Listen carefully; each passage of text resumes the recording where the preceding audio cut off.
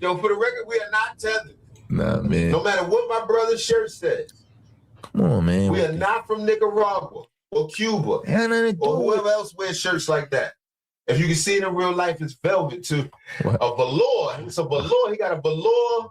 Burlap. He's got a burlap type. No, it's shiny. But no, we not tethered, y'all. We from America.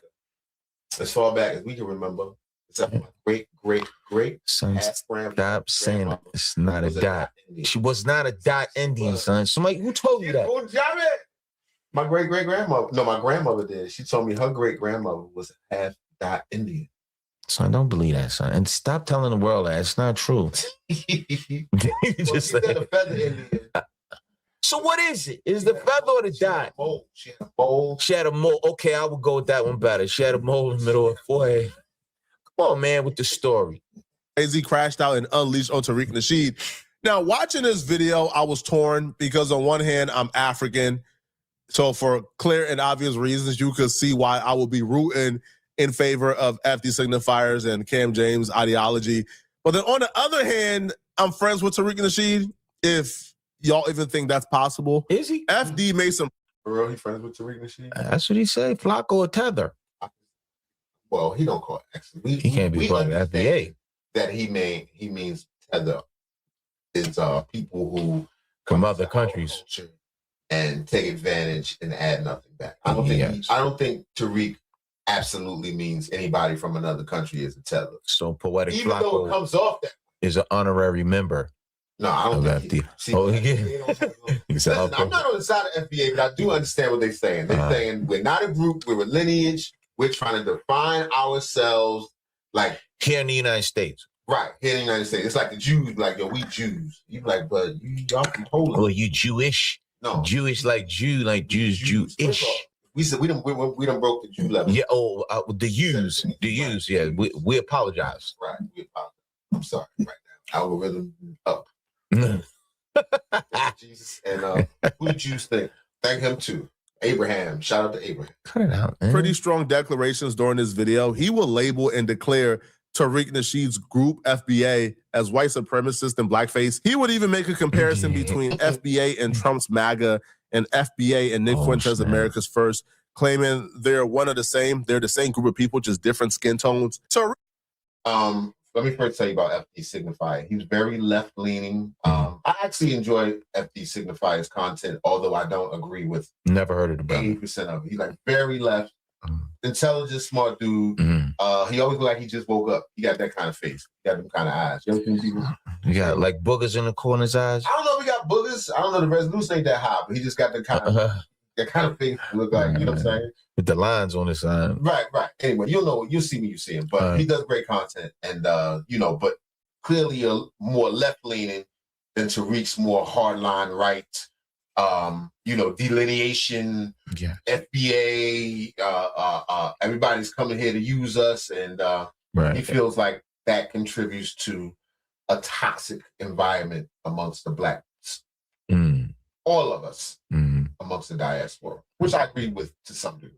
Even though I'm not a tether, but I already hear you. I ain't got to explain shit. Nasheed has said that FBA is not a group, is actually a description for a group of people, who share the same lineage. That's his explanation for it. Now, I'll be real. I feel like you kind of have to say it's not a group, because once you start labeling something a group, once you start saying this is a group, well, a group has to have a leader. And then once you identify yourself as the leader, you're not responsible for that group. So let's just say somebody who identifies as FBA.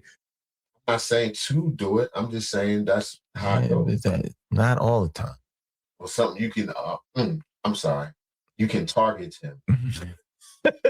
Right now, the federal government is looking at Tariq Nasheed and looking at the group now and trying to put, identifiers on it. So it's very smart to say it's not a group. Now, FD would also go in on Tariq Nasheed, claiming that Tariq Nasheed is a fraud and a grifter, and he doesn't like him and never liked him. But no, I'm not. I don't have any Jamaican, Nigerian, Caribbean, or African direct descents. Said earlier, here's the official FBA website. I told y'all he built this, and at the bottom it says Foundational Black Americans. Just ain't a wiper, son. Got a little blue. FD signified.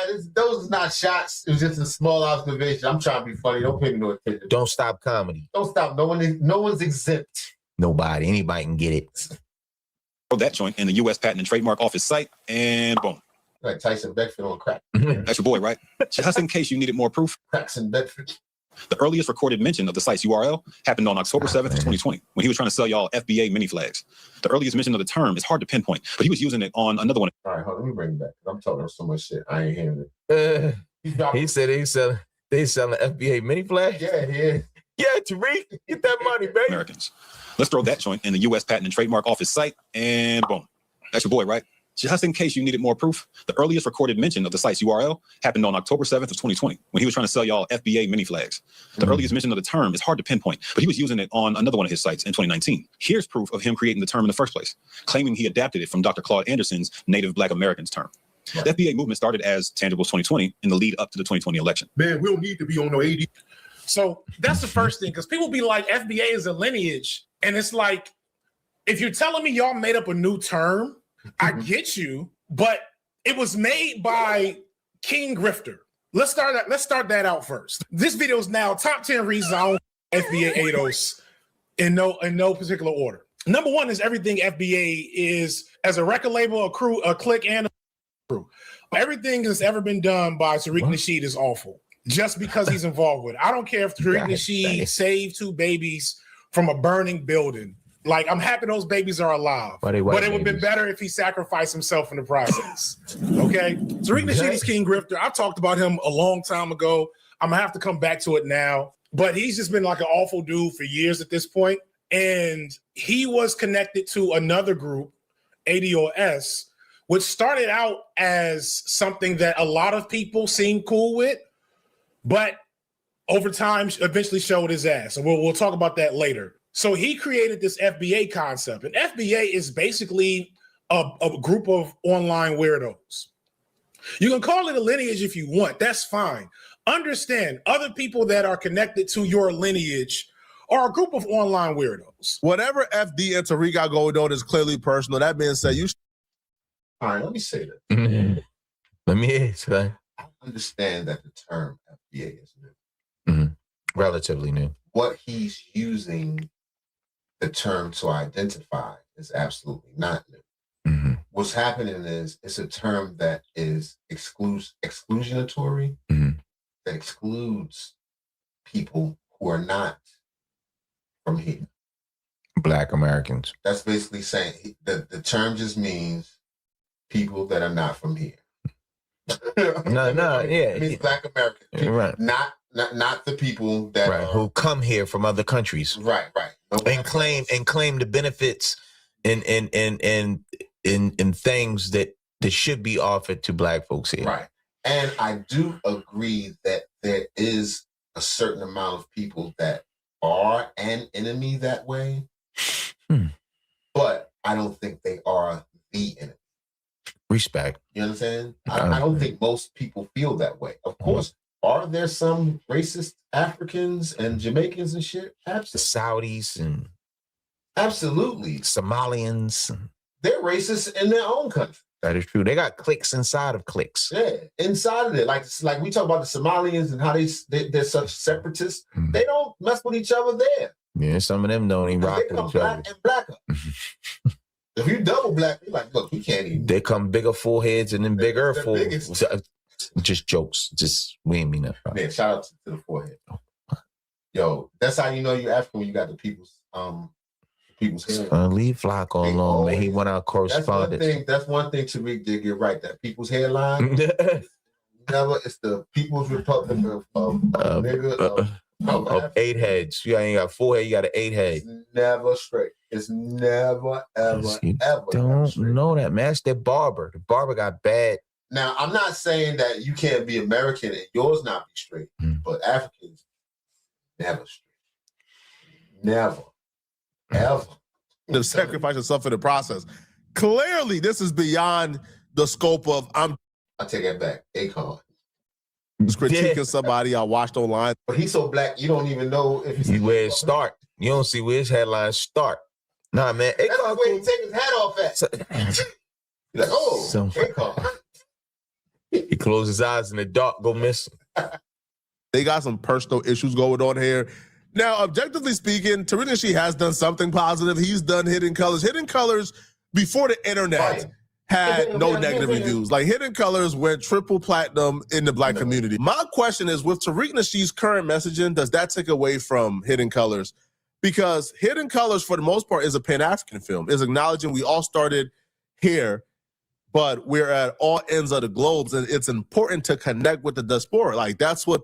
No, I didn't take it like that. I took it like these are the contributions by Black people from throughout history and throughout the world that have been hidden, that nobody don't want you to know about. That they don't want you to know about. Don't forget. Like Hidden Colors was about, right? Where Tariq Nasheed goes and he shows, yo, Africans exist here, Africans exist here, Africans exist somewhere in Asia, right? We're all over the planet, and it's important to connect with our people. But Tariq Nasheed currently, you can say, is an isolationist. So if you're an isolationist, does that interfere with how Hidden Colors is going to age to his audience? But FD will blankly call the FBA dudes weirdos. Now, I'm very hesitant, even though you can look at the online activity and probably come to that conclusion, I'm very hesitant to label and describe a group of people based on a niche community online. Because what FD is talking about, he's talking about the dudes who are on Twitter, where they're under the comment section of every immigrant calling us racial slurs, right? Calling us tethers, right? The tether hairline, right? Now, I'm sorry, but I really appreciate your work. People talk about you all the time. We do. I think you do. For real. You want our correspondence, man. Yeah, you're an investigative reporter. We always look crack jokes. You just keep playing, man. Stop being so mad. Man. They will say that tether is an actual description of an immigrant who come here to cosplay as a Black American. That's what they will say. But then they say tether hairline. Oh, tether back. I'm sorry, Flacco. Damn. Say that, man. I was kidding. Shots fired. God damn, answer my email, man. Yeah. The hairline, right? Now, they will say that tether is an actual description of an immigrant who come here to cosplay as a Black American. That's what they will say. But then they say tether hairline. Oh, tether babble. Tether this, tether that, right? No, like you wouldn't say tether hairline if it was not a racial slur, right? It's a racial slur. You said it was a racial slur? I'm trying to racially slur. I'm with Flacco. I am with my brother on this. Legitimately kidding. I was just fucking around. But I do hear what he's saying. People use tether as an immediate shot. I know that because they at foreigners. Whenever you criticize anything from Black people, they assume you must be from Jamaica. Or somewhere else. I'm not Jamaican. We're not. Not anymore. It was a little time in the early 90s. Shabba Ranks was out. Maxi Priest. Sonny wants an OG. What's your name was, son? Businessman. Oh, my God. What a blood clot. yeah, one dread. Colorful belts. Man. In reality, never ate Jamaican food until then. Never even seen it. I didn't know what to order. My Jamaican friends was like, hey, let's go to the Jamaican restaurant. I was like, hey, our restaurant. Like, hey, yeah, man, yeah. Red snap and okra. I was like, woo. Fish had the head on. Oxtails and peas. What? Now I want the head fish. All right. Son, cut it out, man. Flacco shit, man. It was a description for somebody who come here and cosplay as a Black American. then like you would use it as it's defined. The minute you start to use it outside of the actual definition and description, it then becomes a racial slur because you're using it to dehumanize somebody based on what? You know, like their lineage or the country they're from. And it's wrong, right? It's wrong. But I don't know how many, FBA members or people who identify as FBAs, I don't know how many of them truly identify with the online activity. They're like Black 4chaners, Black Reddit energy, a bunch of white nationalists and blackface. You say they ain't just online, I'll take your word for it. I've never encountered these niggas in the wild. Now, they may flow into different versions of hotepery, which has always been here, but the people that like brand themselves with ADOS are just a lot of online weirdos. So, no, I met people that claim FBA in real life. I haven't. Yeah, I know a couple people. yeah, real life. FBA, I done heard it at the comedy club. Like, all right. We need to be bad. It was 2020. Let's listen to that one more time. 2020 election. Man, we don't need to be on no ADOS, man. We need to be Pan-African. That's what Pan-Africanism is. Us fight for everybody else to come over here and get some of the resources that we've helped accumulate for them, and then they turn around and say, okay, thank you, Wakata, and I'm about to go work with these white people. Back then, Tariq was in line. There's so much to unpack there. Tragedy. I mean, Let's first still, man, where some of this comes from and talk about that term, Akata. A term I literally, my entire life, I just told y'all I grew up around Nigerians. I have never heard that term my entire life in real life. You wouldn't, nigga. They don't rock with you. You think they can't tell you right there, nigga? You're right. I've never heard. No white man never looked at me and called me nigger. A strong R. Not with a hard R. To your face? Not in my face. You know what I'm saying? Maybe in the car. That term my entire life. I am 43 years old. I grew up around Nigerians. I hung with Africans, dated the baddest Sierra Leonean chick at my school, at Clark. Never got hate from Africans in any form or fashion. But the problem with this is FD is undermining the experiences of a large group of people, right? If a large group is telling you, hey, we experienced this at the hands of these group of people, then it'll be silly to say, no, you didn't, because my experiences were positive. If their experiences were not positive, then, then that's fair, right? That's because they thought he was one of them. He got them eyes. Son, stop with the brother. Like he just woke up. What is them eyes, man? I'm talking about them eyes. Not sleepy eyes, but woke up. Okay. All right. Just rolled out the bed face. They have a right to express, hey, I was called Akata. Hey, I was called this. They have a right to express it. But what I do think is often done is they will want their experience to be acknowledged, right? FBA will say, hey, this happened to me. These immigrants be undermining us. They're pompous. They treat us like this. And that's fair, right? That's the lived experience. But then an immigrant will say, hey, I was called, like African booty scratcher. Hey, I was called this growing up. Hey, I was called. They're like, shut up, nigga. For real. The same. That's the response. Shut up. Because you is. So that's not funny, man. It's a joke. I'm just saying that is the general sentiment. I'm not part of the group. I mean, I'm in. Yeah. FBA. I'm a lineage. What? This growing up. Hey, y'all was really mean to me for being African. Hey, y'all did this. And then the FBA will say, man, stop it, bro. Man, bro, stop lying, bro. Man, what you mean, bro? What? So when you got teased as a kid, that's it? That man's eye, bro. And it's like, damn, okay. So if we're able to acknowledge your lived experience, you're incapable of acknowledging their lived experience. Because they come from a country that nobody ain't cracking on each other. You don't know that, man.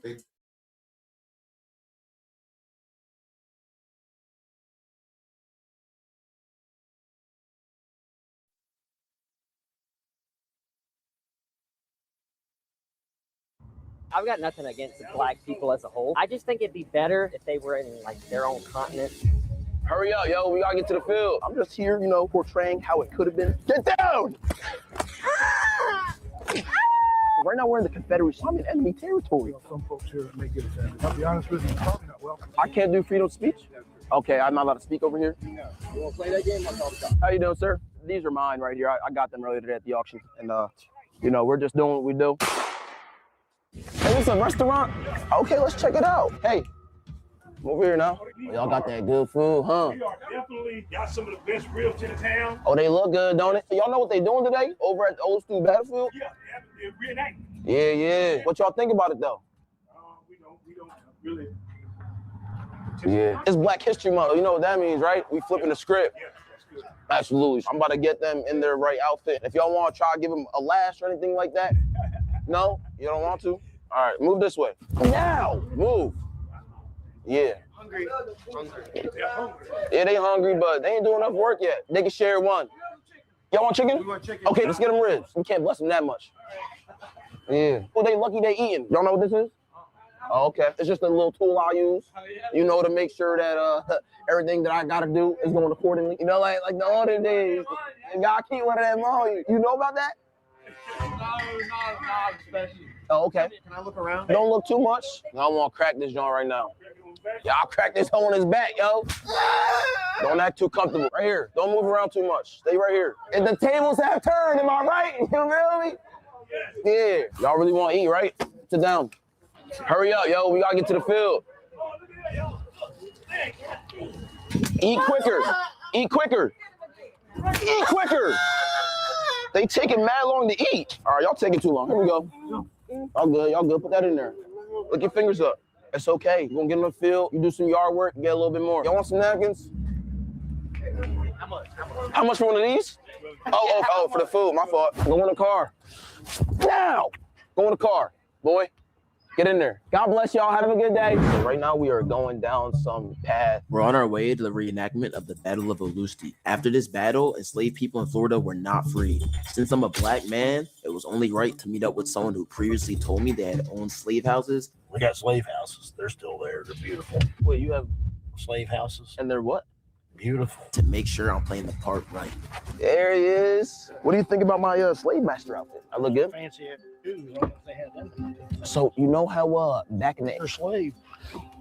I'm getting there. You know how in the 1800s there was the house? Mm-hmm. Okay, so this is what I'm gonna consider you, the house cracker, because you're gonna be the white guy that I'm with. So you're one of the good ones. Mm-hmm. And we're just gonna do this demonstration on how it could have been. It's Black History Month, and I just think it's right. You got a whip and everything. I've been practicing my whip too. Watch this. That's terrible. Okay, show me, because I gotta be right out there. Oh. PK, yo, you're on the wrong side. Okay, PK, okay. Yo, PK, what are you doing? Get out now. Get out. Get out. For 1 second, slave mode off. We got a free man. For right now, until I turn that back on, you know what it is? Yes, I'm black. And you. Be reversed here, No. This is Black History Month, There's and two you. of us and there's one of you. Y'all want to try this shit? That's what I thought. Good boy. TK, this is my boy Jimmy. This is my boy Zach. They're going to be the ones that are going to be my slaves Couldn't today. you get them dressed any better than that? I thought you would say that. You think I didn't come prepared? I didn't bring my lasso. Oh, so you can catch the slave? Take off and run it. I got a good house cracker. My house cracker different. He gonna catch your ass. These are your pants, sandals. There you go. There you go. That's an expensive slave right there. Go in there and get changed. Slave mode on. Close your eyes, Jaden. Close your eyes. Oh, TK? Bro, what? TK, did you see that? I'm sorry, you were not. Yo, you're getting 2 lashes for that. No. Hurry up. Okay, TK, listen. You told me that you had slave houses and everything back in Tennessee. What can I do to improve my slave master skills? Be nice to them, usually. Whip shot. No, you gotta get cracked for that. Whip is that house cracker? Oh, damn! Stupid boy. Now that's easy though, right? That's easy, right? That's easy, right? That's easy, right? Move, boy.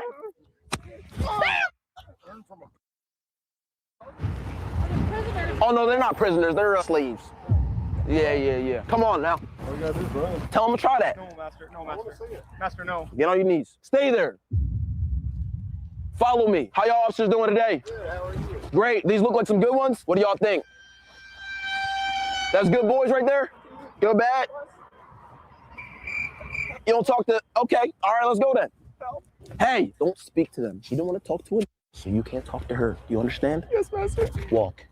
These police are plotting. Y'all all right? Yeah. All right, just making sure. So. Oh, I'm great. Got 2 cheap ones off the farm earlier today. Life's great, isn't it? Oh, you got some cheap slaves? Yeah. How much they going for? Oh, they're not for sale right now. Oh, man. You know what month it is? It's February. Black History Month. I like to just call it History Month. Those cops looked at us in disgust. Yeah, you see that? That's what I got to deal with every single month except February. Are you sure? No, not really, honestly. Like they looked at us like we were disgusting. Lock back in. It still hurts to sit. From what? Yeah, that black anaconda you got. I told you not to talk about that, okay? How y'all nice, fine ladies doing tonight? These are 2 of my slaves. I own these 2, and then these are just some of my crew here. And then I'm the master. Okay. Thank you. Shoot you. Oh, what is her role? Come with me. How are you doing? How are you? Amazing. Now that I'm seeing you, you look beautiful. Well, thank you. Where's your cotton? Right here. Oh, pick it. So you were against freeing the slaves. Well, my maiden name is Breckenridge, and we had a general on the north and the south. Okay. They were cousins. Were they intimate with each other, the cousins? Well, that was before my time, sir. Oh, okay. My fault. I know you a nice young queen. All right, period. Well, hey, listen, I appreciate you so much. If you ever need some of these slaves, they're all yours, all right? You let me know, sweetheart. Okay? God bless you. Up now. Walk. All right, sweetheart. Bye. More back there. Jingle lifted up that woman's dress and looked underneath. You lifted up her dress? What did I tell? Hey! Don't touch Toby. You're supposed to be on my side. He's on my side, which is the side you're supposed to be on, okay? So stop. Yes, sir. Schooling? No. Oh, I'm schooling them. Because you know what? They wanted to do the reenactment like it's all the whites were owners over the blacks. Well, guess what? I'm the owner now. Good job. That's what I'm saying. There you go. And you know what? You seem like you're on my side, right? I'm on everybody's side. So give him a lash. Oh, no corporal punishment. No I'm going to master. lash him for you. No, we're not doing master on nobody. I'm the master. Yes, you're the master, but we have grown. Can you just say yes, master? Yes, master. I'm the Please. master. Get on your knees and beg. Thank you, master. If everyone steering them begs. to the Underground Railroad. Wow, you know your history. I'm Harriet Tubman. I just been in the sun too long. I thought she was black, but She was. yeah. If he doesn't free you, come find me. I'll make arrangements. I want Yeah. There isn't a ring on her finger. And listen, if you bag this, then I would have to free you. Yeah, thank you. I'm not gonna lie. The tables have turned a little bit. You know what I'm saying? You feel me? Wow, this is incredible. The whole architect that y'all got going on. Oh, okay. They don't talk to niggas. All right, boys. Follow. Hey, tight. Real handcuffs. Ooh, were these used on real slaves? Yeah.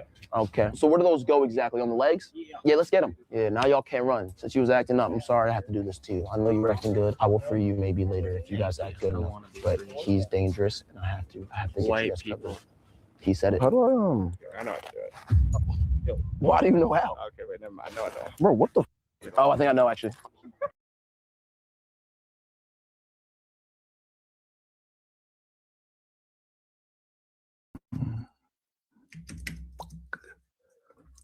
Mm-hmm.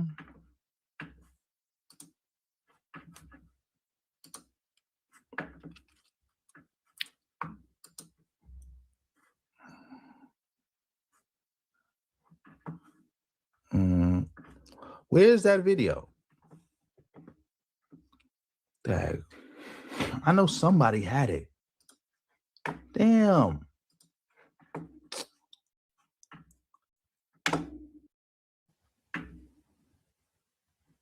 Fucking hilarious. Where's the video? What the fuck is going on?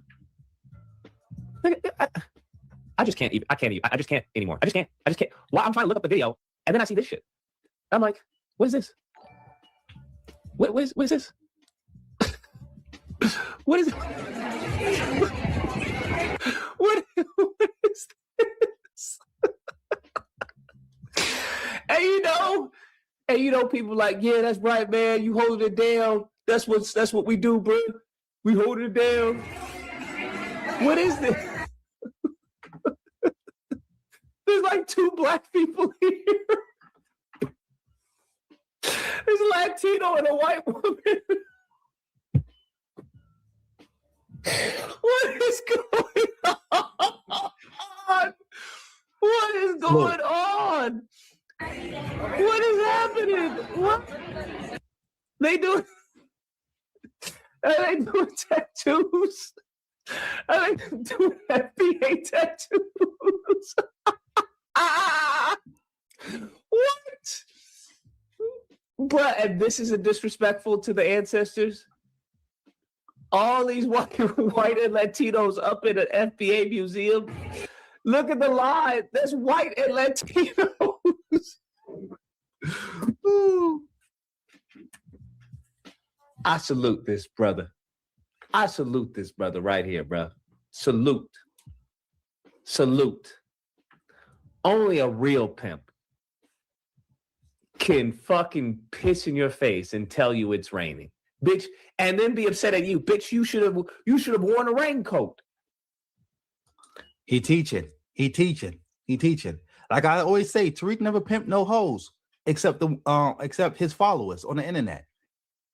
Y'all gave this man like what, $2 million, over $2 million. He bought this place, lied to y'all, bought this little bullshit, turned it into a comedy club, claimed it was a museum, turned it into a comedy club, and now it's a day spa for white and Latino women. It's a day spa. This is supposed to be, imagine somebody doing this to any other museum. Like, all right, It's supposed to be a museum. We're gonna put the stuff to the side and let the white women take over. We're gonna let them. I don't know what they're doing. They're getting tattoos. They're getting back rubs. They just hanging out. They having a play date. I don't know. That's some pimp fucking shit. Not even gonna lie. This nigga really is a pimp. Salute. That's some pimp shit. This nigga is showing you, look. Look, you can't even say that to Grip. I'm doing it in front of your fucking face. And Tariq said he bigger than Malcolm X. I could believe it because he said Malcolm X not even FBA anyway. And he was trashing Malcolm X. So I could believe he said that. Let me know what TikTok he said that in, if you remember. Oh, I got TikTok now too, by the way. Oh, we got a super thanks, a super chat. I mean, shout out to Tim.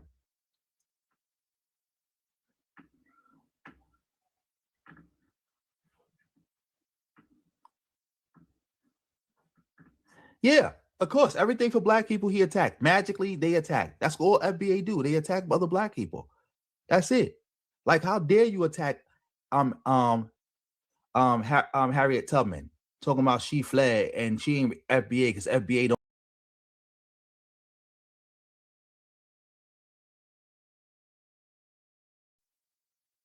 That's kind of like asking me, do I see the dog being attracted? They're subservient. We're God's chosen people.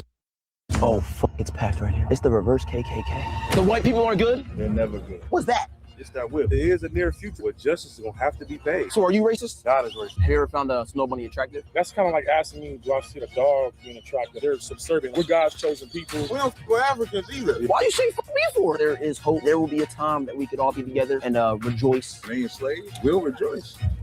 I'm not letting them take you. To get to her, you'll have to go through me. Oh, yo, what the? Yo, is this legal? Yeah. Wait, what? How is this real life right now? Yo, these niggas is angry and deranged. You's a nasty nigga, ain't you? Oh my God, today's video is about to be crazy. I've been to so many racist events. I've been surrounded by Confederate flags. Yeah. Wait, where am I at right now, bro? I've been excluded from things. These beers are free for him? Yeah, for white people. People have said the hard R to me straight to my face. What'd you say, Nick? But never have I heard of an event where they are blatantly racist until a few days ago. The Black Hebrew Israelites believe that they are God's chosen people. These are the people of the book. That's right. And white people are meant to be slaves. So when I found out they're having a black-only event, I caught the first flight to Houston. Shalom, Israel. General Yohana presents the Lord's 57th annual Passover. Only $200 per person. I'm pulling up, but I got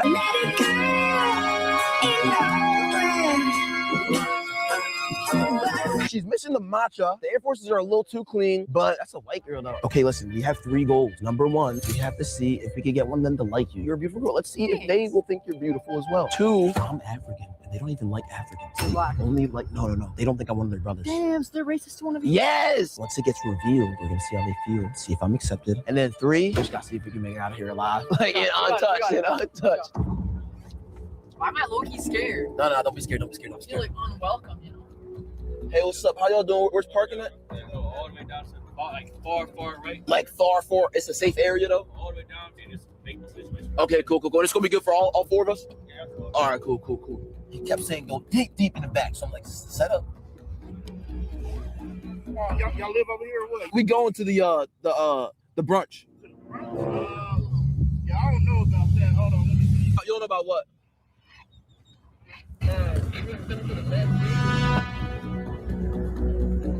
Yo, locked up. Okay, this might be the first time a white girl's been surrounded by all niggas that's not on the hub. This might be the first time. Smile, like make sure you're smiling. I am. It feels like I'm pulling up from jail. Wait, why does it feel like you're at jail? Like in jail, everyone like stares at you. Yeah, and there's a bunch of black people too. These motherfuckers are not playing. The looks I'm getting, like, bro, like I know you fantasize about white girls. I mean, can you blame it? You know, you feel me? Like, make sure my shit not sagging. I think we look good. Look. Period. Ooh, I caught him looking. I seen his eyes go down and up. The way he looked at you, I look like that when I see a bad bitch. Oh my God, here they come. Oh shit. Well, he does have a whip, bro. What the f? I don't know. You're good. Listen, I will protect you with my life in here, okay? Come on, let's go. What is your name, my brother? Car. The car. Very good to meet you. What's that? What's that for? I like that video you did. And we had the white slaves. Get on the ground.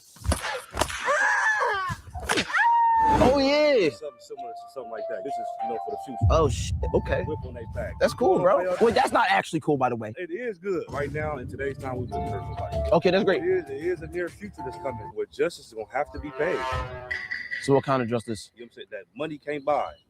That type of justice. As you can see, she's a snow bunny. She's European. I mean, you know what snow bunnies are. How old are you? I'm 34. I've never been with a white woman ever in my life. You don't like a little bit of white chocolate? You got some crazy vernacular. You never played in the snow one time. Now, when we get into the event, are there any other Caucasian folk? He probably would be the only one here because of you. So what if she tried to come and she wasn't with me? Oh, she would get access denied. Isn't that called like discrimination? Wait, are you racist or no? God is racist. So are you racist? I hate what God hates. So you don't like white people? Hell no. Doesn't God say you should love everybody? No, that's not what it says. It said you are holding people above all people. That's racism in the Bible. Turn around. Oh, dang, you want me to? Ooh. Y'all gonna touch her like that too? You didn't caress her the way that I got caressed. No, that would be right. Anytime you see a white woman around black men, you should be questioning if the black man gonna be safe. I'm not gonna lie, he is a little right. Most of what y'all saying, I don't agree with. But a nigga's spitting facts right now. Okay, you know what? Let me ask all y'all a question real quick. All the black brothers right here, swear we never been with a snow bunny. Can we all say that? Have you been with a snow bunny? Have you been with a snow bunny? Crickets, perfect. We see white women all the time. They try to shoot their shot. You know what we do? Watch out, dog.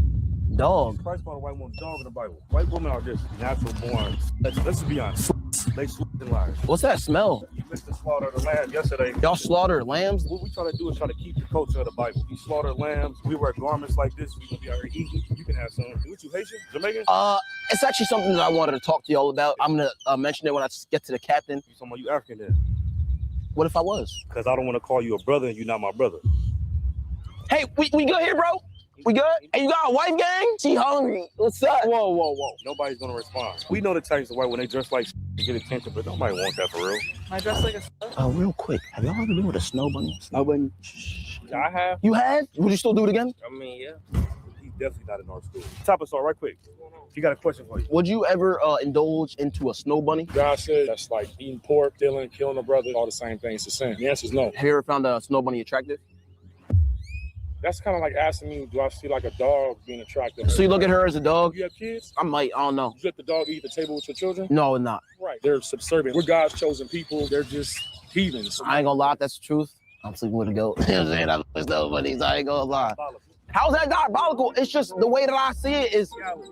That's not a dog. Does this look like a dog to you? No. Captain, right? Captain Zariak.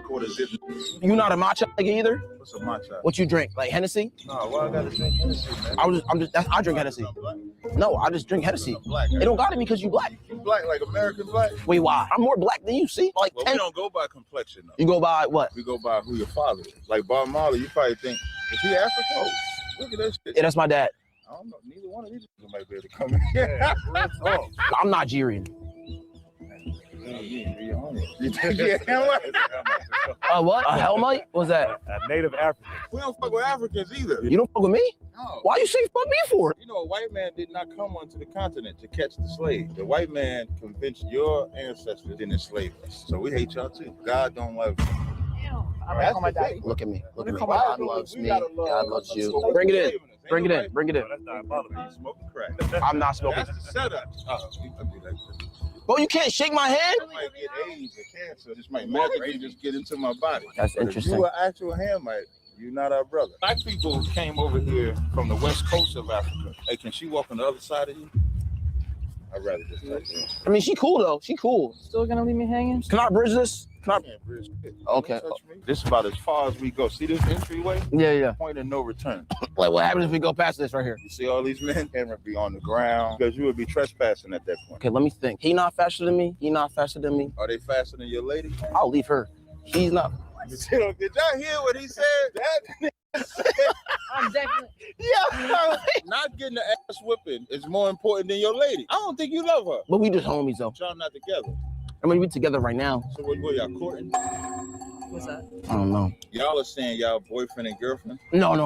We can kick her the fuck out, man. Let her go sit in the car. Why are y'all all like surrounding us like this? Like, is it? These are all the witnesses for when she tried to tell a lie. Let me ask you a question. Let me see if you'll be honest. In the history of black people in America, should we believe and trust white people? And I would just say it's situational. You Christian? Yes, sir. I can tell you. They beat that shit. That's funny? Hell yeah, that's funny, man. We should not trust her. You have children? Absolutely. So what if they brought home a white? They're not my kids. If they don't obey the laws of God, they are not my kids. If you had children, would you rather them be gay or date a white woman? If you had to choose, you would rather accept death yourself? I would rather them accept death. That's in the Bible. Real shit though, she can't come in here though. How did y'all get here? We just got here and stuff, but hey, she's cool. Would you consider y'all right here black supremacy? He's Puerto Rican right there. We got Mexicans, Haitians. Would you consider this non-Caucasian supremacy? Non-Caucasian, non-African. Why'd you like do a little pause if you said non-African? But the world knows Africans are not our people. Not even like friends. So like you see how you and I'm answering your questions. Yeah. So you can do that. Matter of fact, I got a picture of these white kids. They screaming there. They say, "Can we take a picture?" So I took a picture with them and then I posted it on my Instagram. Oh, the white guys? Wow, that's great. That's great. I posted on my Instagram my future slaves. Wait, can I get one like that too? What's going on over here? Oh, yeah, you definitely can't get no food, but everybody else can get food. So y'all got some food?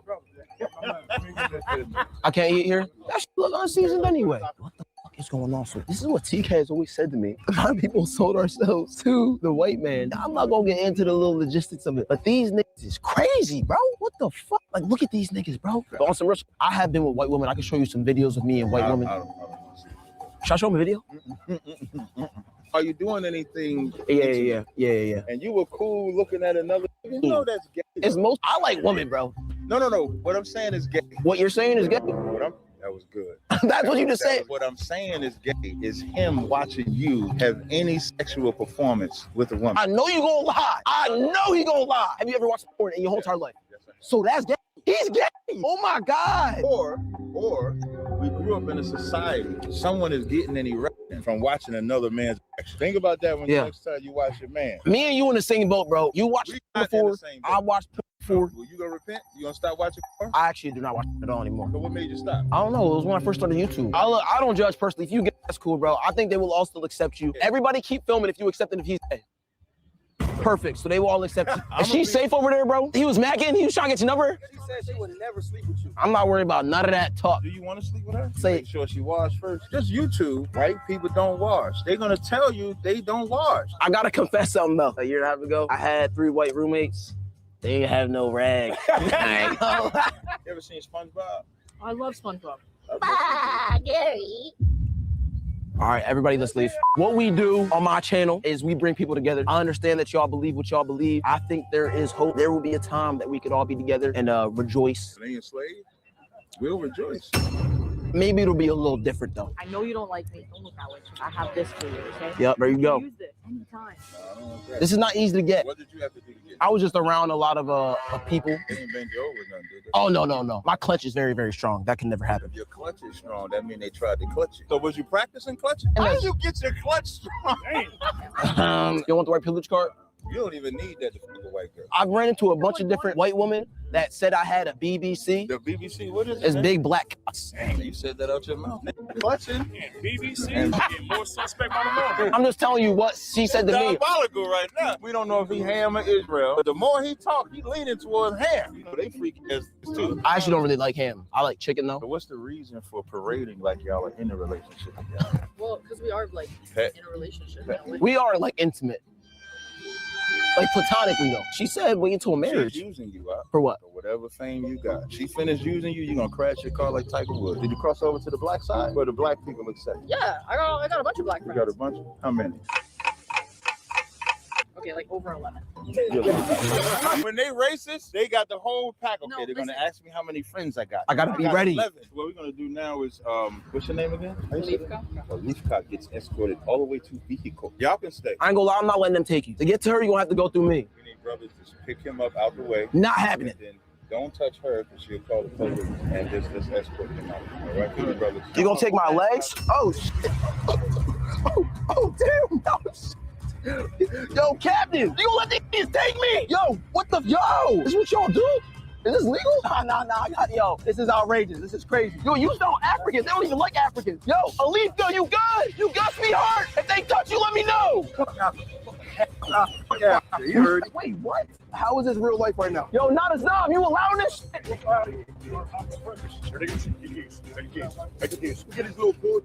You good, sweetheart? What you look so angry for, yo? What you sweating and angry for, yo? Yo, these niggas is angry and deranged. Especially this one. You's a nasty nigga, ain't you?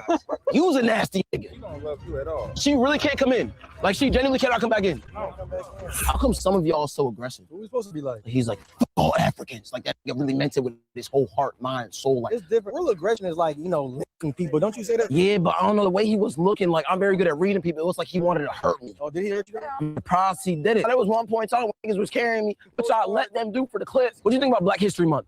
Shortest month? I know, right? That's crazy. What's your name, bro? Could die. Good dog with you. Even though we have disagreements, you stand on your shit and you very. You don't like me because I'm African.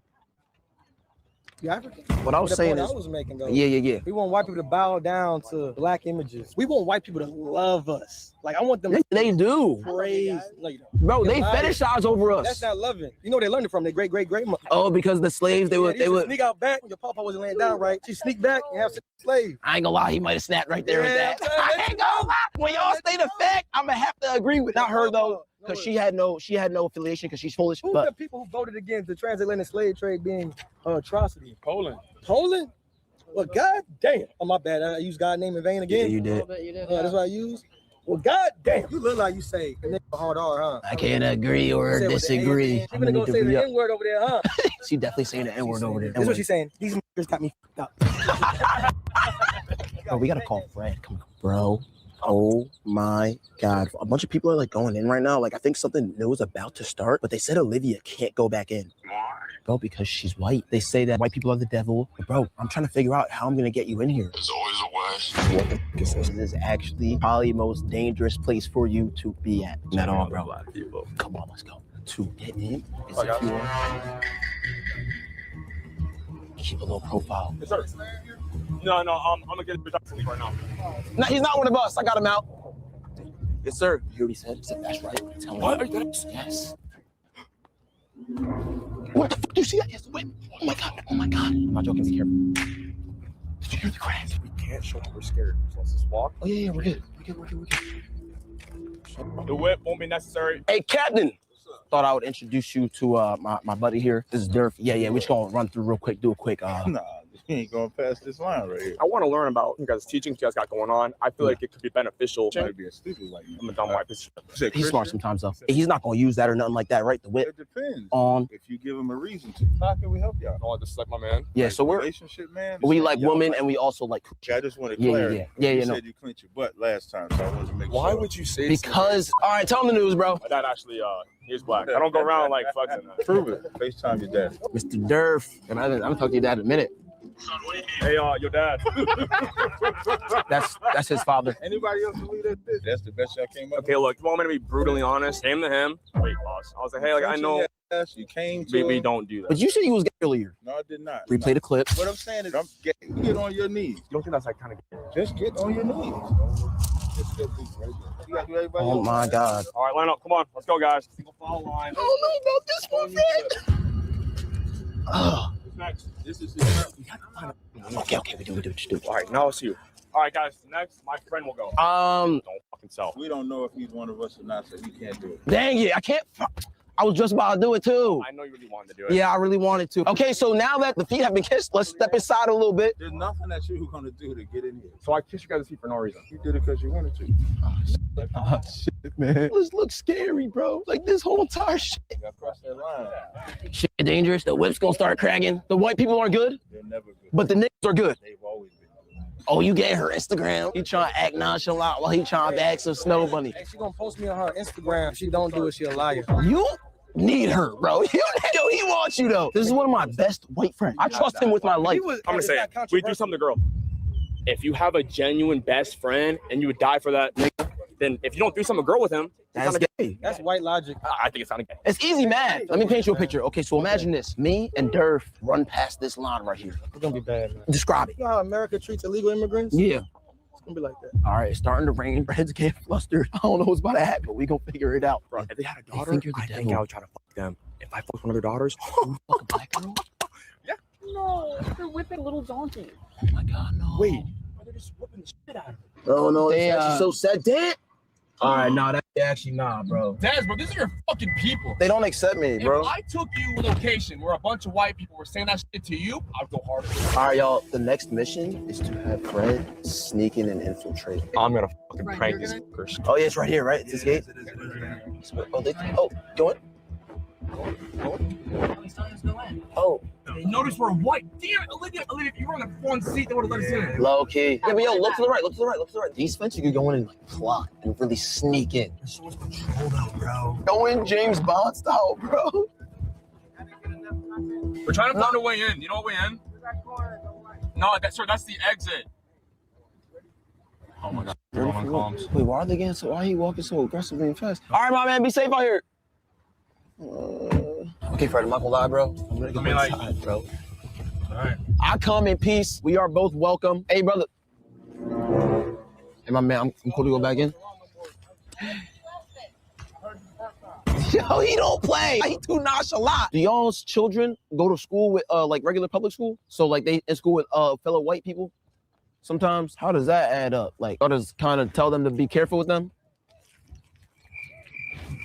Not a zob. I come in peace. Yeah, I was just coming back in to, witness the, like, everything. Okay. You got a few people with you? It's just me, us two right here. You ain't got that white bitch with you, do you? That's my homegirl. Make sure she stay where she at. You understand? Like, I don't know exactly where she's at currently, but you want me to? As long as she not around here. Where you from? I'm Dominican, bro. That's what's up. And I'm African. Well, you African? Get back now. So let me have to let one of these men up out of here, man. I was already in there. Not a zob. What's up, bro? You switching up that easy? This reminded me of like the Wakanda movie. You remind me of the villain in that movie because he was mad, like charismatic and smooth, but also aggressive. So right now, I think they are plotting, deciding whether I can or cannot come in. I ain't gonna lie, y'all all intimidating. I don't want no problems with you, or you. Y'all all, I guarantee, have good intentions and everything. Huh? I can't come in? No. Have a good day. All right. YouTube shit though. That just be funny. Which one? The one where I had the white slaves? No, the one with my brother. Still you on the ground over there. Have a good day, man. Oh, we gotta get out before shit get dangerous. Look. These is not playing. The energy switch. Like, he not gonna smile. Look at that. Told you he not gonna smile. Yo, where my people at, yo? Yeah, we are alone here. I'm getting escorted. Look, you feel me? This order though. All right, Captain. Since this is how you want to play, bro, I thought we was cool. I thought you would let me and accept me. This is how y'all want to act. Watch what I do next. All right, bro. So they were letting me in the whole entire time, and now they're saying I can't go back. So we're gonna go back. I didn't want to do this, bro, but I thought about it, and they don't like y'all, and I love y'all. They need to fuck them. And now they look like they could be some hood. Like now they in the hood. Tired. What if they brought the YNs, like just in case they need some goons? Oh, it's packed right now. That's some whole pattern opposite of get out type shit. It's the reverse KKK. I don't know. There's a car behind us. Let them go by. They're flashing their lights. They're flashing how to get them. No, put on your hazards. No, man, it's getting hot. Okay. Oh, what the Go for it. Hurry. Oh my God! Wait, what if he blocks us in right there? Yo, Olivia, pop you. God, bro. Wait. Yo. Wait. Olivia, stop the car. No. Olivia, switch. Hurry up, go! Pew. Oh my God! Security right side! Wait, fuck! You motherfucker! Oh my God, why'd I do that? Wait, do you turn left or right? Oh, truck! Oh, there's another one. What? We have one of yours in the basket. I'm not even one of the. He's following. He is following. Oh, he is following us. Oh, he's following us, bro. Whose rental is this? Mine. Sorry. Oh, fuck. All right, guys. Well, as of right now, they won. White people hate them. I'm taking this as a success. We had one person that wanted you, right? We did not leave untouched. They grabbed me. They walked you out. Well, they were scared to even call the police. Which is bullshit. And then they be tailing us like that. Look, I'm not gonna lie. I give it to them. Like, they took the dub. They won. Listen, Captain Tazarac, shit not over. That's all I'm saying for right now.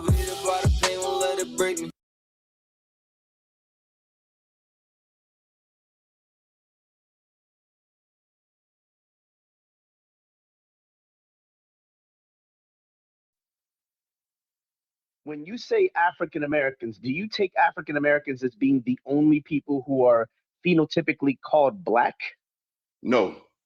Okay, so then so if we're going to talk about race, then if we're going to talk about genetics, then we need to talk about it in terms of the base haplogroups and the downstream haplogroups.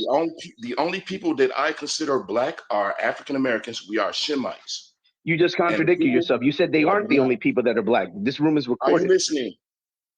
Black people come in two ethnicities, Hamite and Shemites. African Americans. No, that's actually incorrect. How is it incorrect? It's incorrect because Semite is a linguistic designation. I said Shem, S-H-E-M. I heard you, sir. I heard you. So being Semitic has nothing to do with skin color, number one. Let's just get that out the way. Jacob you is can a black be of man. any Let's skin get that tone out and the be way. Semitic. Now, we can say that there is a significant proportion of Hamites that are dark-skinned, but being a Hamite is not merely relegated to your skin color must be this color. That's not how that works. Here, I'm going to give you some names. Martin Luther King Jr. Is Martin Luther King Jr. black according to you? Yes, he looks like a 100% black man. His parents are black.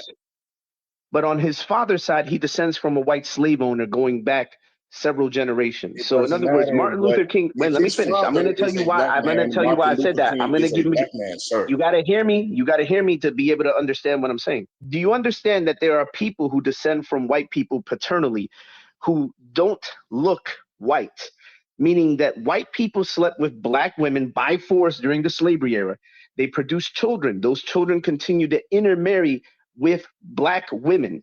And when they continue to intermarry, their descendants became darker and darker until the point that they look just like the population that their mamas came from. But on their strict father side, they will always go back to that slave owner. And you know the Bible deals with patrilineal descent primarily, not exclusively, but primarily. You are the seed of your father. Yes, so that means that Martin Luther King Jr. wouldn't be of your seed if you believe you descend directly from the slaves. He would be the seed of the slave owner since he descends on his father's side from the slave owner. Is his direct father a white man, yes or no? No, his direct father is not a white man, but his ancestor, his direct father was not a white man. However, 5-6 generations back, the white slave owner on his father's side. Let me correct something that Faithful said.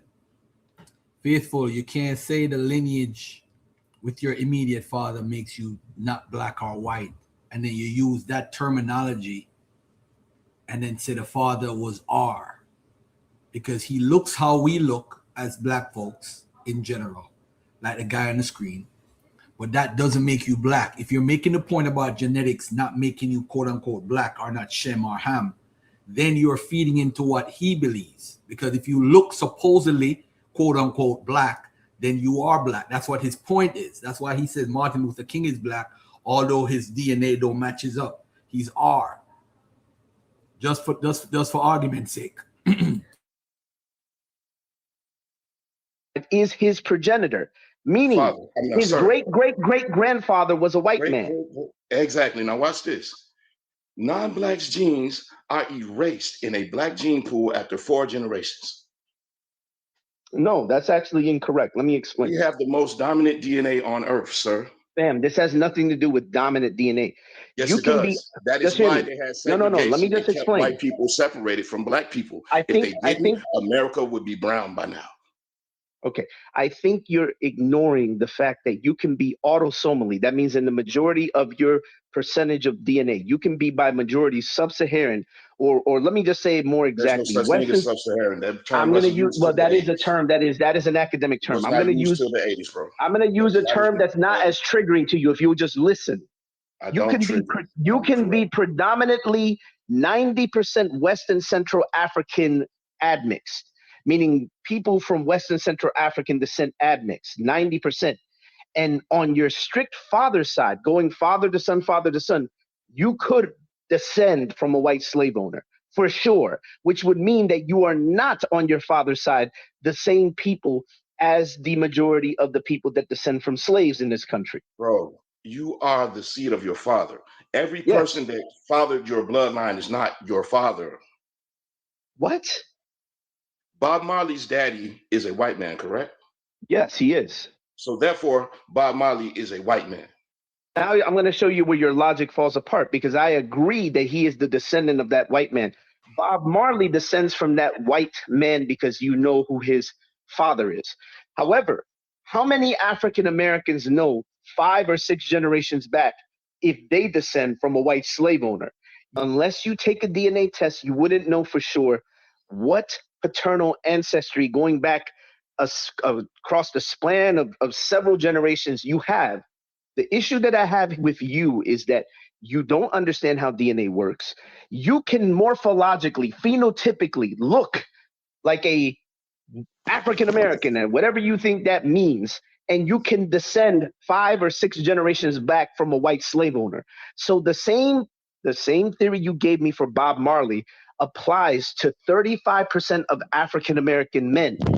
It's the same logic. It's just used where we, instead of talking about the direct father, we're talking about 5 or 6 generations before that. We're talking about great grandfathers. And yes, if you descend from a white man on your father's side, even 5 or 6 generations back, you are a descendant of Europeans.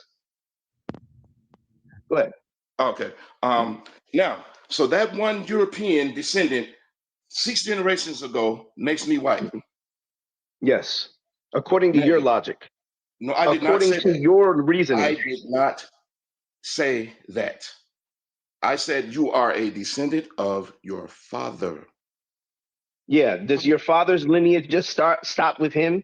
Meaning, if a person is a white man, does his lineage just end with him?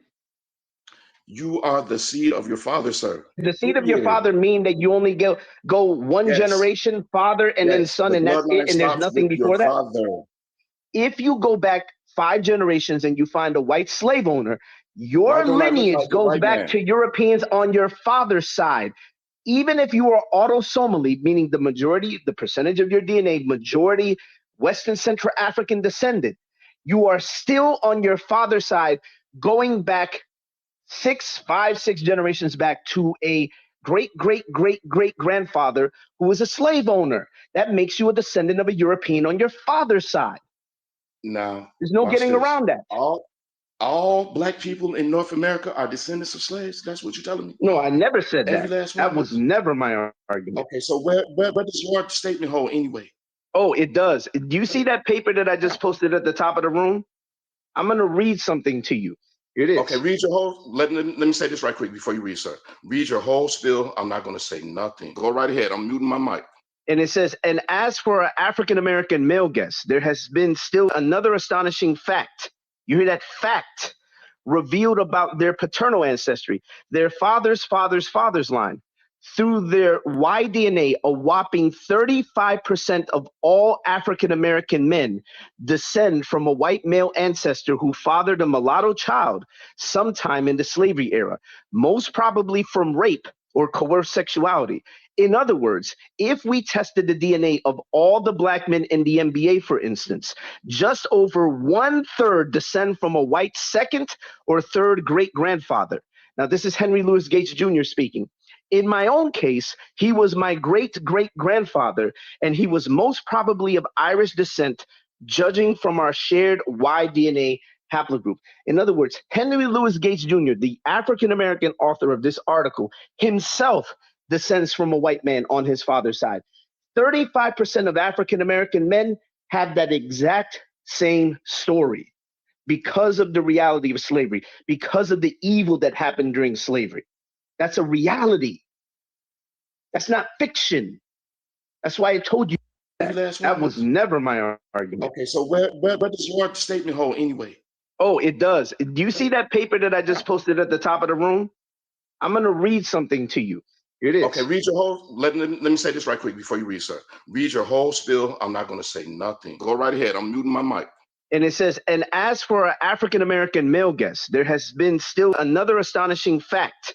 You hear that? Fact revealed about their paternal ancestry, their father's line.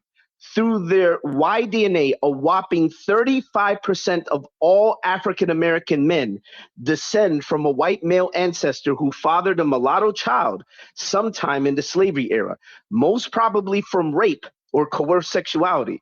In other words, if we tested the DNA of all the black men in the NBA, for instance, just over 1/3 descend from a white second or third great grandfather. Now, this is Henry Louis Gates Jr. speaking. In my own case, he was my great great grandfather, and he was most probably of Irish descent, judging from our shared Y DNA haplogroup. In other words, Henry Louis Gates Jr., the African American author of this article, himself descends from a white man on his father's side. 35% of African American men have that exact same story because of the reality of slavery, because of the evil that happened during slavery. That's a reality. That's not fiction. That's why I told you this is a fact. And the genetics shows it.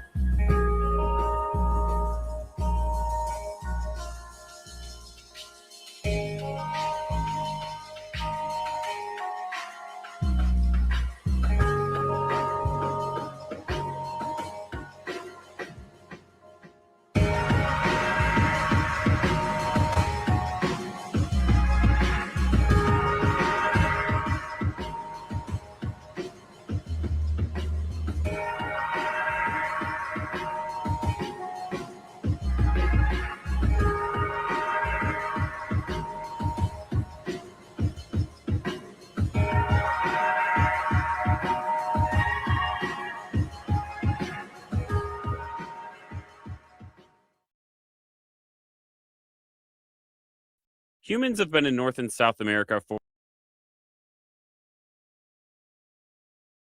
If you notice, the Scythians are being described as white.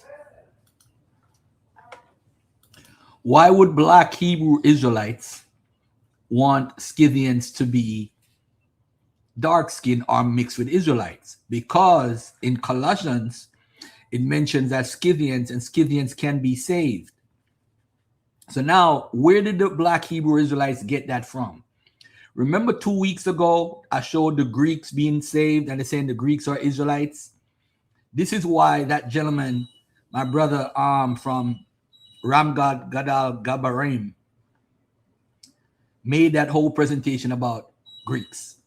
Well, British Israelism, if you study it, family, you'll see that it's originated by white folks, presented to us by black folks. They want to make their skin color. Let me turn this off.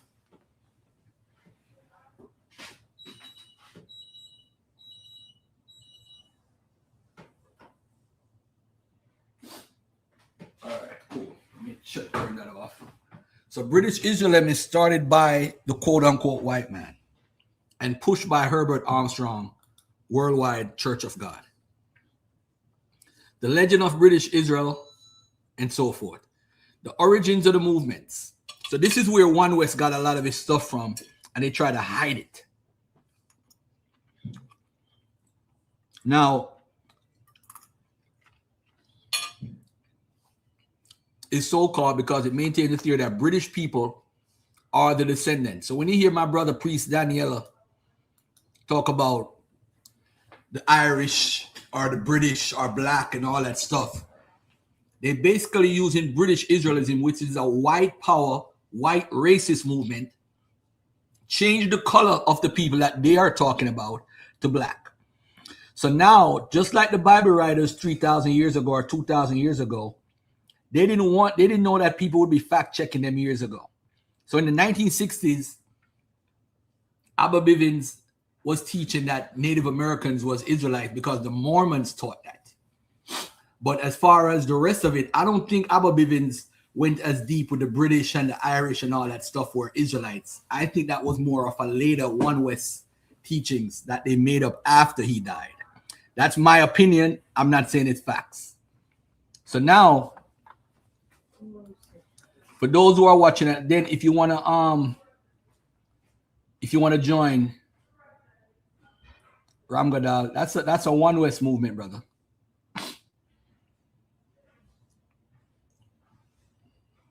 Sir, you were offered $1,000 to show mainstream camp teaching that, and you can't. Mainstream camp teaching what?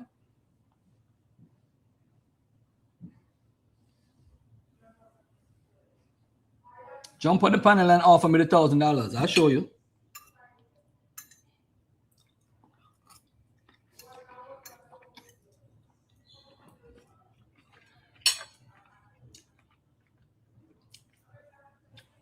All right. So anyway, let me get back to this. Strange arguments on which it is based is but it is becoming plain that they accepted certain quite definite results below follow. The British Israelite believe that the Old Testament promises that Israel, that is Britain, is to possess the earth. He therefore, as I show later by quotations from British Israel publications, oppose the League of Nations and other peace movement. What has been hitherto a comparatively harmless fad now threatens to become a minor heresy. It is therefore worthwhile to pay some attention to the allegations on which it rests. History of the movement. The modern movement started with the Richard brothers, 1757 to 1824, a half-pay officer of the Navy, who he published 15 volumes on the subject. He claimed to be descended from David and to be the nephew of the Almighty. It is not surprising that he ended in a lunatic asylum. In 1840, John Wilson adopted the theory and devoted himself to propagating it. Others followed. Among them was C. Piazzi Smith, the Astronomer Royal for Scotland, who introduced a novelty. 10 tribes were never lost. First, then, we may state a fact, which if we were so disposed, might dispense us from further troubling about the matter. The British cannot be the descendants of the lost 10 tribes because no such body of lost tribes exists or ever has existed. The assertion that all the 10 northern tribes were carried away to Assyria is contrary to scripture and to the testimony of the monument. Sargon, the king of Assyria, said that he carried away from Israel 27,000 captives. It is quite obvious that this was but a fragment of the whole population of the northern kingdom. If you go to 2 Samuel 24:9, which puts the men of military age in North Israel at 800,000. From the account in 2 Kings 17:6 and 18:11, they appear to have been deported in two groups, one for which was placed in western Mesopotamia and the other in the far eastern parts of the Assyrian Empire. And this, as Dr. McCurdy says in his book, History, Prophecy, and the Monuments, is the whole story of the famous dispersion of the 10 tribes. The number stated by Sargon is not like to have been put too low. Assyrian kings were not in the habit of minimizing their exploit, yet it comes to no more than the present population of Salisbury. A few years later, more than 7 times this number were carried away from Judah without destroying the southern and smaller kingdom. Hebrews are Scythians and Cimmerians. Did Hebrews turn into Scythians and Cimmerians? But let us waive the objection, violent as it is, that the 10 tribes were never lost, and proceed to examine the supposed proofs that these tribes are today represented by the British. So this is where One West got that teaching from.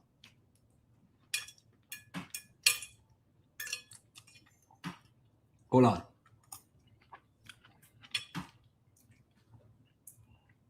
And proceed to examine the supposed proof that these tribes are today represented by the British. The first step is to get them into Europe. This is effected with the aid of a passage in 2 Esdras 13:40, in which it is declared that the 10 tribes had separated from the heathen of the land to which they were carried, and had passed into a land called Arzareth. Now, 2 Esdras, I'm going to get into that later. But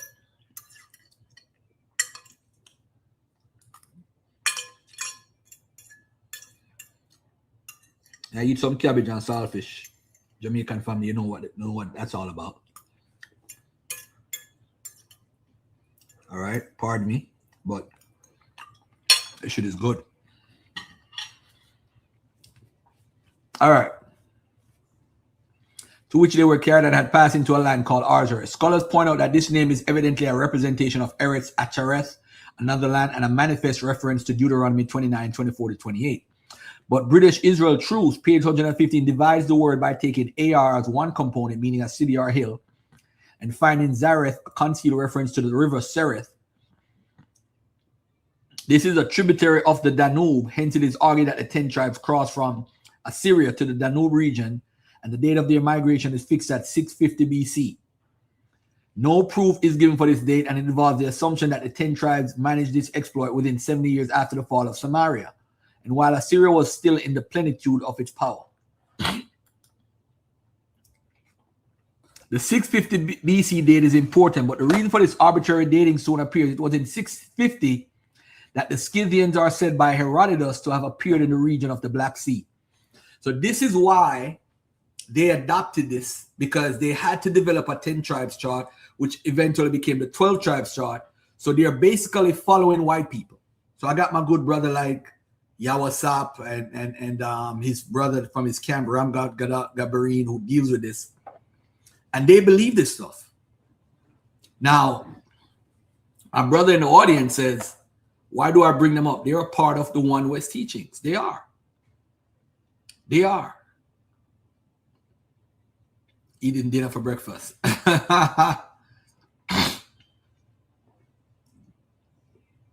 Now, this is a great point by my brother right here.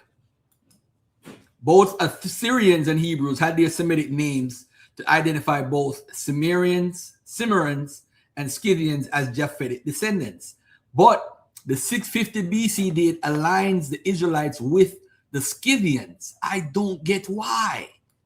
But they want to prove that the Israelites came, or the northern tribes came to that era. There's no evidence of this. It don't exist. There's no evidence the Scythians came all out that way. It don't happen. For this item, listen to this carefully. British Israel at once declared that this is the date when the 10 tribes arrived in Europe, being in fact no other than the Scythians. For this identification, there is not a shred of evidence. The Scythians were not Semites. Formerly, it was suggested that they were of Mongolian origin, but the present trend of opinion is towards regarding them as Aryans. According to Herodotus, they were not a pleasant people. In war, they were scalp hunters. In religion, they were polytheists, but used neither temple nor altar. When their king died, they celebrated his funeral by killing 50 youth and 50 horses and setting up their stuffed bodies around this tomb. Could there be a greater contrast than between such people and the Hebrews? Of course, they're going to say, well, as Israelites, when we stop following the ways of God, such and such happened. All right. I'm gonna leave this alone. Let me get out of this. But I do want to show something that's important.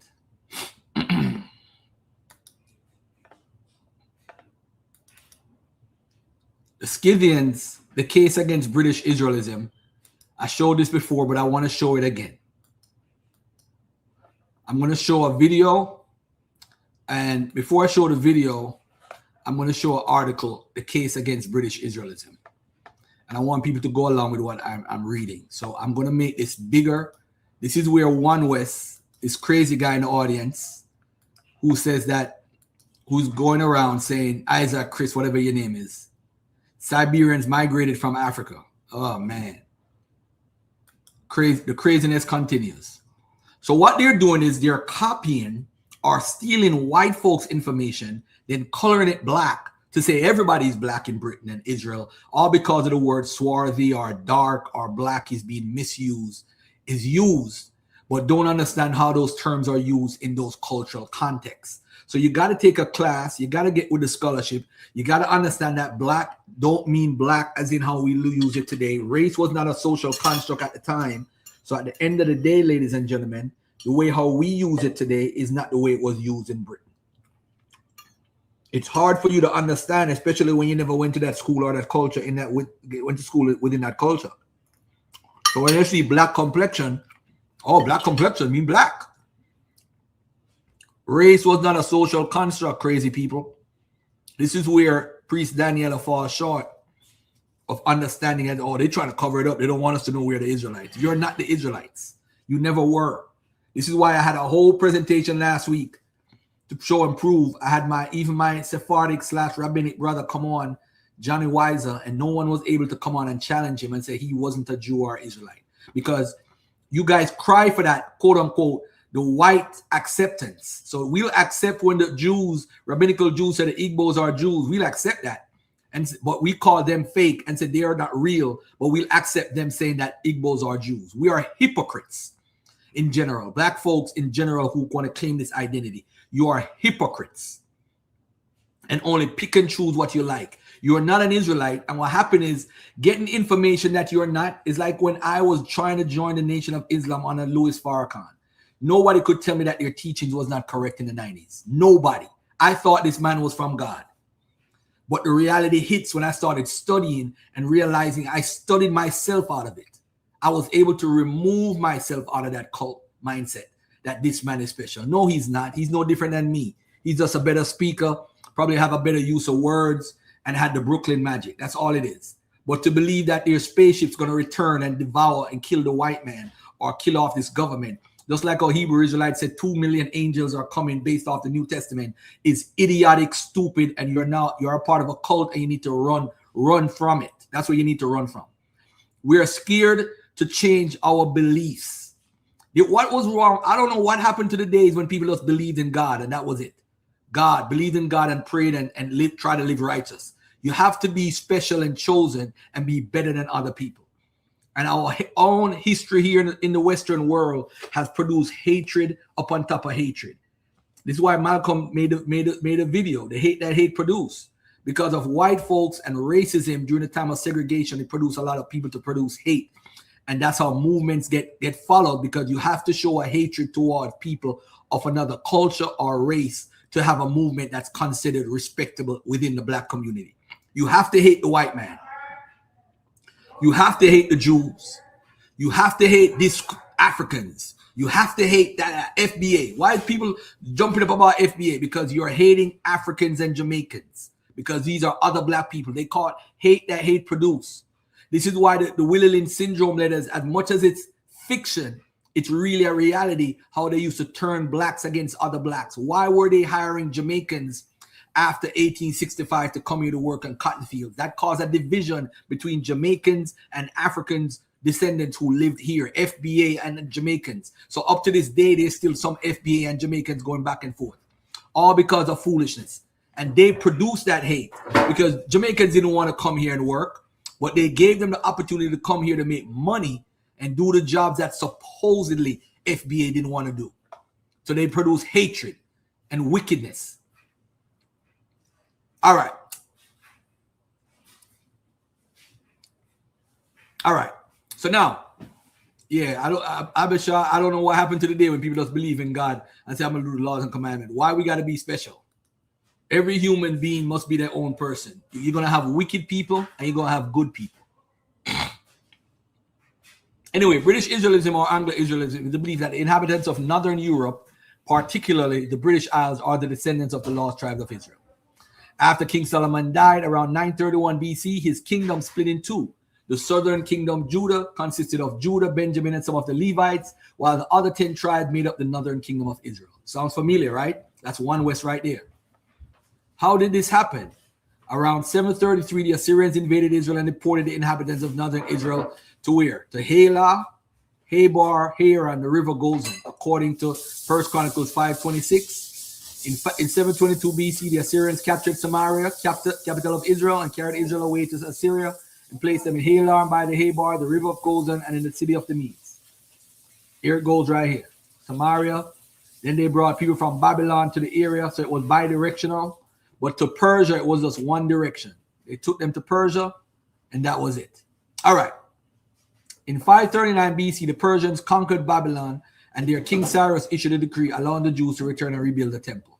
Judah was now a province of the Persian Empire and was later conquered by the Greeks and then the Romans. The fate of the lost tribes. Some researchers have reported to have found the lost tribes in North or South America, Africa, China, Burma, India, Afghanistan, New Zealand, Japan.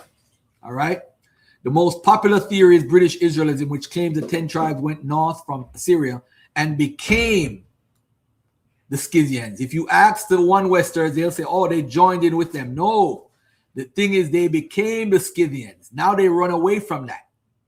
But where did they get that from? British Israelism, who became the Germanic tribes. And of course, they'll say the real Germans were black because, of course, the guy Benjamin Franklin made a statement that they were swarthy and so forth. So swarthy means black. Swarthy come from swart, which means black. So they were black like how we look at black people today. That's where it comes from.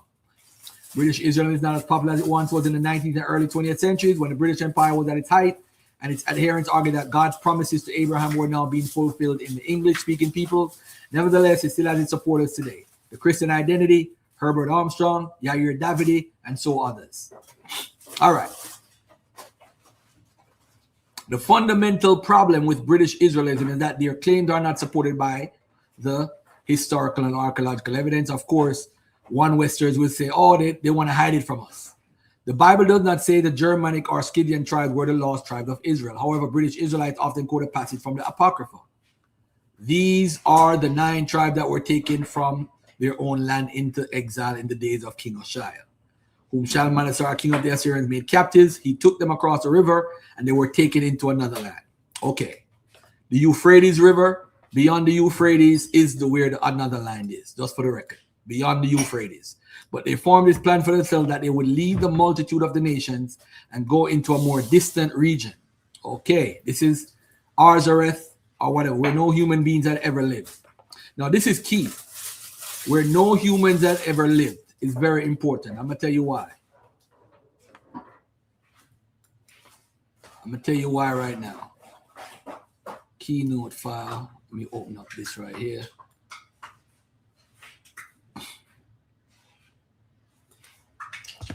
Let me take this off the screen.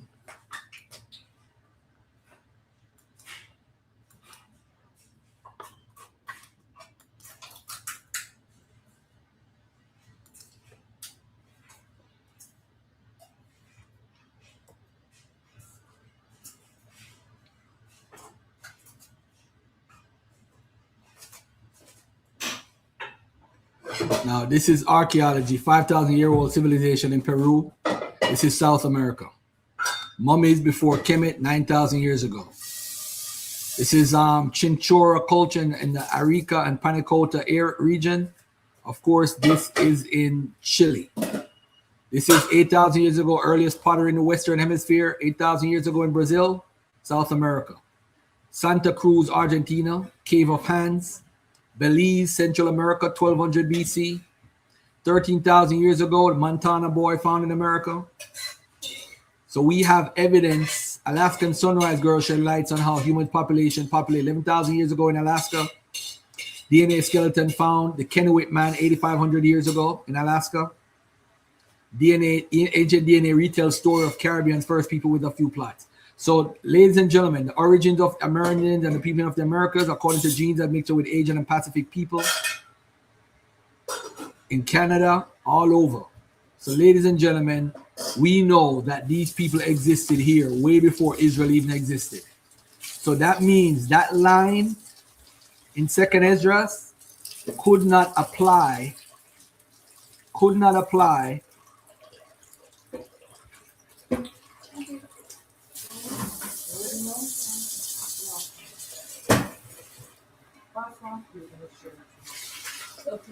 All right, so where no human beings ever lived is huge. It couldn't be the Americas. And what happened is for one West 12 tribe chart to work, that can't be true. But of course, they measure and the dating is off. Such and such is off. It can't be right. Science is wrong. History is wrong. Archaeology is wrong. Anthropology is wrong. Linguistic is wrong. So we're no human beings that ever lived, so that at least they might keep their statutes that they had not kept in their own land. And they went in by the narrow passages of the Euphrates River. For at that time, the Most High performed signs for them and stopped the channels of the river until they had crossed over. Through that region, there was a long way to go, a journey of a year and a half, and that country is called Arzareth. Then they lived there until the last times. And now when they're about to come again, the Most High will stop the channels of the river again. Therefore, you saw the multitude gathered together in place. Now, this is important because this is saying God stopped the channels of the river so they could cross. And then when at the end times, you're supposed to cross this channel. So those who are in America, you got to go back to where you came from and cross those channels because the Most High is going to hold it again. You don't believe that. Therefore, you saw the multitude gathered together in place. You don't believe that.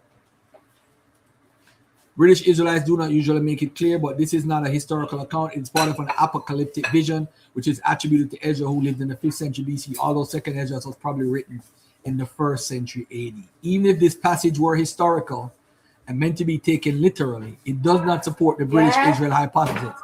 It says it took the tribes 18 months to reach a land where no human beings ever lived. Northern Europe was already inhabited before the fall of Israel in 722 BC. It cannot mean the Germanic tribes were Israelites because it took them hundreds of years to settle in their present locations. This passage also said the tribes were going to return to the land of Israel. I doubt it means all the Europeans are going to return to the Middle East. The 1st century Jewish historian did not believe the Scythians were Israelites. He said Noah had 3 sons, Japheth, Shem, and Ham. Josephus wrote that the Scythians were descendants of Japheth. Whoa. Josephus don't know what he's talking about. His son Magog was the ancestor of the Scythians. Who? Gog and Magog. Another son Havan was the ancestor of Greece, and another son Gomer was the ancestor of the Gauls. The Israelites were descendants of Japheth's brother Shem. The Greek historian Herodotus reports that the Scythians invaded and dominated the Middle East for about 28 years. Some British Israelites believe this meant the northern tribe returned to the land of Israel and then left again. Stephen Collins, who Ramgal Gadal, the brother, uses, is one of the main guys, pseudo guys, who they use as evidence, like he's some great historian. Now look at this. Herodotus wrote that the Scythians believe the first man to live in their country, which before his birth was uninhabited, was a certain Targatus, the son of Zeus and of a daughter of the river, Borthissus. Targatus had 3 sons, Lipoxiax, Arpathax, and Colaxax, the ancestors branches of the Scythians. Now watch this, family. Look at this dagger right here.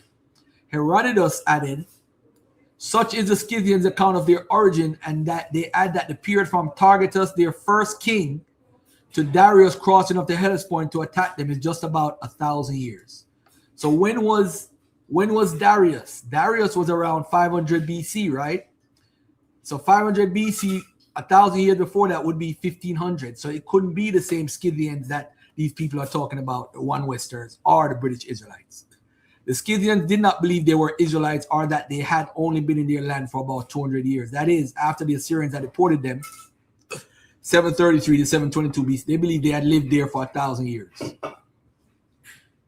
The Persians or any other ancient source did not say the Scythians were Israelites or related to the Jews. Herodotus said the Persians called the Scythians Sake. The British Israelites argue that this is derived from Isaac, so the Scythians were Israelites. Oh, man. Oh, man. Come on, Yawasop. Y'all got to get out of this craziness, bro. Y'all got to get out of this craziness. All right. British Israelites claim that the name Saxons is derived from Isaac, so the Saxons were Israelites. Herbert Armstrong has written that the Saxons in Germany derived their name from the Old High German Saz, meaning word or knife, which apparently disproves the British Israelite argument. However, Armstrong claimed that the Saxons in Germany are an entirely different people from the Anglo-Saxons who migrated to Britain. Actually, some Saxons migrated to Britain while other Saxons stayed behind on the European mainland. Wow. Steve Collins proposes an even more confusing theory. He says the deported Israelites became the Parthian Empire and only migrated to Europe and became the Germanic tribes after the fall of the Parthian Empire in 226 AD, even though Roman historians were writing about the Germanic tribes across the Rhine about 200 years earlier. Killed his argument. That Japheth's son Javan, I don't want to get into that. All right. All right. Good morning, mommy. How are you? All right. All right. So now let me play this video of the DNA. Let's get the DNA in here.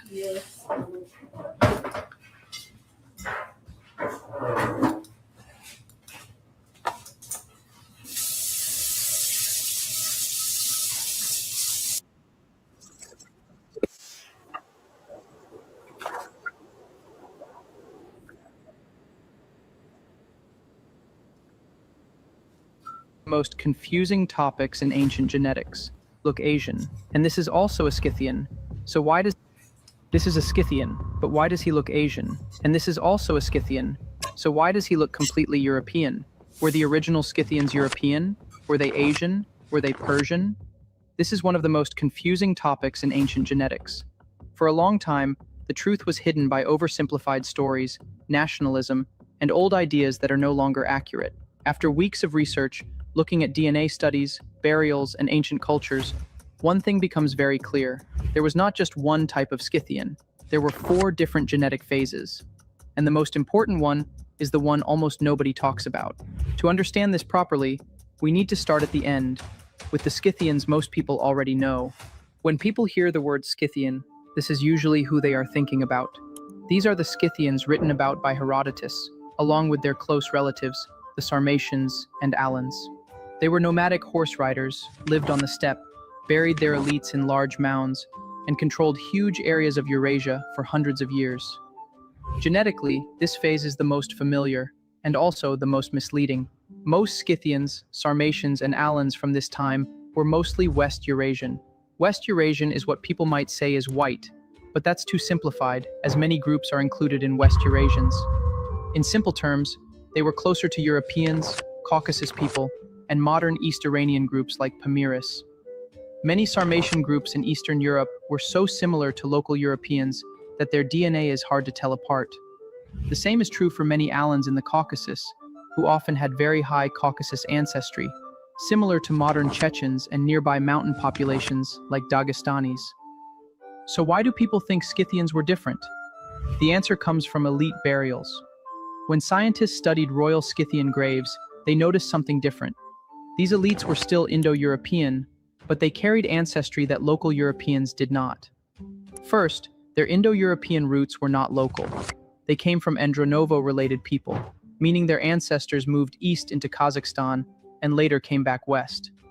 Second, they had BMAC ancestry, which came from ancient Central Asian oasis cities. These people were not Indo-European and are a major source of ancestry to modern Central Asians and South Asians. Europeans did not have this ancestry due to obvious geographic reasons. Third, they had very small but consistent East Eurasian ancestry. This was not enough to change how they looked, but it showed up clearly in DNA. This mix connects elite Scythians and Sarmatians to the earlier Sarmatians in the Ural region. The Sarmatians of the Ural region came from an admixture of even more Eastern Sakas with Shrubnaya culture. Shrubnaya people were Indo-European too. They were a mix of Andronovo-like groups and people similar to the earliest Indo-Europeans, before European farmer ancestry entered the steppe. So they were basically a mix of old Indo-Europeans and new Indo-Europeans. This mixing reduced older Eastern ancestry and made later Scythians look even more European. So the big question is, if this is what Scythians looked like after mixing with Shrubnaya, what were they like before? Before Scythians and Sarmatians ruled Europe, their relatives lived in Central Asia, southern Central Asia to be precise. These were the Saka people, including groups like the Massagetay, Dahe, and Tian Shan Sakas. There is strong genetic and cultural evidence that later Sarmatians and Alans got part of their ancestry from these Sakas. Alans in particular are thought to be the exact same as Massagetay, with them becoming Alans after they migrated from Central Asia into the Caucasus, Pontic steppe, and then even Europe and Africa. Genetically, these Sakas were different. They had much more BMAC ancestry, more East Eurasian ancestry. Why? Because before mixing with Shrubnaya, they mixed with another culture, the Yaz culture. Yaz people were about half Indo-European steppe ancestry and half BMAC ancestry. The same BMAC ancestry that was mentioned earlier. They are often seen as the first true Aryan culture, spreading early Indo-Iranian languages into Central Asia and Iran. When Sakas mixed with Yaz people, their DNA changed. East Eurasian ancestry went down, BMAC ancestry went up, and Indo-European ancestry stayed relatively the same as both Yaz culture and the group ancestral to South Central Asian Sakas were roughly half steppe Indo-European. After this mixing, Southern Central Asian Sakas usually had about 15 to 27% East Eurasian ancestry, around 25% BMAC ancestry. These are the Sakas known to Persians and Greeks. These are the Sakas known by the famous story told by Herodotus, where their queen Tomiris, which defeated the Persian king Cyrus, and supposedly separated him from his head. However, this tale is not confirmed by most historians, as different accounts mention that he may have passed away in his sleep.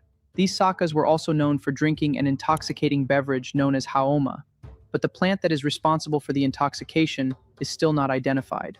Amongst the Sakas, these are the most famous Sakas, but once again, they are not the first Sakas.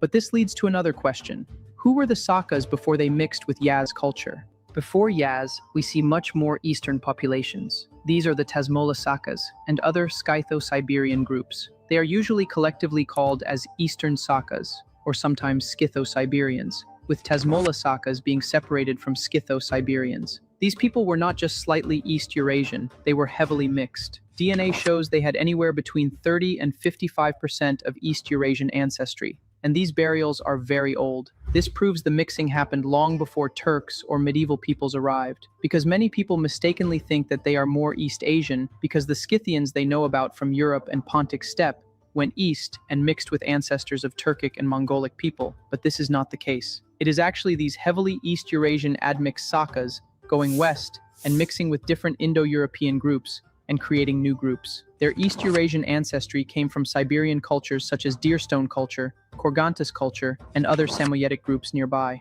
This admixture, however, is additional to the ones their ancestors already had. More on that at the end of the video. These people did not leave any evidence of their languages whatsoever. Also, aside from Tasmola Sakas, all the other Eastern Saka cultures have a balanced mix of Indo-European and Siberian paternal lineages, which indicates that they may have spoken Yeniseian, Finno-Ugric, or other lost Siberian languages, rather than Iranic languages. Sargat culture in particular is dominated by Finno-Ugric paternal lineages, rather than Indo-European paternal lineages, which makes some historians believe that they most likely spoke Finno-Ugric.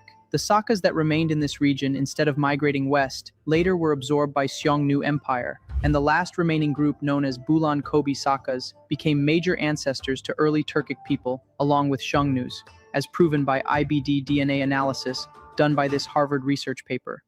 These Scytho-Siberians and Tasmola Sakas later mixed with Yaz people to form the Sakas of South Central Asia that we discussed earlier.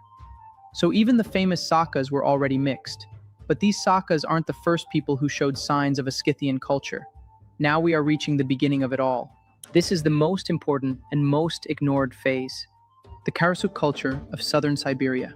Karasuk people were about 70 to 75% Indo-European, related to Andronovo groups, but they were not pure Indo-Europeans. What made them different was mixing with Okunevo people. Okunevo were not Indo-European. They were a mix of Western and Eastern ancestry, with about 60% East Eurasian DNA. Their language is unknown, but many researchers think it may have been Yeniseian. When Andronovo Indo-Europeans mixed with Okunevo, a new population formed. They had Indo-European language, Siberian ancestry, nomadic steppe lifestyle brought by the Andronovo Indo-Europeans, a new material culture influenced by Okunevo culture. These were the first Proto-Scythians. From here, people began moving west. We see cultures like Tagar, Mezhovskaya, Cimmerians. Most of these are called pre-Scythian because they existed before the full Scythian culture formed. Even in Crimea, Cimmerian DNA shows the same pattern. 3 samples all had about 30% Siberian ancestry. One had Y DNA haplogroup Q, linked to Okunevo and Siberian peoples. Many people confuse these first Scythian groups in the West with the ones that came there a few centuries later. But these early Proto-Scythians later largely disappeared. This is why their DNA profiles are different from the later West Scythians, who had much more BMAC and Indo-European ancestry, and much less Siberian admixture. Their cultures ended, or were absorbed. Centuries later, new Scythians, now mixed with Yaz and Shrubnaya cultures, replaced them. Final answer. Were Scythians white or Asian? The real answer is simple. It depends on the time period. The first Scythians were mostly Indo-European with some Siberian ancestry. They would still look mostly similar to Europeans, although with their slight Eurasian admixture, they would be somewhat similar to Finns and maybe Samis. The Eastern and Siberian Saka period is when East Eurasian ancestry increased a lot. People ranged from European-looking to mixed, and some looked fully East Asian. The southern Sakas were now much different after Yaz mixing. East Eurasian ancestry dropped to about 20 to 25%, while BMAC ancestry increased to 25%. These people looked similar to modern Tajiks and Pamiris, who are of similar percentages in terms of their ancestry, being close to 40% Indo-European, 40% BMAC, and 20% East Eurasian. The famous Scythians of the Pontic steppe in Europe looked largely like modern Europeans and North Caucasians due to their mixtures. After Shrubnaya mixing, East Eurasian ancestry dropped even more, often to 5 to 15%, and became hard to see physically.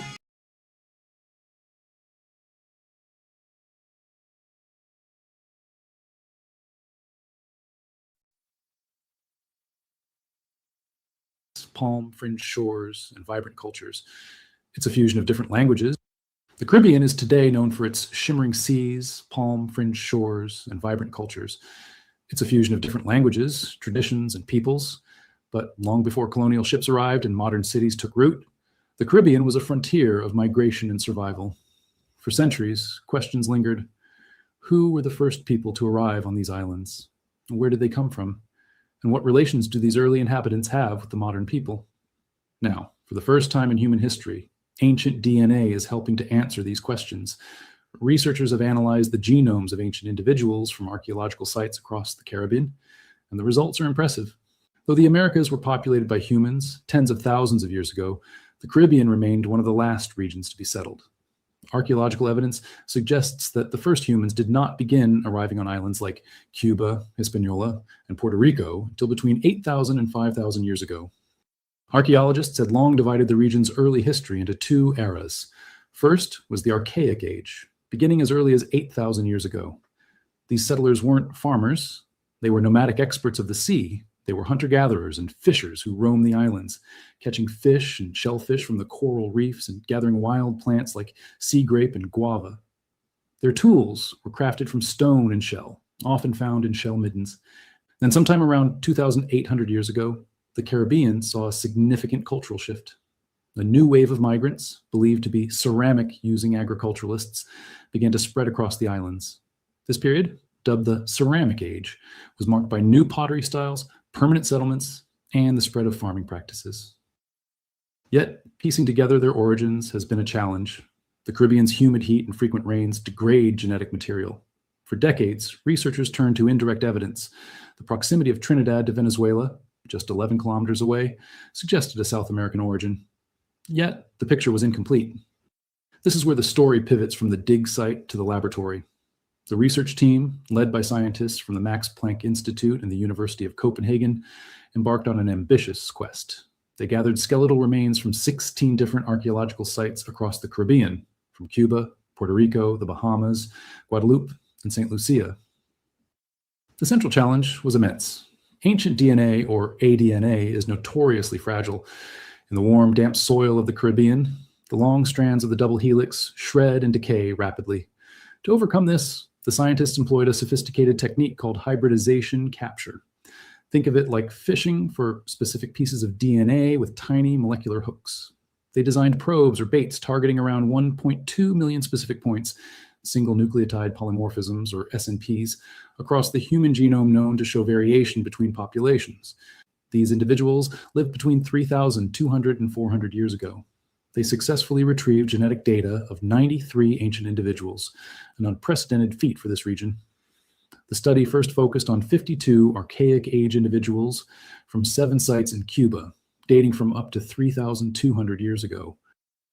One of the discoveries was a genetic clue linking some of these early Cubans to North America. An individual from Cueva del Perico, known as CIP009, had DNA strikingly similar to indigenous people who lived on California's Channel Islands 5,000 years ago. This led researchers to pose that some of the Caribbean's first settlers could have come from North America. They could have been skilled navigators paddling across the Gulf of Mexico, perhaps carried by the Gulf Stream, a powerful ocean current that flows from North America to the Caribbean's northern islands. However, they note that more DNA from places like Florida and the Yucatan Peninsula is needed to confirm this connection. To explore these genetic connections, the researchers used a tool called principal components analysis, or PCA. Think of a PCA as a kind of genetic GPS. It places individuals on a map based on how similar their DNA is. Individuals with shared ancestry cluster together. The archaic age people from Cuba formed a distinct cluster, separate from modern Native American groups, suggesting they were part of an early branch of human migration, perhaps splitting off before the ancestors of today's Central and South Americans diversified. To dig deeper, the team used F4 statistics, a method that compares how much DNA different groups share. They tested the ancient Caribbean DNA against a 1,000-year-old genome from the Bahamas, which has South American roots, and 4,900-year-old genomes from California's Channel Islands. The results showed that archaic age Cubans, or the ones who arrived more than 2,800 years ago, especially CIP009, were closer to the Californians, while the Bahamian genome aligned with ceramic age groups, the ones who arrived less than 2,800 years ago. The study then turned to the second chapter of Caribbean history, the arrival of the ceramic age people from around 2,800 years ago. It included 41 ceramic age individuals from sites in Cuba, the Bahamas, Puerto Rico, Guadeloupe, and St. Lucia, dating from 1,500 to 400 years ago. Their DNA clustered closely with modern South American indigenous groups like the Piapoco, an Arawakan-speaking people who live in Colombia. Piapoco speakers also reside in neighboring regions of Venezuela, confirming their origins. To understand how they spread, the researchers used a tool called QPADM, which models ancestry like piecing together a puzzle. The data supported a stepping stone model where these newcomers moved gradually northward through the Lesser Antilles, small islands like Barbados and St. Lucia, before reaching Puerto Rico, Hispaniola, and Cuba. But what happened when these ceramic age newcomers met the archaic age inhabitants? In most human migrations, when groups meet, their DNA starts to mix through marriage and families. The scientific term for this is admixture. Surprisingly, the study found almost no admixture. Only one individual, PDI-009 from Puerto Rico's Paso del Indio site, dated to 1060 to 910 years ago, showed a small amount of archaic ancestry, about 13%. This suggests the archaic and ceramic age groups largely kept apart, perhaps living on different parts of the islands or maintaining separate cultures.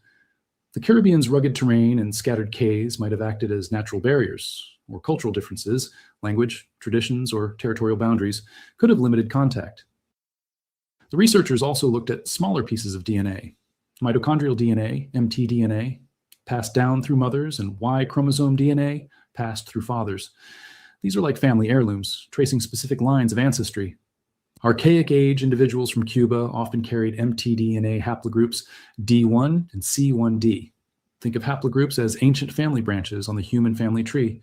D1 and C1d are genetic signatures that have been found in some of the earliest populations of the Americas, especially in regions like North and Central America. Their presence in archaic individuals suggests these people may have belonged to early migratory waves into the Caribbean, possibly connected to groups from North or Mesoamerica. In contrast, ceramic age individuals had more diverse haplogroups, including B2, C1b, and C1c. These haplogroups are much more common among indigenous South American populations, particularly those living along the Amazon and northern South America. This supports the idea that ceramic age people migrated into the Caribbean from that region. To test whether the archaic and ceramic age groups came from the same or different ancestors, the researchers used QP-Wave, a tool that estimates how many ancestral sources explain a group's DNA. The results were clear. At least 2 distinct ancestral dispersals or migrations were there for the archaic age groups alone, and a third for the ceramic age. They also used admixture graphs, like family trees for DNA, to model these origins. The individual CIP009 from Cueva del Perico seemed to branch off early, sharing ancestry with North American groups, while GUY002 from Guayabo Blanco, dated to 2,500 years ago, had some South American ancestry. This suggests multiple early migrations into Cuba. While answering profound questions, the study inevitably opens new avenues of inquiry. The nature of the interaction, or apparent lack thereof, between the archaic and ceramic peoples continues to puzzle researchers. Why, despite centuries of potential contact on islands like Hispaniola, was there so little genetic exchange? Unraveling this mystery requires not only more genetic sampling, especially from Hispaniola, the likely major contact zone, but also a deeper integration of the genetic data with archaeological evidence of settlement patterns, trade goods, and potential cultural boundaries. Thank you for watching. If you enjoyed, don't forget to like, share, and subscribe for more in-depth exploration.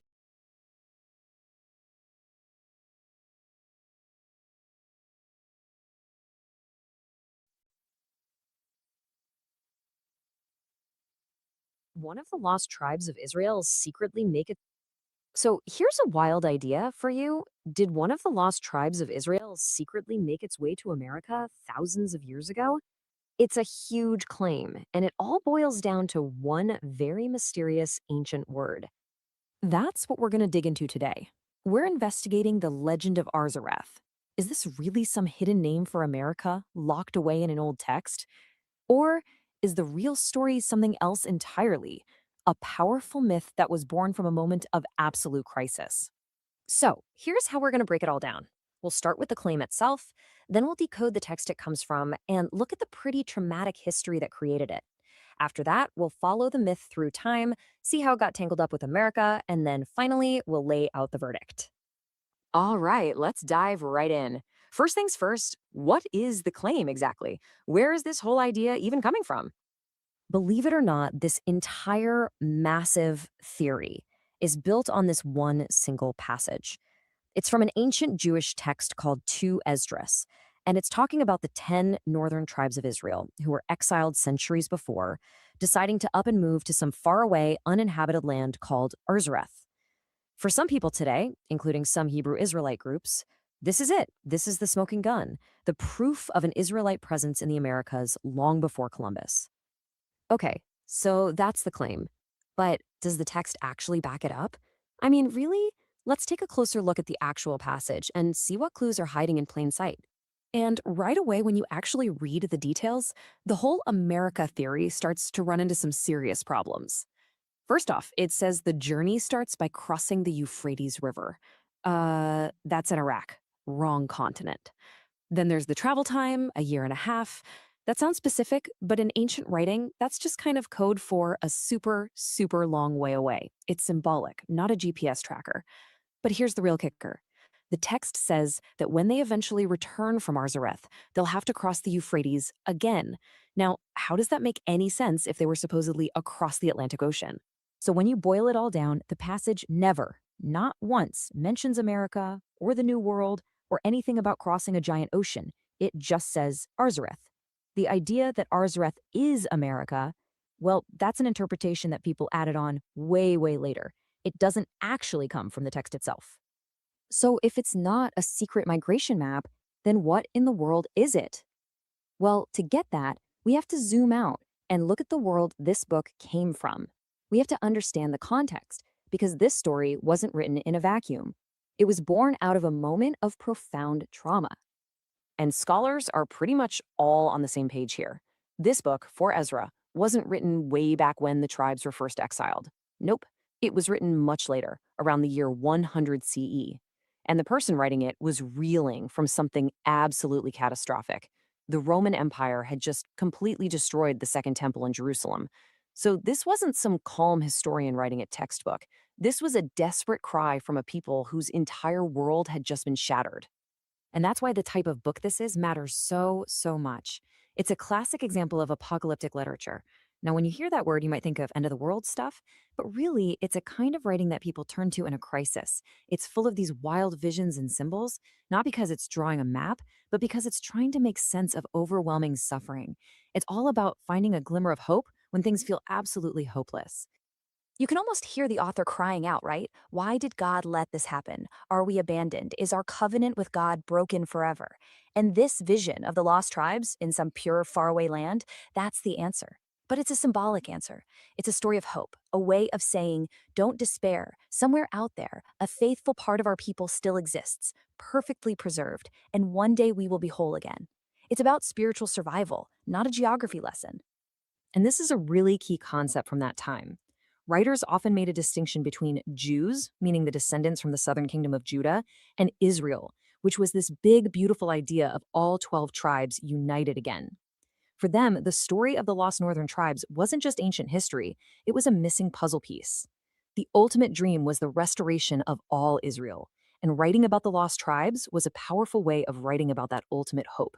So, if the original text wasn't about America at all, how on earth did the two ever get connected? Well, that's where the story of this myth takes a pretty incredible journey through time.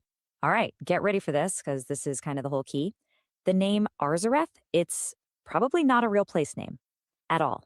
Scholars are pretty convinced it's just a linguistic mistake, a corruption of a phrase from the Hebrew Bible, Eretz Ahareth, which simply means another land.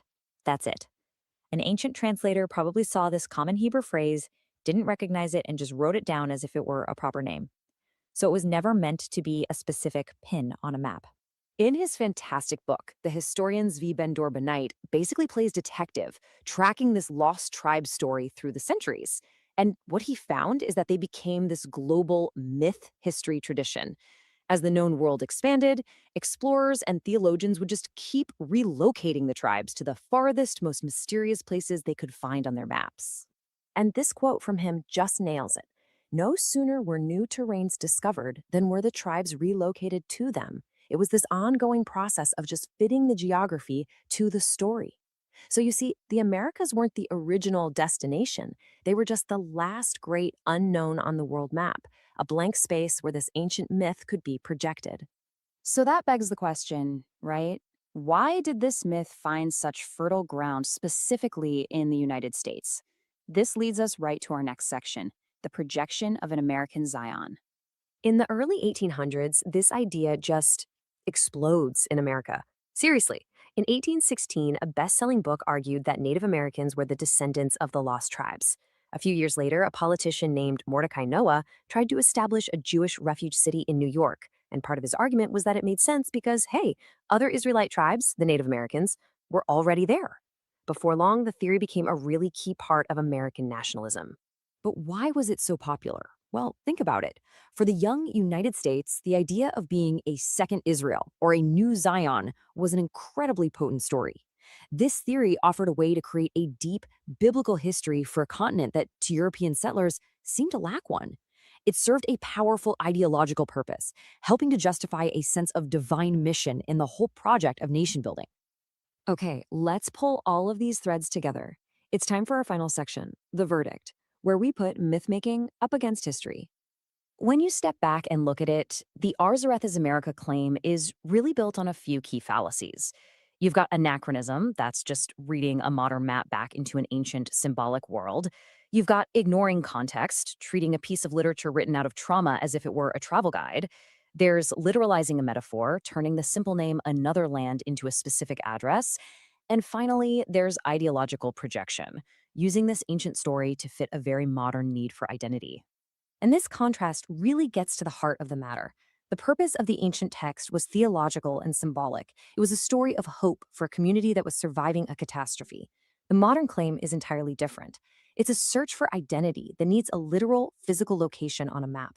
The two are asking completely different things from the very same story. In the end, the story of Arzareth is just a fascinating window into how myths are born and how they travel through history. And it leaves all of us with a much bigger question to think about. When we read these texts from the ancient world, are we truly listening to their story, or are we just trying to make them tell our own?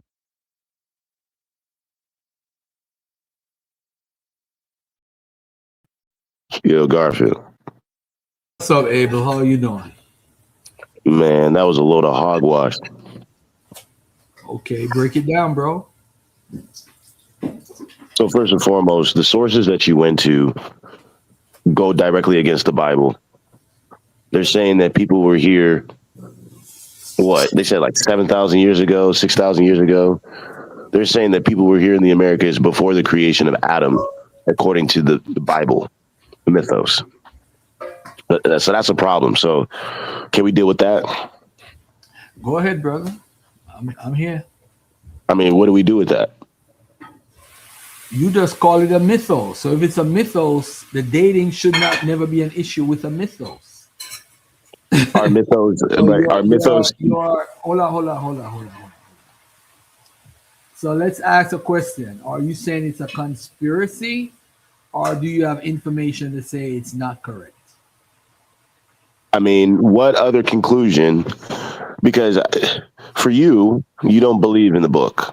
No, you're wrong about that. So you believe in the book. You believe in it? Whatever can be verified through history, archaeology, anthropology, I hold to that. Okay, well, the archaeology, anthropology, everything that you rely on discounts the Bible. It goes against the Bible, and it says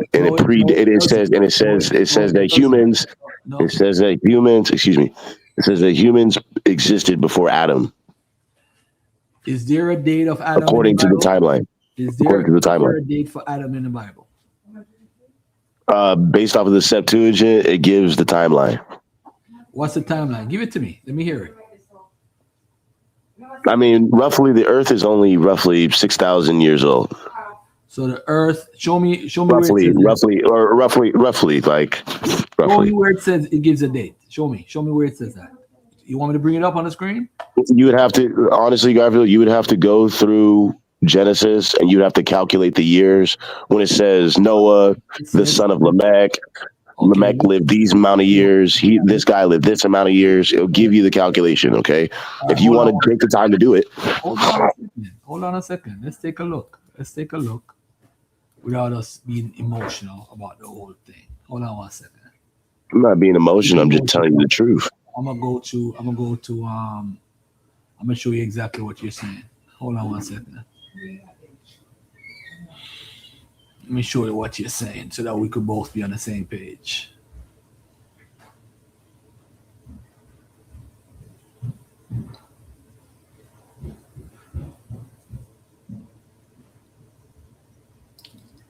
Hold on, let me do this. Before we even do that, let's do this. So you're saying that this is wrong. These estimates These estimates are wrong. What I'm saying is that both can't be true. Either science is true and the Bible is a lie, or the Bible is true and science is a lie. You can't have it both ways. No, I think it can work hand in hand. You see, Not if they're saying one is that. based off of faith. One is based off of tangible information.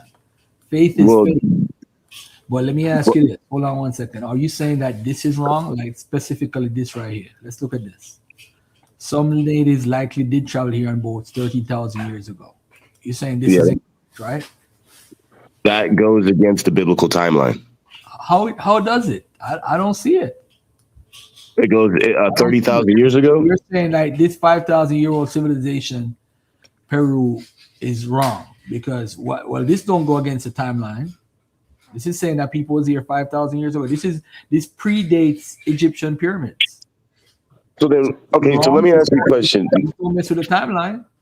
Let me ask you a question. Now, here's the thing. There are some records. No. Hold on, bro. I'm trying to answer you. Listen to what I'm trying to answer you. Before stop listening to argue.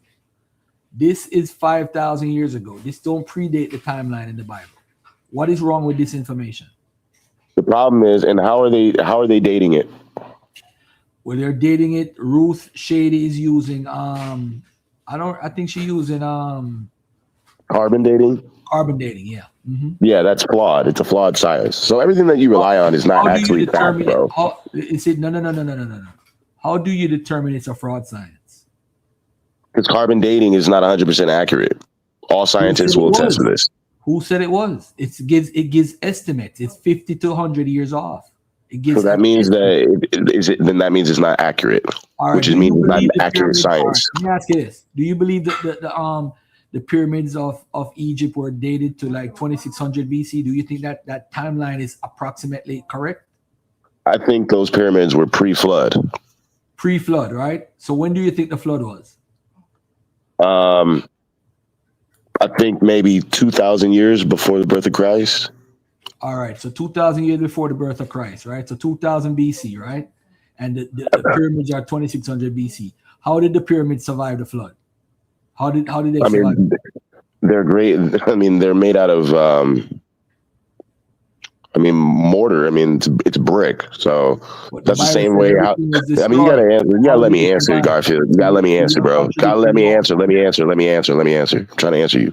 So there's many places around the world that have survived weathering, many different elements have survived the elements.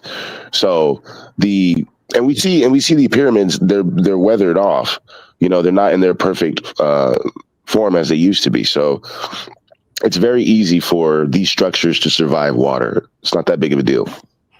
No, but the Bible says, hold on, let me look it up real quickly.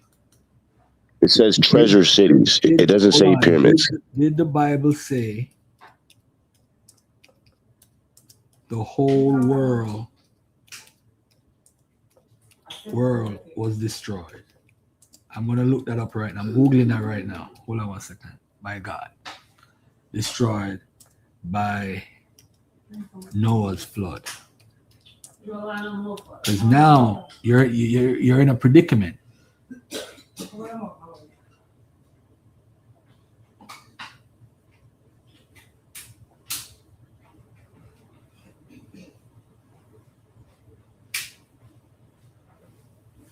Let me show you what it says.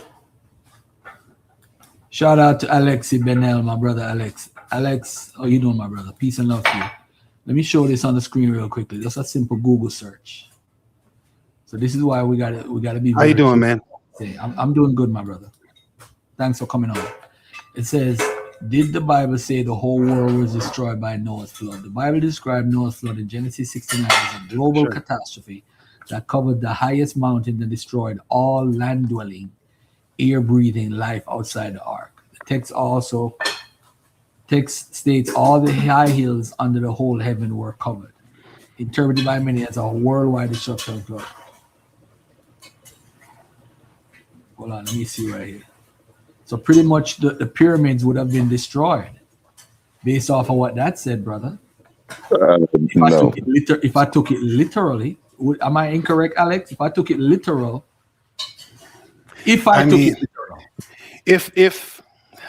If you say use the word destroyed to mean no longer exists, right? Yes. Then yes, that. But to believe that 2 million blocks of granite are going to be No. by- I ain't worried about my belief right now. I'm talking about what Right, the Bible okay. says. If I'm taking it literal, I would have to say that the pyramids would have been destroyed. I would have to say that the items in this picture right here, in this slide, in Peru, would have been in Peru, which predates supposedly based off of carbon dating the pyramids, would have been destroyed.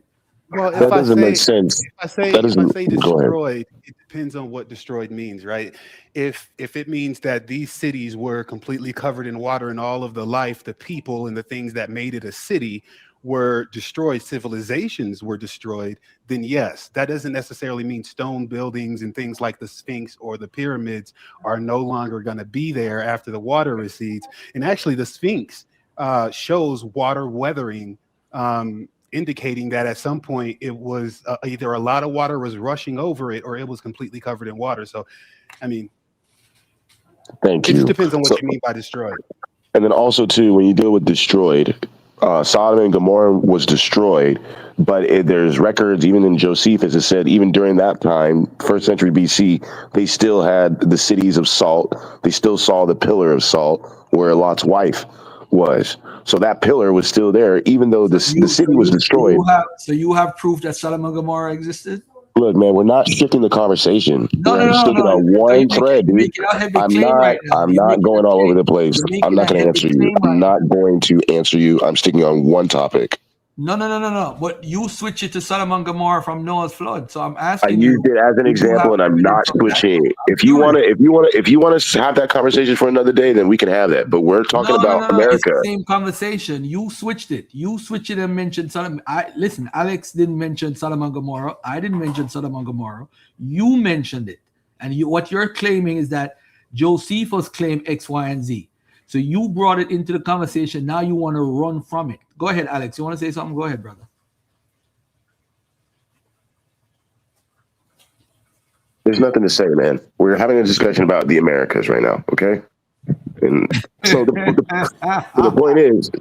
point is, even when you deal with the whole world, it's not literally the whole world. We know this because of Luke 2:1. It says, and it came to pass in those days that there went out a decree from Caesar Augustus that all the world should be taxed. Is that literally the whole planet? No. It's just the modern world, the modern known world. So when the Most High flooded the earth, when God flooded the earth, he only flooded the modern known world where they were inhabited. Okay, I actually agree with you in that context. Just like in Maccabees or in I don't remember what it is, where it says Cyrus ruled the whole world. The whole world meant the whole world as far as the Jewish world or the Greek world at the time. I agree with your sentiment of that. But in Genesis is the world. If you look at the context, it's actually saying the whole world. In the Mesopotamian Noah story, it means the whole area locally. In Islam, I think it talks about a local flood. In some other connections, as far as a flood story, it's usually local or within that culture's world. So I do agree in the Roman world, when the census was talking about the Roman world should be taxed. That makes sense. It doesn't say world in Genesis. And I appreciate if you don't cut me off because I do make you speak. So I realize you want to dominate the conversation even when you're wrong. It's fine. But at least let me finish my point. So my point is in Genesis, it's talking about the entire world. And let me a matter of fact, let me put Genesis 6 where it says it, the whole world. I just looked at it. It doesn't say that. You were looking at Genesis 6 and 17. What's the verse? It's Genesis. I just told you. Genesis 6 what? 17. All right, it says, and behold, I do bring a flood of waters upon the earth.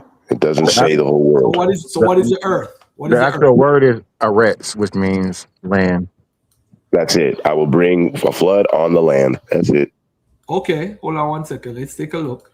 I'm gonna look at it in Genesis 6:17. Okay, I can't be Earth wrong. meaning Hold the on, dirt. hold on, beloved. Hold on. And behold, I do bring a flood of waters upon the earth to destroy all flesh. All right, let's scroll all the way down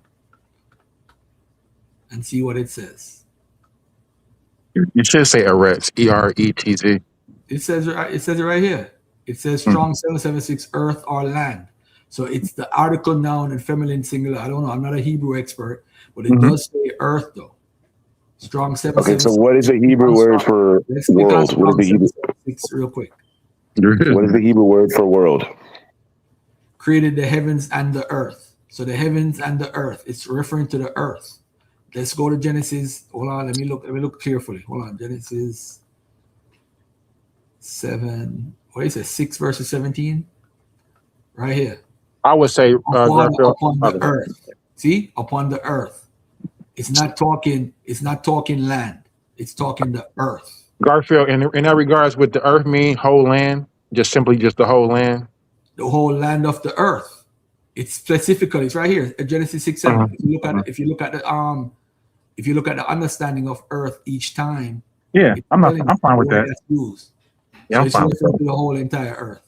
So the earth is the earth. It's not the land. See, look at this. Genesis 2:12. Look at this.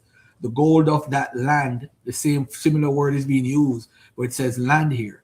So when you look at the 6:17, it don't say, and as an amateur, I'm looking at it and it says, looked on the earth, 6:12, not 6:12 upon the earth, 6:13 for the earth, 6:13 with the earth, 6:17 upon the earth. So it's not the land, it's the earth. Well, it depends on what. So you see, if you're looking at the King James version in that NIV, I'm looking at several different versions based off the Hebrew.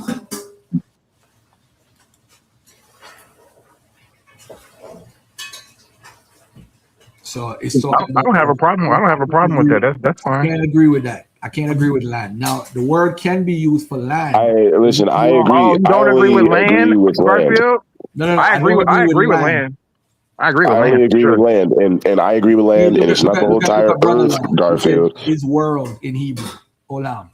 That's the word being used. But hold on, I want to address you real quick before we skip forward. So the point is that you're taking the stance that the earth means the entire planet Earth. That's not true. Brother Live, right. You know, because even we see scriptures where it'll say, I saw an angel stand before heaven and earth. Or we'll see where his foot was in the was on the earth. Does that mean that his foot was covering the entire globe? Excuse me, Garfield. Hold on 1 second. Does it literally mean that his foot was covering the entire planet, or that his foot was just touching the earth? It's a literal reading. No. The story of the flood is basically to say the whole earth was flooded. That's what you're saying. That's your interpretation. Hold on. Araya, hold on 1 second. 1 second. The context of what it's reading is not about the land. It's about the entire earth. So Garfield, question. Hold on, King J. You have to look at context. It is not a local flood. It's a worldwide flood. That's what it is. Hold on. Let me get somebody who would always disagree with me. Breezing. Is it the entire earth or is it just one piece of land? Yeah, how y'all doing today first? How everybody doing today? I'm good, man. That's good to hear, man. Hope everybody good. You know, to me, I think a lot of people, and I know Ash, we kind of believe in certain things the same. But my thing is, I believe at one time the earth was just one landmass. And when you see when the Most High he said land appeared. He didn't say lands. It was a singular when he said land appeared. So I think a lot of people don't even a lot of people don't explain that, because even when he said the fountains of the deep broke loose when the flood came, I believe that's when the land separated. Because even on the map, nah, brother, that's crazy. Hey, No. We're not going to interrupt Breezing. My question, Breezing, before you go into that stuff, because everybody gonna have their own opinions. None of us. Yeah, that's what I'm saying. You ain't gotta believe what I say, bro. You ain't gotta believe what I'm saying. But does it make sense? Talking about the entire earth. That's all we want to know, brother. Let me respond real quick. King J. Hold on, King J. Let me get Breezing. Is Can I it talking finish? about the entire earth in Genesis 6 verse 17? I believe so, because I believe at Okay, that time that's all I need at this time. Alex, you okay. wanted to say something, Alex? No, I would just say, on this particular point, I agree with that, because if you really pay attention in the Hebrew, when they're writing, a lot of times it's not necessarily interpreted. It's not necessarily said whether they're distinguishing between one or the other. But I think if you pay attention, especially when it comes to specifically things like this, when you were just reading, it says that land or the land. And I think that that's where the big difference comes in. When they're speaking about a specific land, they will say, and they were in that land of whatever place. They will use that word that. That will be the translation. When they say the, they're talking about the whole world. The whole world, yeah. I think the context makes it the whole entire world. If it's the whole entire world in that person's viewpoint, right. Remember, Genesis possibly was written during the time of Babylon exile or after, allegedly by the experts. So at that point, that story was known from Mesopotamia, Babylon, and it's similar. It's a similar story, but Babylon's story is more curtailed to that particular region. So that story is similar. It's similar, but the Bible writers is saying it's a worldwide flood, not just a specific land. No, right. no, it doesn't. Hold on. Let me address it, Garfield. No, it doesn't. You're putting your own assertions. You're making an assertion. That's not how the Hebrews would have looked at it, especially if you're saying that they're translated it from Babylon during the time of Ezra and Nehemiah. They're going based off of the Mesopotamian myth as well, because in the Mesopotamian myth attests to that it wasn't a global flood. So honestly, the Hebrews would have had the Mesopotamian perspective, not what you're saying. Yeah, I believe that's false. Hold on. That's a very good point. Hold on. By the way, the flood story is actually closer to the Greek version than the Babylonian version. Just for the record. I'm going to prove it right now. It's definitely. Hold on, real quick, because it's definitely closer to the Enuma. Are you familiar with the Greek version of the flood story? I'm familiar with the Enuma Elise. No. I'm asking a question. Are you familiar with the Greek? No, I'm not. No. Why would you say it's not closer to that version then? Because it couldn't be. Because for one, it would have happened before the Greeks even came about. Like, it doesn't make sense. Garfield. Hold on. Listen to what you're saying. The Greeks don't come about to about 600 BC. TJ, listen to what you're saying. Yes. When did the Greeks come about? 600 BC. So there were no Greeks before 600 BC? No. We had to. Well, hold on. Let King J answer. King J, there's no Greeks before 600 BC. We have archaic Greeks, which would be the Mycenaeans, and after that, between 1200 BC and 800 BC, they go through a dark ages. So, okay. So when you said dark ages, there's not many written records for any of the cultures in that region, right? Or definitely nothing Greek. But Greeks did exist. Definitely nothing Greek. Hold on. But Greeks did exist before 600 BC, right? Yeah, but we don't. And Greece wasn't a united country. It wasn't a united country either, though. At all. So it's a straw man's argument. This is what I'm saying. Listen. Don't listen to argue. Listen to understand what I'm saying first. Mm-hmm. I am saying that the Greek version of the flood story is the closest to the biblical one. The reason is the story may have originated with the Mesopotamians, but the Greek version of that story is the closest based off of the thing with the raven, the story about the raven being going out. That is aligned with the Greek version, because remember with Russell Gmerkin thesis, right? He's saying that Exodus and Genesis is primarily connected to, was written primarily in the 3rd century BC, taken from Berosus and from Manetho's written history, which they are working for the Greeks. So the version of the story is aligned with what was in the Greek world at that time. So he's saying before that, the Genesis story never existed. So the Genesis story, and technically speaking, we have no evidence that the Genesis story existed before then, because we don't have any written evidence. I'm not saying it don't exist. I'm just saying based off of what Russell Gmerkin theory, it makes the most sense of when it was transmitted, because the Greek-speaking Jews rewrote the text, the so-called Greek Septuagint, because Septuagint wasn't the word they used, but the Greek version of the Old Testament was rewritten, but the Hebrew version was written first. Then the Greek was written after, because the Greek is repleted with Hebrew loanwords. So it is the primary to the Greek version, because those Jews that had lived in the Mela, which is the Jewish community in Alexandria, Egypt, they were Greek-speaking Jews, based on the fact that Ptolemy I took them as slaves, Joel 3:6, from by the Phoenician ships, and took them there, and they were slaves, and they were released.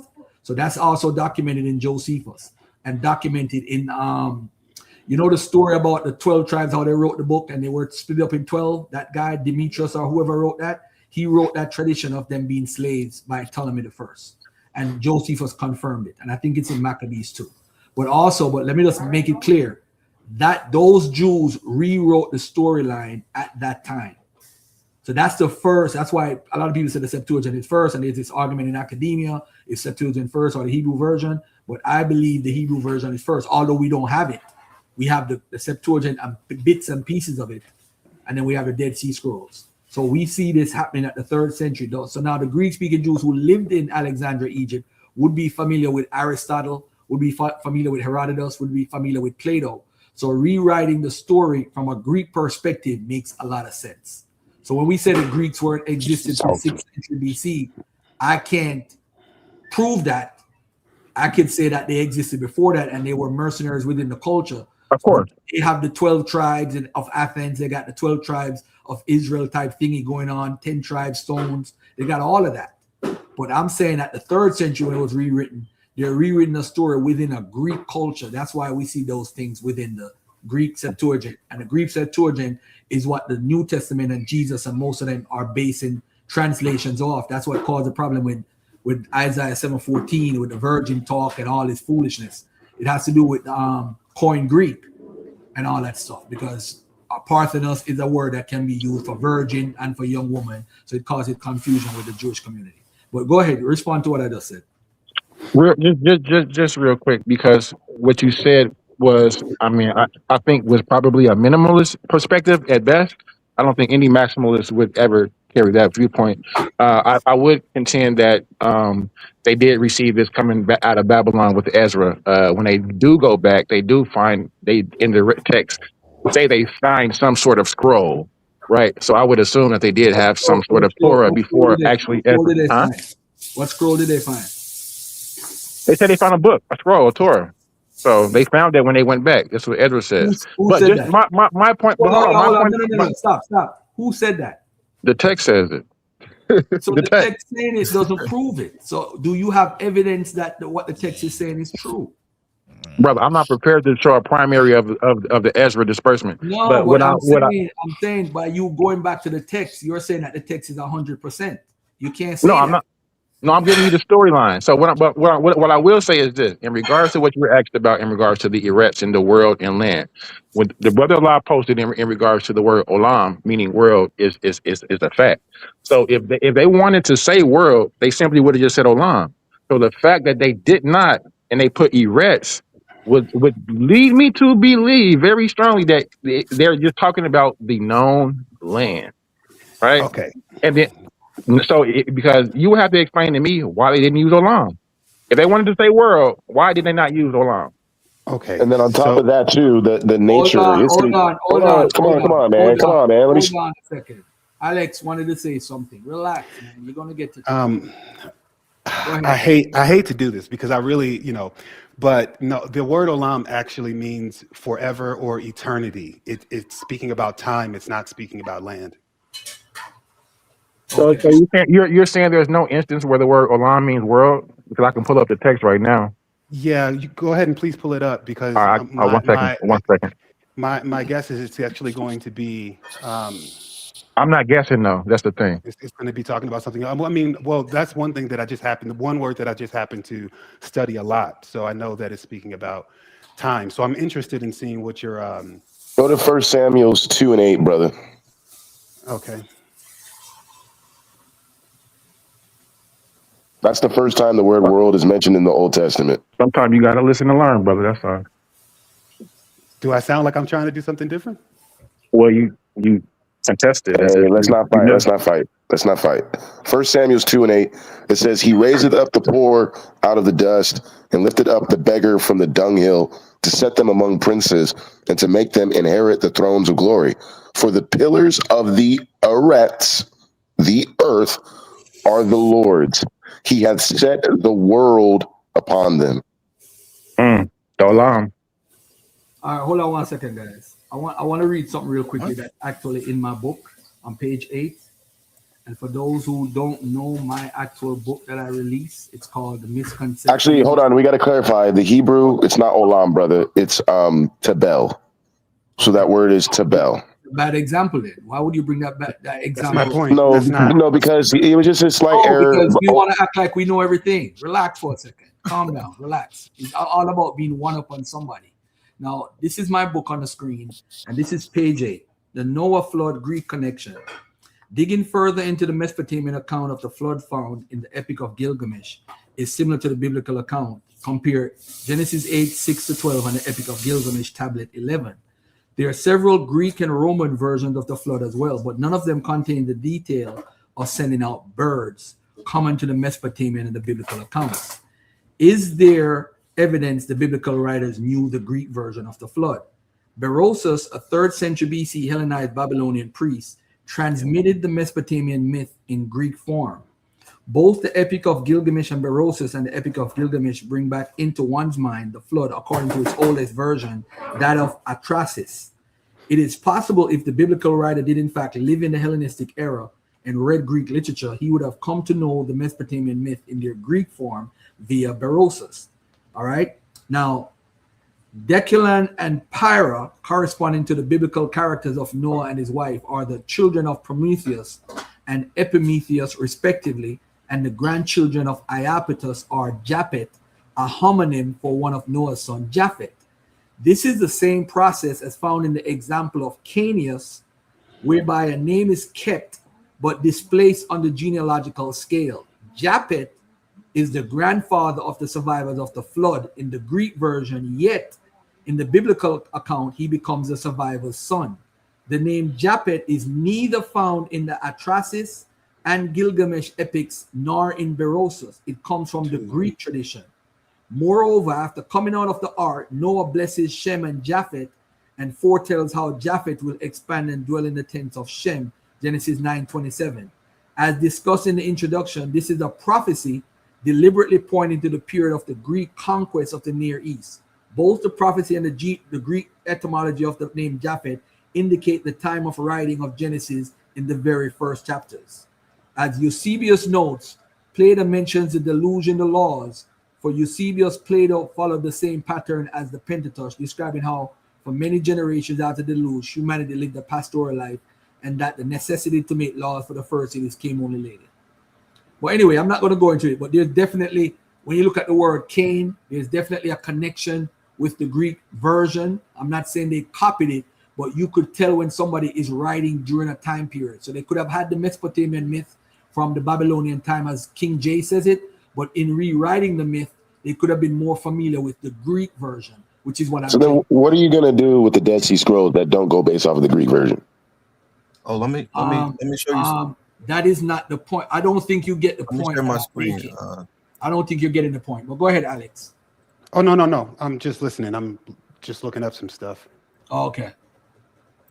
Alex, Alex, go to Ezekiel 3:11 for me. You asked a question about that. I want to give you the actual verse to pull it up for you.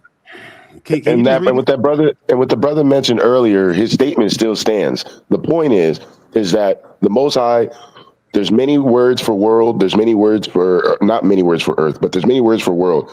If the Most High wanted to put world there, the whole world, he would have put that there. That was his point, and he didn't put that there. Because we see that the word world is tabel. He put earth. He put land. He put erect. There's no land. Eretz means land. It means land, Garfield. Yeah. Yes, Garfield. He's right. So the word for world, if you want to say the whole entire planet, the word in the Hebrew is actually tabel. It's not eretz. It's tabel. It depends on the time period, because olam is the word that I'm referencing. I'm actually showing the scripture in Ezekiel 3:11. where it Okay, says go ahead, brother. he has also set the world in their heart. So that's Ezekiel 3:11. So that's the word it in used is At the olam. world in their heart. That's the scripture. I think that honestly, okay. I mean, but I'm looking here, and it says it doesn't. Are you in The Hebrew word? Ezekiel 3:11? I said Yeah, go to and Ezekiel 3:11. yes, sir. So the It word says there you're Genesis saying is olam. 8:17. You're saying the word there is olam. You're looking at Genesis. It says Genesis Not Genesis. 6:17. I'm looking at Ezekiel 3:11. I'm asking you. You're saying that the Well, word there is olam. on the screen it doesn't show. You're showing Genesis. No, that's not me. That's not me. Oh, okay. Yes. Olam in the world. Yes. Hold on Okay, one olam. second. Everybody could Now, make the claims that they want. Hold on one second, Alex. Now, in Bible Hub, right, which is different scholars giving different interpretations. yeah, the It word does there. say earth means the entire world, which is subject to God's judgment due to widespread sin. It does say the flood waters, the meaning of divine judgment intended to cleanse the earth of its corruption. It means the entire world. I don't know what the argument is because none of us are scholars. I'm just going by what Bible Hub says to the study Bible. I don't care really what our opinion is. I'm telling you the context means world, the entire world, based off of what the word it says. If you look at the OT translation for the JPS Tanakh, and I behold, I do bring the flood waters upon the earth. What does the earth means? Why would they say it means earth and not land? Why would they say, let's go to another translation, the Peshitta, flood waters on the earth. Look at, I'm not even going to use the Aramaic Lancer Bible. It says upon the earth. Let's use the New Revised Version. It said flood waters on the earth. Let's go to another Bible. Let's scroll all the way up and look at the Young's Literals. I am bringing in the deluge of waters on the earth to destroy all flesh. Let's look at, let me scroll up a little bit more to the International Standard Version. I'm about to flood the earth. Let's go back up a little bit now to the Christian Standard Bible. Flood waters on the earth. Let's go to, let me scroll up to the New King James Version. And I myself am bringing flood waters on the earth. King James Bible upon the earth. Let's go again. Let's further go up to the English Standard Bible. I think we get it. We got it. We got it, bro. We got it. Let's look at the New Living Version. That will destroy every living thing that breathes on everything on the earth. Okay. So let me ask you a question. Is the state of New York? Shut up. I am going to bring flood waters on the earth. Not one translation says land. Not one. So I should take your personal opinion and I should take King J. You guys need to humble yourself and ask yourself why every version says earth. It's not land. It's the known land. Okay. How do you know that, King J? How do I spell what? How do you know that? How do you know it's talking about the known land? Well, because the word used is eretz, so that is land. So hold on, stop. King J, why is it the experts in New International Version? Because you must have a different version of the Bible. Why is every version saying earth? Because earth, it says eretz, brother. Eretz can have several meanings. Exactly. Exactly. All right, hold on a second. Let's scroll down a little bit. Hold on, let me help you. Because they would have used alarm if they wanted to use the word world. Hold on. Look, just let me say this real quick while you look for that. They would not use the word olam. Even in 3:11 Ezekiel, it's not saying he puts the world in their hearts. That's not even Hebrew tradition. Is alarm used in the text? Does it not say he has set the world in their heart? And the word there that's being translated as the world is what I'm trying to tell you is not the world. It's actually the word eternity. He has set eternity in their hearts. And Wait. Eternity is English. The word is ha-olam. Don't be disingenuous. Ha-olam means the world. The word. No.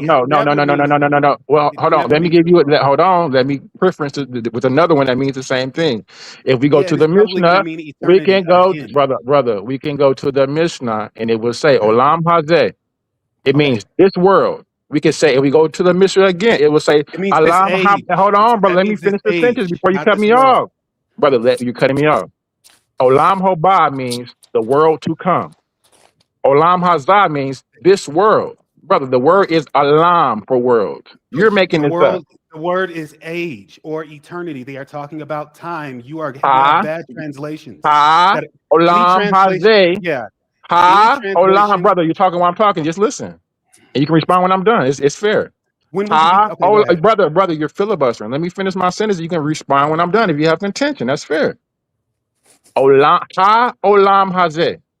Mhm. The world to come. Yeah. That's what that means, brother. Yeah. Okay. Are you done?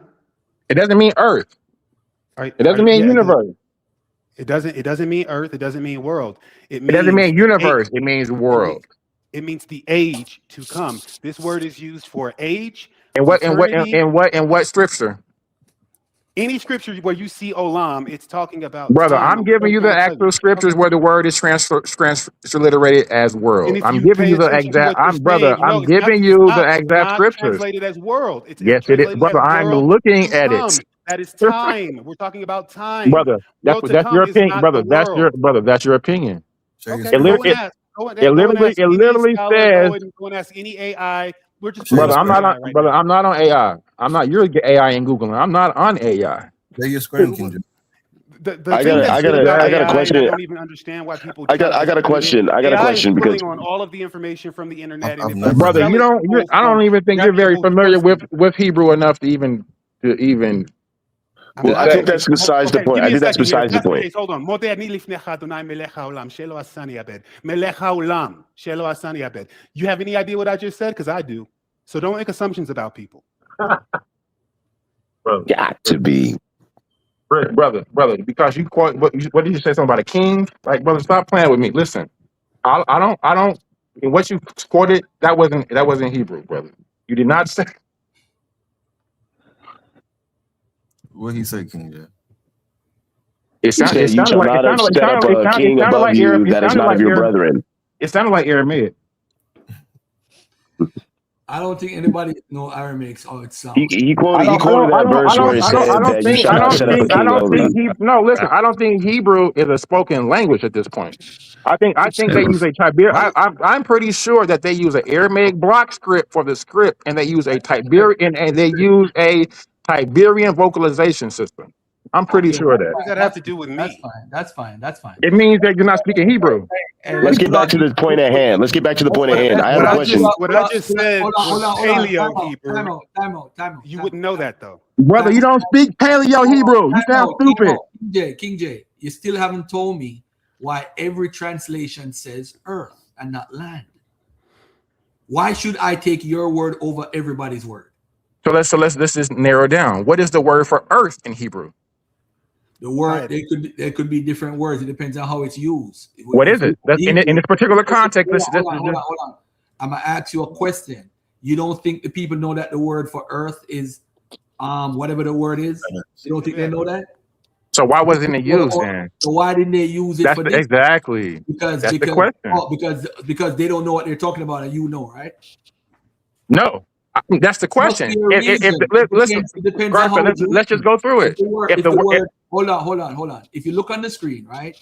This is 776 Eretz. So ask yourself in Genesis 1:1 why they said Eretz means and the earth. Because Eretz means land. Why in the context of they're using it, they're changing it to whatever. Because if you look at the Strongs, right? You look at the vocalizations and the diacritic marks that they're using. It's a different vocalization for each. It's the same Eretz word and how it's written. If you look, you see one occurrence, Admat. Then you see Arasoat, 5 occurrences. Then you see Ares, 108 occurrences. Then you see Arasa, 35, 30, 58, 24. It depends on how it's written, bro. So although it's the same word Aretz, it's written in different forms. You should know that as somebody who knows the language a little something. So that means Ba'ares is used 155 times. It's the same Aretz word being used, but it's being used with another word. So you can't just say the word means because it's Eretz written. You see Eretz written, but it's written with different marks, different vocalization, meaning it has a different meaning. So you have some with 3 that occurs 108 times.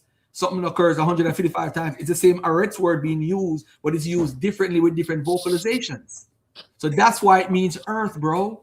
You don't know more than the experts. You don't know more than the expert. You see, that's why I went to the translations in different versions to show you that you know what you're talking about, but you don't know more than the experts. But Garfield, we don't have an issue. We don't have an issue with it saying Earth. The issue is you're trying to say the entire planet Earth. You're trying to say the entire, and we don't interpret it that way because nature shows you that, history shows you that God clearly didn't flood the whole Earth. Why? Because how did all these animals exist? No, you're being a hypocrite. You know why you're being a hypocrite? Why I stopped you? Because you I know said why. earlier that you go by the Bible. And Right. you don't hold to the whole Bible. So Right. you can't say what you're saying. You're being Right. a hypocrite to don't go win by an the argument. That's what you're doing. I don't go by that. I go by the information that's on in context. And it's go ahead, Alex. If you can just, I'm going to share my screen. You can see the question here that I posted, and you can see what the answer is. Go ahead and share it, my brother. Here, share. Let's just do the one screen. By the way, I'm not a hypocrite. I'm going to address that later. Let's see. Is that Claude? Okay, cool. So the question I asked, I'm just trying to be as neutral as possible. The question, you can see it here, was what does olam mean in Hebrew? I misspelled it. In Paleo Hebrew, based on the most reputable sources. That's the question. So I'm not trying to skew it or anything like Brother, that. Paleo Hebrew? Brother, come on. You screwed the question already by saying Paleo Hebrew. Brother, You want me to nobody take that knows. out? Let Let's him take finish. that out. Please take out No, no, Paleo let's- Hebrew. Yeah, let's please take that take out but please, Paleo. please, Let him please Please don't take out interrupt me anymore. Paleo Hebrew. Finish. All right, cool. But just Finish, please bro. don't interrupt me anymore because the finish. answer's Let him not finish. going to change. Okay? The answer's not going to change. So now you got it the way you want it. Okay? So this is the most reputable sources. The word derives from meaning to hide or to conceal. So we're already, you see the direction we're going. Mhm. So That has nothing to do with land. At all. I was waiting for King J to post any source that says that. okay, so long duration, antiquity, or futurity, eternity, always, it never has, it's all about time. That's why when they say the world to come, they're talking about the future, a future age, not a future time, a future dispensation, not a land. Your translation, translating that word into world, is wrong, is what I'm trying to tell you. The problem is not with the word olam. The problem is with whatever's translating it to world instead of eternity. That's my point. So I'm reading here on my thing, right? And it does a comparison chart, right? It says Olam, Ares, and Adama, right? Okay. Translation for Olam, world/universe. Put it up there. Translation for Eret, earth/land. Translation for Adama, ground/soil. So what's the confusion? So clearly here where it says Eret, it can be the earth/the land. Okay. So it does not mean world in this instance. Correct, and he's It 100% right. literally says Eretz, earth/land, the physical planet or a specific territory. That's what it And says. let me get in here just real quick because someone's calling me a hypocrite, and I have to dispel that lie. I am not a hypocrite because the land where you stand is the earth. Where you stand is the earth. So technically, I am not a hypocrite. All we're saying is that the land, the amount of earth that was flooded was not the entire world. Nope, and not at that all. word for world in the Hebrew, what you wanted to say is tabel. So the next question would be, what is the difference between Aretz and tabel? And then my third gripe that I have, or my third reason of evidence that it wasn't the whole earth, is because if the flood really did happen in real life, then you would have to explain all the living creatures and all of the vegetation on this side of the world. So the fact that these animals exist on this side of the world is evidence that God did not flood the entire planet. Therefore, in Genesis, it's only speaking about the modern Aret, the modern earth, where the inhabited earth, where humans were. So that's No, a bomb. They can't be a modern world because where there's in other words, you're saying there's an other world. There's no. I did other not world. say that. I said that the inhabited earth. You finish your point. Let somebody else Stop speak. lying on me then. Every time you come on the show, you do that. I don't know why Stop you do lying that. on me. You have a superior complex that makes you look stupid all I the just time. don't want you to lie on my name. Let me say what I'm going to say. If you're saying that the current world, so you're saying there was a world that pre-existed. That's what you're saying. So when it says earth, we're talking about the earth that God made in Genesis, the first chapter. So that's the world we're talking about. We're not talking about no other world because the Genesis is not saying anything. You're adding on to the Bible that you claim that I would add on, and then you're saying about referring to history would contradict it. Now, when I bring up this, you saying that you don't support this because this You have contradicts. misrepresented my stance the entire time. Bro. You're lying on me. Talking, man. So let me lie and then correct me when I'm done. How about that? I said to you, if that's the case, why did the pyramids, because according to Genesis 6, the entire world was flooded at the time. And the pyramids and the ancient Near East would be in that world, if that's your saying. And I don't want you to feel like I totally disagree with what you're saying, because I have a whole presentation that deals with the whole thing about the whole world and all that stuff. I actually do have it. As a matter of fact, I'm about to show it right now on the screen.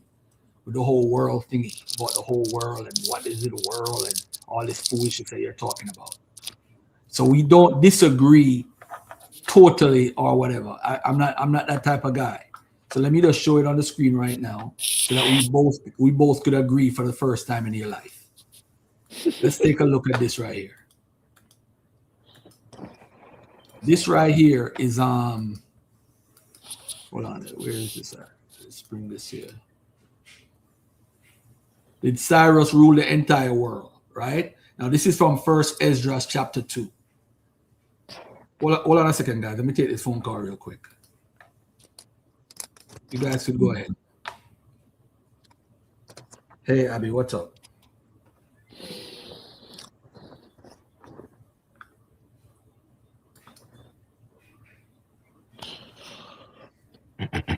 Right. Verbally, just shut out fire. Yeah, fire. Just shut out fire.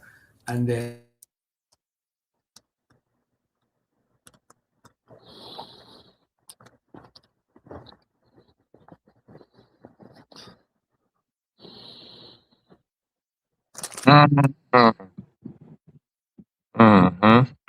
It says in the context of Genesis 1, the word is used to describe the physical material of the world and dry land, as opposed to the heavens, the sky or the atmosphere, and the sea. In the creation narrative, this text is describing the physical construction of the habitat for life. Genesis 1 through 10 explicitly defines the word, and God called the dry land Eretz. And God called the dry land earth. So I don't understand why it's a problem understanding that the word Eretz is just simply referencing to the dry land, not the entire global world. okay, let me get back to this carefully here because I made an error with this presentation right here. Right?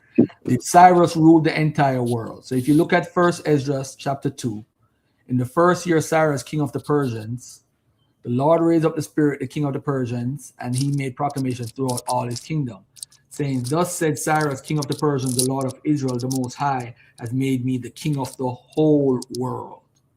Now, the whole world don't include the United States of America. It don't include South Africa, West Africa, Central Africa. It don't include it, but it says the king of the whole world. It's just like our four corners. Now, this year I made an error. In Isaiah 11, it actually means the entire world.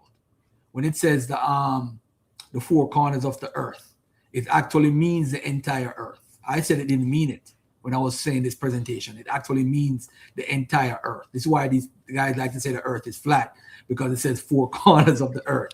So people say the earth is flat because of that statement. But the four corners was an idiom used in the ancient Near East. It's an idiom that was used because if you look at the Babylonians, there was king of the four corners in the Akkadian Empire, king of the four corners, king of the four corners, king of the four corners, king of the four corners. Then notice this, the entire world for them is right here. Amaru, Sabar to Akkad, Elam. That was the entire world for the ancient Sumerians and Akkadians. Right. That's their whole world or earth should not be taken literally. All right. Just wanted to make that point for homeboy who actually would agree with what I'm saying. So when we I say mean, I do agree, but you're trying to say that when it says the earth, because what you're doing is you're trying to disprove the Bible by saying, well, the Bible says it's a literal, that it's the whole earth. Therefore, the Bible is not true. It's not real. And that's not what we're saying. All we're saying is that I'm not listening to that because I never said none of that. That's Yeah, he garbage. didn't. I ain't even for Garfield, and he didn't say none of that. I never said nothing like that. That is just absolutely just straight up lying. Yeah, that's true. Go ahead, King J. You want to say something, King J. or Ben? Yeah, just real quick. I was following what you where you was at in Isaiah 11, and it says, "And he shall smite the earth Arzareth with his rod, with the rod of his mouth." It says, uh, it actually mentions the word the brother referred to as tabel. It says tabel actually specifically refers to the parts of the earth where the people lived and grew crops. It doesn't refer to the actual, entire globe. So I mean, I don't have a problem with the Eretz. I mean, like I don't see it as a global flood, for sure. Especially with the point the brother brought up earlier in regards to if they're deriving it from the Mesopotamia, Enuma Elise, which was a local flood story, then that would just be the context of what it is. A local flood story, actually, just particularly in Mesopotamia, in Turkey. When we see they get off in Turkey is right next to Urfa. I mean, so it just makes sense to me that they're particularly talking about a specific land in regard to Eretz, a habitable location, opposed to the entire global world that they had no knowledge of. Okay, so This is another word that's been Griffin vulture. What happened I ain't is got no word in. translated Boy, they as just back to eagle. back talking. Boy. It's translated as eagle in the Bible, right? But what happened is a lot of people they use this to say, hey, the eagle is a sign of America. But the word was actually a griffin, the animal was actually a griffin vulture and not eagle. And the reason why they use eagle is because eagle is something that's modern, that they're familiar with. People nowadays are not familiar with a griffin vulture. It was something that was in the ancient Near East. So the biblical Nesher is the griffin vulture. Both the biblical Nesher and ornithological griffin are known for their bald head, enormous wingspan, effortless flight, cliff nesting, devoted nurturing, rapid descent, and group feasting on carrion. From biblical times until the industrial age, griffins have been ubiquitous in the Middle East, but absent in Northern Europe or the Americas. However, eagles commonly resided in Northern Europe, but are uncommon residents or pass-through migrants in the Middle East. Through millennia, when Northern Europeans saw translations for biblical plant and animal names, they sometimes replaced Middle Eastern meanings with recognizable Northern European ones. So the Nesher became known as the eagle to many Northern Europeans and North Americans. However, recent Hebrew-speaking ornithologists concur that the Nesher is the griffin. This distinction becomes important when gleaning nuances from biblical metaphors, clarifying kosher dietary regulations, and discerning genealogical connections among raptors. Eagles were not common in the ancient Near East. So when they say, oh, wherever the eagles are gathered, they like to use this verse. The Lord shall bring a nation against thee from far, from the end of the earth, as swift as the eagle flieth. So when we see the eagle of America and the eagle of Rome, we're saying, yeah, the prophecy came true because the eagle is America. No, it's actually a griffin vulture. It's not even an eagle. But hey, I rest my case. Okay, so I think I realized what I stumbled up on here when I got in here.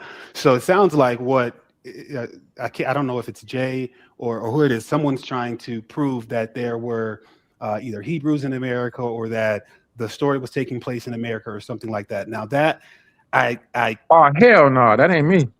Okay, well, what I don't know anything about none of that, right? Hell no.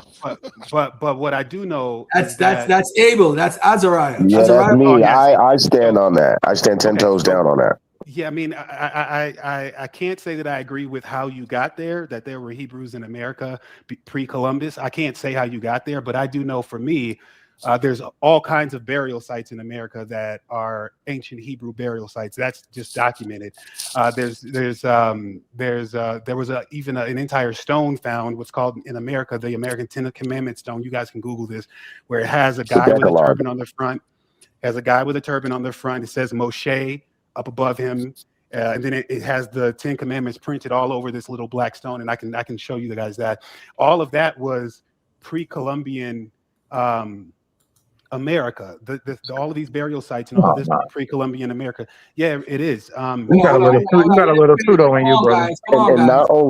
Come on, guys. You got to let him finish, man. Whether we agree or not. I don't agree with one word he's saying. But right. We're going to talk about it. It's fine. And then the thing about that is prior to 1492, there were no Mizrahi, Sephardic, or European Jews in America. No documented evidence of any Mizrahi, Sephardic, or European Jews in America, but there are sites that have been dug up that are proven to be pre-Columbian, and I can go ahead and pull that up. And not only that, I just want to chime in. Let me chime in because I agree with him. Hold on, Abel, hold on. Alex, are you finished, brother? I'm done. Yeah, I'm done. All right. Now let's look at the Los Lunas stone for an example. I'm gonna show my brother Alex say, I agree Los Lunas is a Hebrew writing. Now, as far as dating it, it's using something that's called the caret.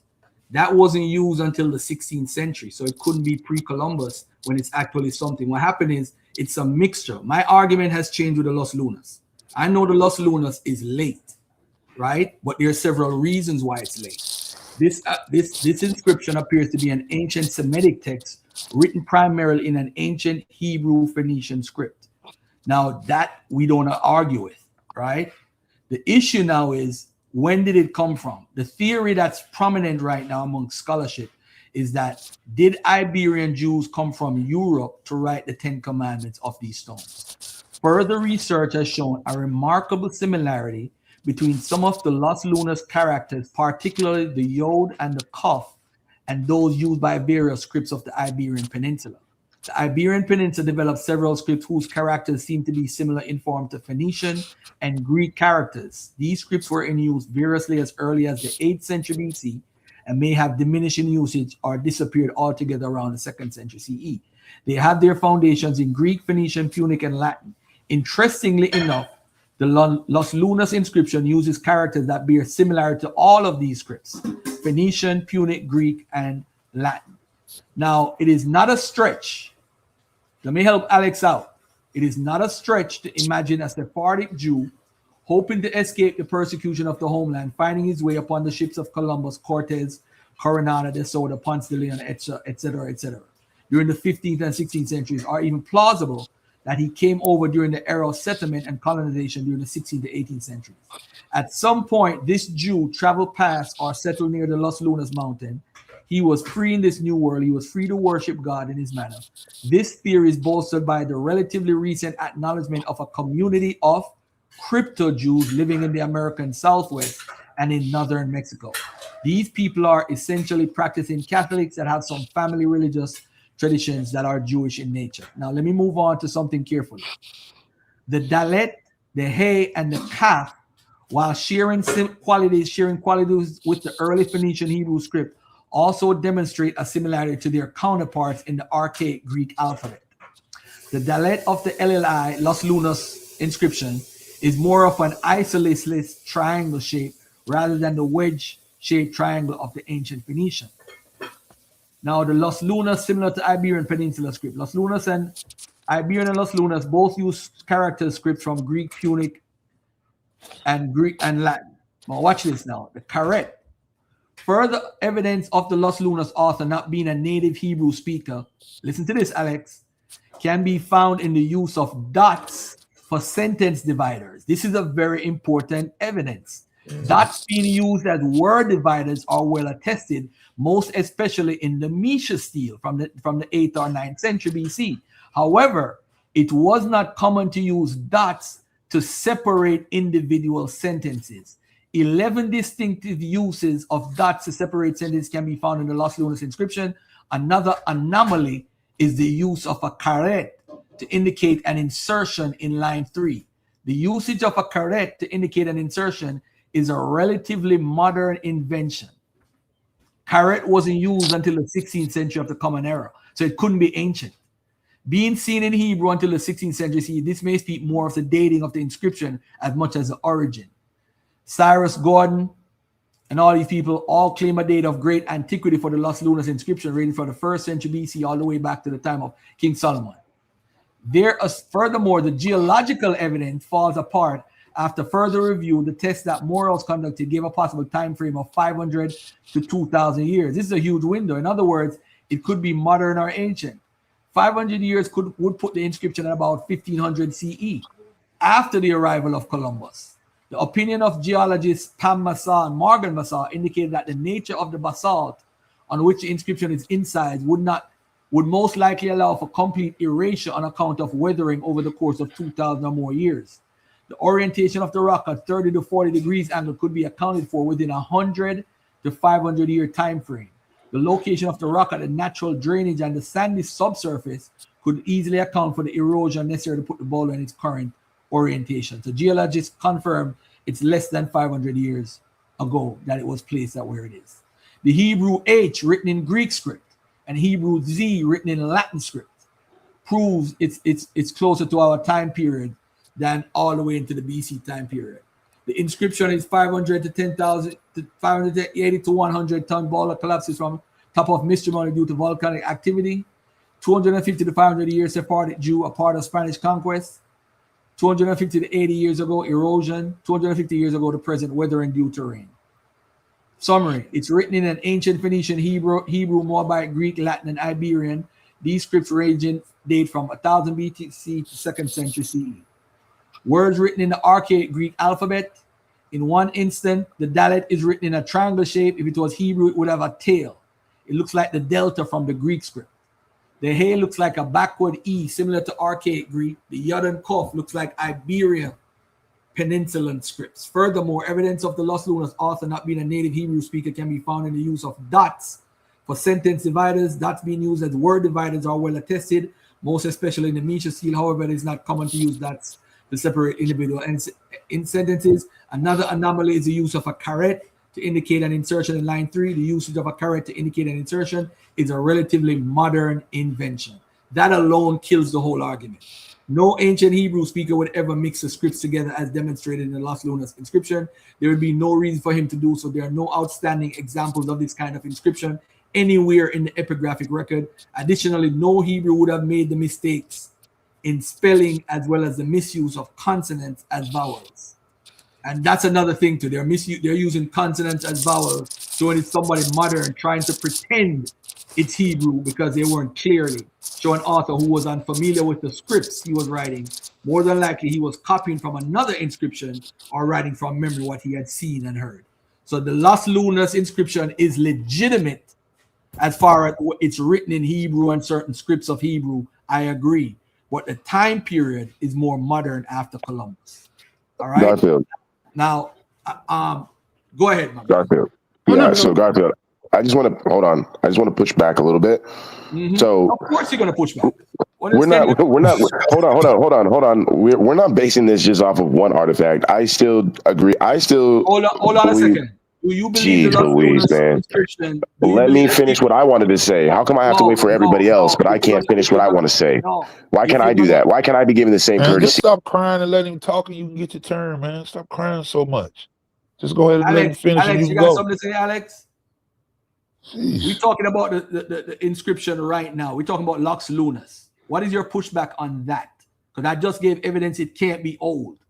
So if you have evidence that it's old, provide the evidence. That's what we're talking about right now. All you've proven, all you said was that it's been theorized that a Sephardic Jew during the time of Columbus migrated. This guy is a liar, yo. He said all you've said is that I said, no, I've talked about the caret and the actual script. The caret was not used until modern time after Columbus. That's a dagger. Yeah, I agree with you on this point. If you can't admit to that, we don't need to have this conversation. You just want to believe any crap to make you feel good as a human. I ain't got time for that. If you got pushback on what I presented, bring the presentation with the scholarship. I ain't got time for jibby jab stuff. That's useless. I didn't get to. Why you I get didn't even get beat to up every finish. time you come on here? You get beat up because you I don't didn't have even get to information. finish.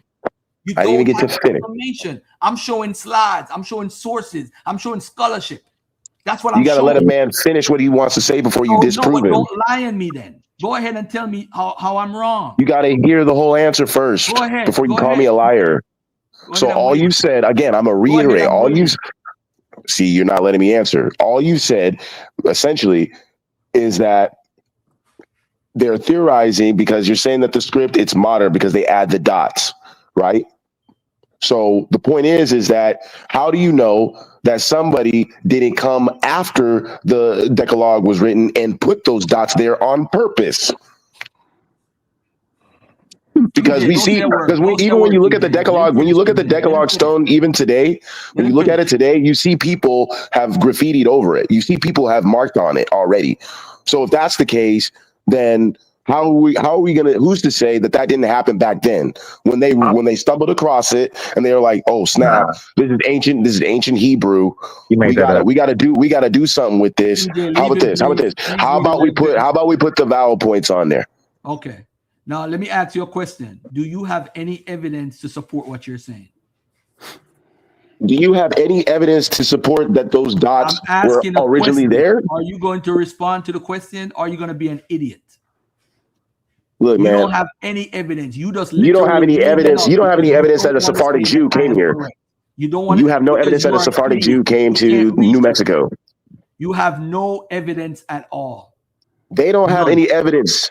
You don't They have don't have any evidence. evidence. We're going with what we have, my brother. We have the You know what evidence we of the have? You know gentleman what we who have? This is what we have. We have we have the images of when the person who found it legitimately took pictures of it. That's what we have. What do you have? pictures of it, took pictures of it. And when did pictures, where that was created? The 1800s, the late 1800s? Come on, man, get out of here. The point All right, is that we hold on a do have second. Hold evidence. on 1 second. Listen to what you just said, right? 1860. I'm gonna ask you a question. Hold on, King J. When the pictures that you have of it, when was it taken? I'm not dealing with no pictures, man. So how would you know there's something there if there's no pictures, brother? It's called writing. It's called writings. Okay, It's when called was the writings. first writing? So hold on. We have When was evidence. the first person to write about it? Look, Garfield, you're gonna have to deal with this. You're gonna have to deal with this. The fact is that you act like that's the only artifact. There's hundreds and We're not thousands of talking about artifacts. anything. We have tons of artifacts. I'm talking And we about have, and that guess what? And writing. guess what? That's You what have I'm to talking, my explain. brother. You I'm would talking have to about explain that why writing. is there about the Assyrian? Decalogue. They're talking Why about the is there? Decalogue. Why is there that Assyrian? right now. That's what we're Why is talking there? about. Why is there Assyrian artifacts found in We're South not talking America? about Assyrian. We're Oh, now you're talking moving the about goalposts. that We're moving stone. goalposts, Abel. We're talking about that stone. You Yeah, all over the place. This is what yeah. you do. Every time you get backed in a corner, you run all over the place like an idiot. Like I Bugs gave Bunny. you my You're running away answer. from My Elmer answer Fudd. was the dots. I'm Elmer I Fudd and you Bugs Bunny. You running away. I got the gun right at your head and you no. run. You run it. I have addressed your question, and I said that those dots. When was the first time it was written about the lost lunar stones? When? 1860. What you expect me to have? You expect me to Don't have say that off the nothing, top of King my J. head? I want him to answer. Go ahead and tell You us. want? Okay, you expect me to have that off the top of my head? Because you're defending this. Come on, bro. Come on, bro. You're Come on, saying bro. that I am wrong because somebody could have forged this or did this or did that. That's what Is you're that saying. true? Is it true? Could it have been forged? Yes or no? I don't know. I don't have any. It's already forged. Somebody already wrote this stuff down anyway and made it up. So of course it's already written by somebody. Okay, so then you're proving my point that it's forged. You're saying that it's forged. So therefore, all I'm saying is that those dots, if you're saying that it could be forged and it is forged, all I'm saying is, well, yes, that is true. The only thing that is forged are those dots. You are incoherent, bro. No, that don't even make sense, brother. You gotta stop. You gotta stop. We ain't, come on, Garfield. I'm gonna show y'all something right now, right? Yeah, Abel. Look at this right here. Look at this. I want y'all to look at this. But Alex believes this crazy stuff too. No, Alex believes it, but he has never had a conversation with somebody like me. Yeah. So I don't know. But if we Alex have hundreds of artifacts. That's up to Alex. Alex is his own man. I can't tell Alex what to believe or what to hold. He probably believes the evidence exists. I don't believe it. I don't see it. But Alex can't believe whatever he wants. That's not my issue. I don't see it either. I mean, I don't. What I saw from the Los Lunas stone just now, I'm like, does cast a lot of doubt on that particular that particular thing in certain ways. You know, Mhm. if there's things that are I agree. included that were not even ever written down until after Columbus. I mean, I don't care if it's just one thing. It could be one thing, as long as it's one thing that is most definitely only found post Columbus. Then it's just like Los Lunas is. You got to take that one off the board. Well, Alexa, real quick, just to respond, because you brought up the Decalogue stone, right? So I'm reading this here. It says David Wyrick in 1860. It says this. No. It says, We're not going to talk about that yet. We're not going to talk about that. I respect, We're gonna do I that respect next. that, Alex. But hold I on. respect We're going to do something different, right? Right on, Now, the brother. brother said, how comes we don't know they didn't do X, Y, and Z, right? Which is a legitimate question for doubters when information is put forward. Now, this is from the Encyclopedia of Dubious Archaeology, From Atlantis to Walem Alum, by Kenneth L. Feder, right? Now, for those who don't know, we're going to talk about the Bat Creek Stone, because that's another one that's brought forward, right?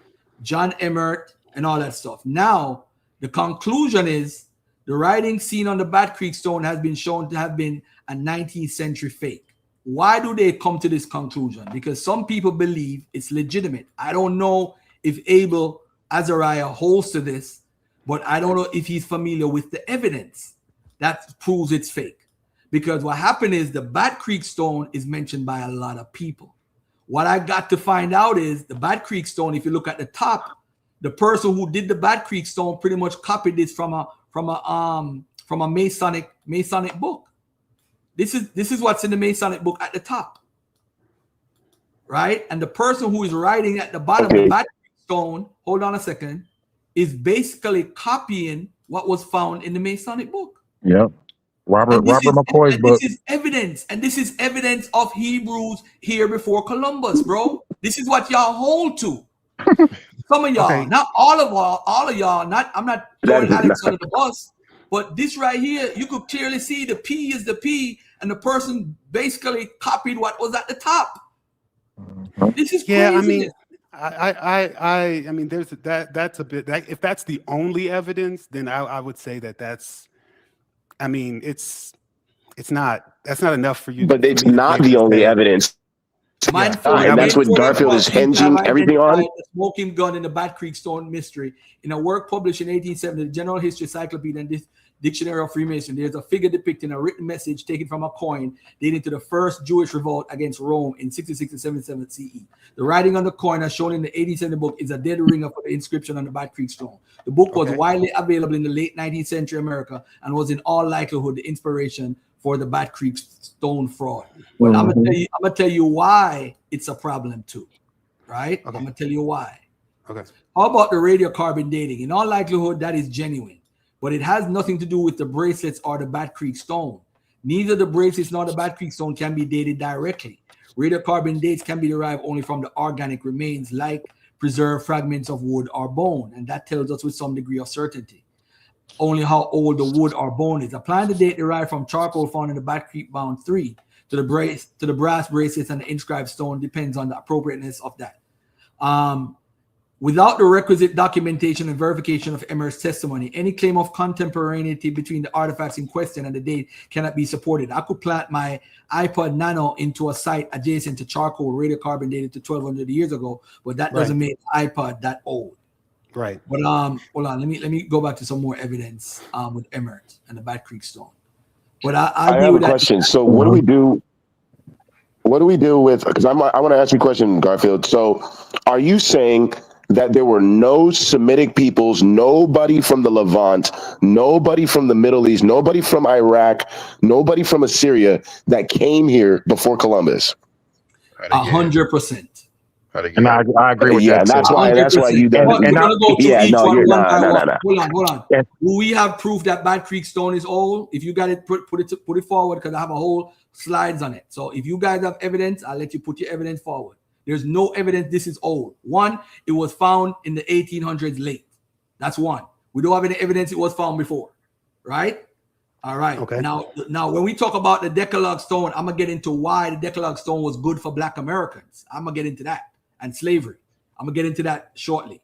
But I want to. Why are you only dealing with two artifacts? Why are you only dealing with two? Hold on. Hold on. Time out. Who said I'm only dealing with two? Who said? Okay, you realize that there's Hold on. thousands, I'm gonna ask right? you a question. I'm asking you a question. Who said I'm only dealing with 2? Garfield just posted 2 sources. You didn't post Only thing nothing we've ever yet. been talking You're saying about the it's whole thousands. time.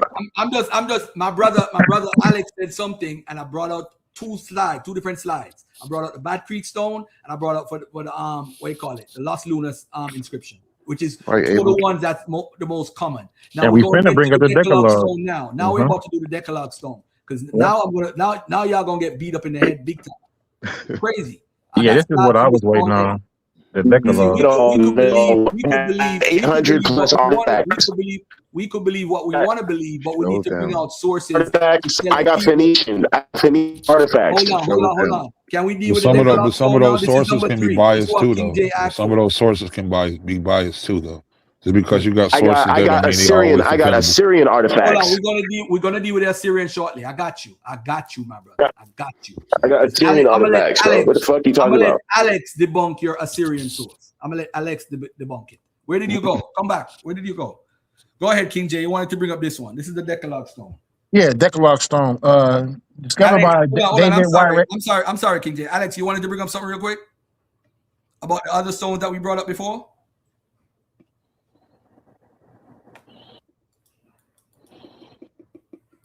Yeah, go ahead with that, bro. All right, for sure. The Decalogue Stone, discovered by David Wyrick in 1860, is a fascinating piece of American history, but mainstream archaeologists and linguists have classified it as a 19th century hoax. The hoax theory isn't based on a hunch; it's based on acronism. Things are placed out of time. One of the most damaging pieces of evidence itself is linguistic acronisms. The script, the stone features a strange, blocky version of Hebrew. While proponents argue it was an ancient variation, linguistics pointed out that it looks like a 19th century person trying to stylize modern Hebrew to look ancient. Post-biblical grammar, the text includes grammatical structures and shorthand versions of the Ten Commandments that didn't exist in the era the stone supposedly dates to. Punctuation. Some linguistic expert noted that while the way the text is laid out, it mimics 19th century printed Bibles rather than ancient stone inscriptions. The Keystone predecessor. Before Wyrick found the Decalogue Stone, he founded the Keystone. He found the Keystone in a nearby mound. The Keystone featured modern Hebrew characters, the kind used in newspapers and prayer books in the 1800s. When critics pointed that out, the Decalogue Stone miraculously appeared months later. It goes on to just say, after he died, a Hebrew Bible was found in his possessions that contained the exact same condensed version of the Ten Commandments found on the stone. It says most historians believe Wyrick was either the hoaxer himself, desperate to prove his theories, or a victim of someone else who planted the stones for him to find. So that's what they say about that. All right, Arzareth, do you have I a just want to response point to out that? that that's just dissent, though. Like what you just said, and no, not to say whether I, agree or not. But if I'm just sitting back, being an intellectual person who's thinking for myself, and somebody tells me they found this stone in a proven, managed Smithsonian site, and the only thing you have to say is like adjacent stuff. It's not necessarily just like, oh, let's cast doubt on Not this person's necessarily character. But they didn't find it It's in not the necessarily Hold on, King J. King J, hold on a second. Alex, hold on 1 second. Now, Arzareth, do you agree that the New York Holy Stones is legitimate? The I'm new not saying what? that they're legitimate. I'm saying that wasn't enough proof for Proof. Yeah, I got you, Alex. I got you. And that's that's a legitimate concern, because what King J read is, although I agree with it, I actually understand where you're coming from. Now, the truth of the matter is, I'm going to add more to it when I speak, but the truth of the matter is, Wyrick literally made it up, and there's pretty much admission there. Now, with him, he actually made another one because it's 2 stones. I don't know if you're familiar with this. Exactly. He actually remade the stones to answer what the dissent was against the first stone. The first one. Mhm. So The first one he found was the but Keystone. he remade them to answer all the questions for the second one. So it was completely illegitimate. But I'm gonna break it down differently to say how beneficial it was to African American short. I did this a couple weeks ago.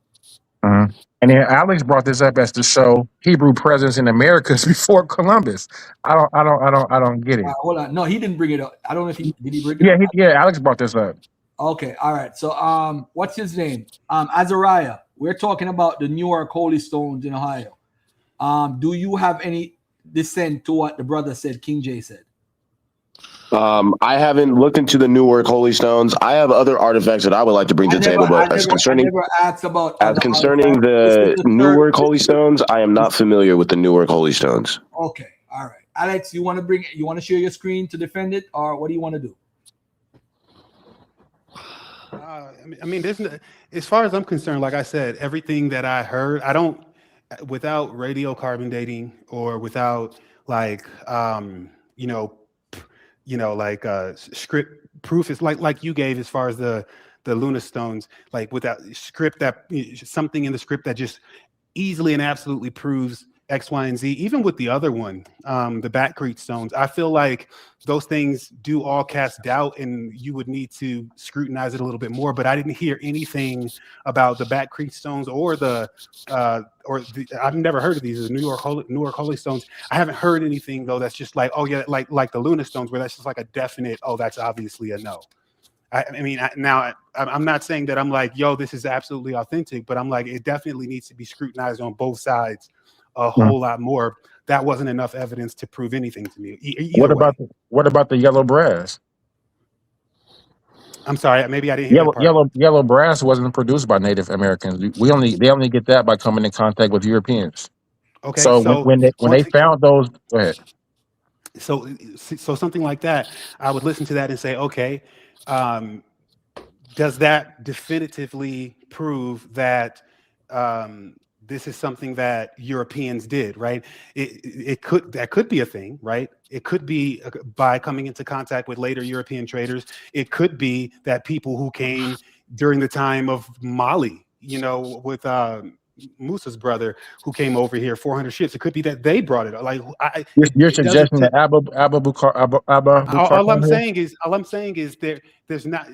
To see something like that and immediately jump to there is only one conclusion and it has to be European is just not necessarily, to me, it's not scrutinizing the situation enough. I would need to actually. Let me do this. King J, go ahead, make your point. No, I just said that's a good point. That's fair. About the brass stuff. That's a very good point. I never thought about that. But I mean, that doesn't really work because it's like we see multiple contacts from the Eastern Hemisphere before Columbus.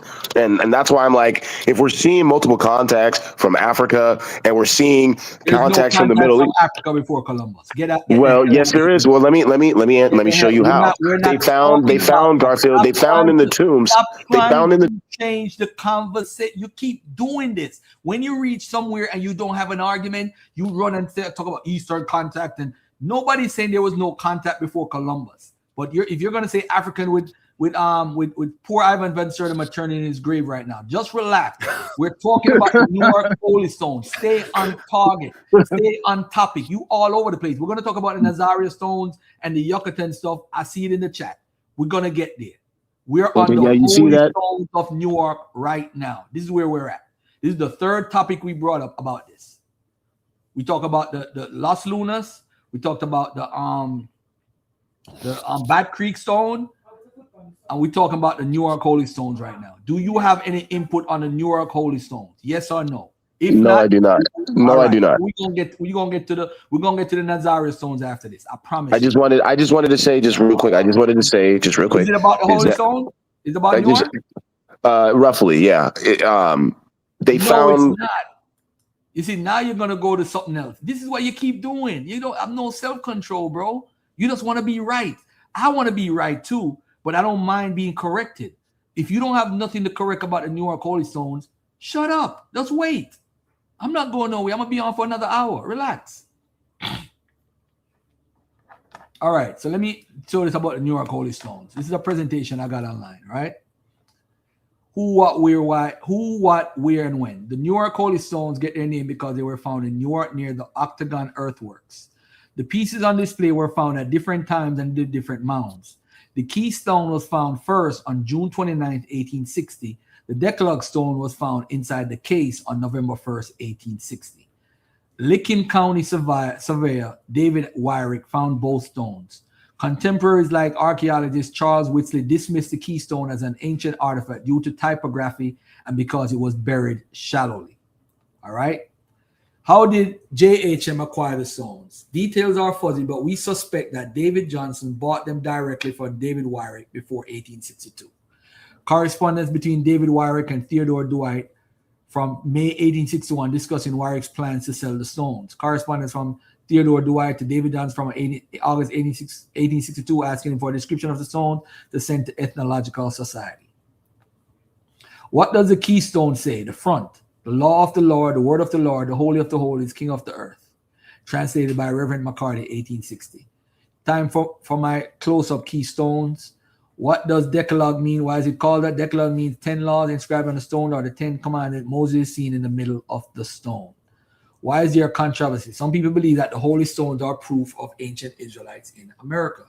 This is believed because of the Hebrew writing on the stones and because they were found near burial sites at the New York earthworks.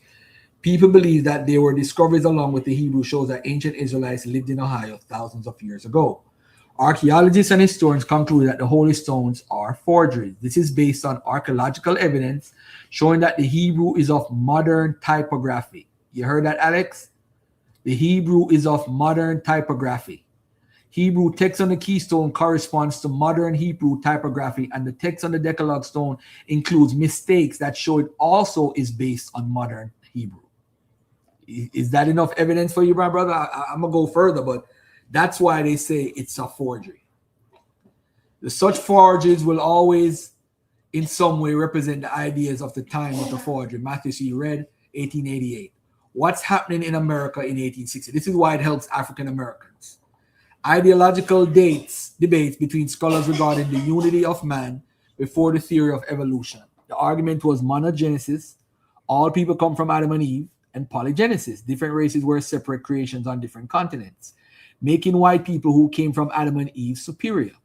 High tensions about slavery directly related to these ideological debates. Question of whether African blacks could justifiably and righteously be enslaved.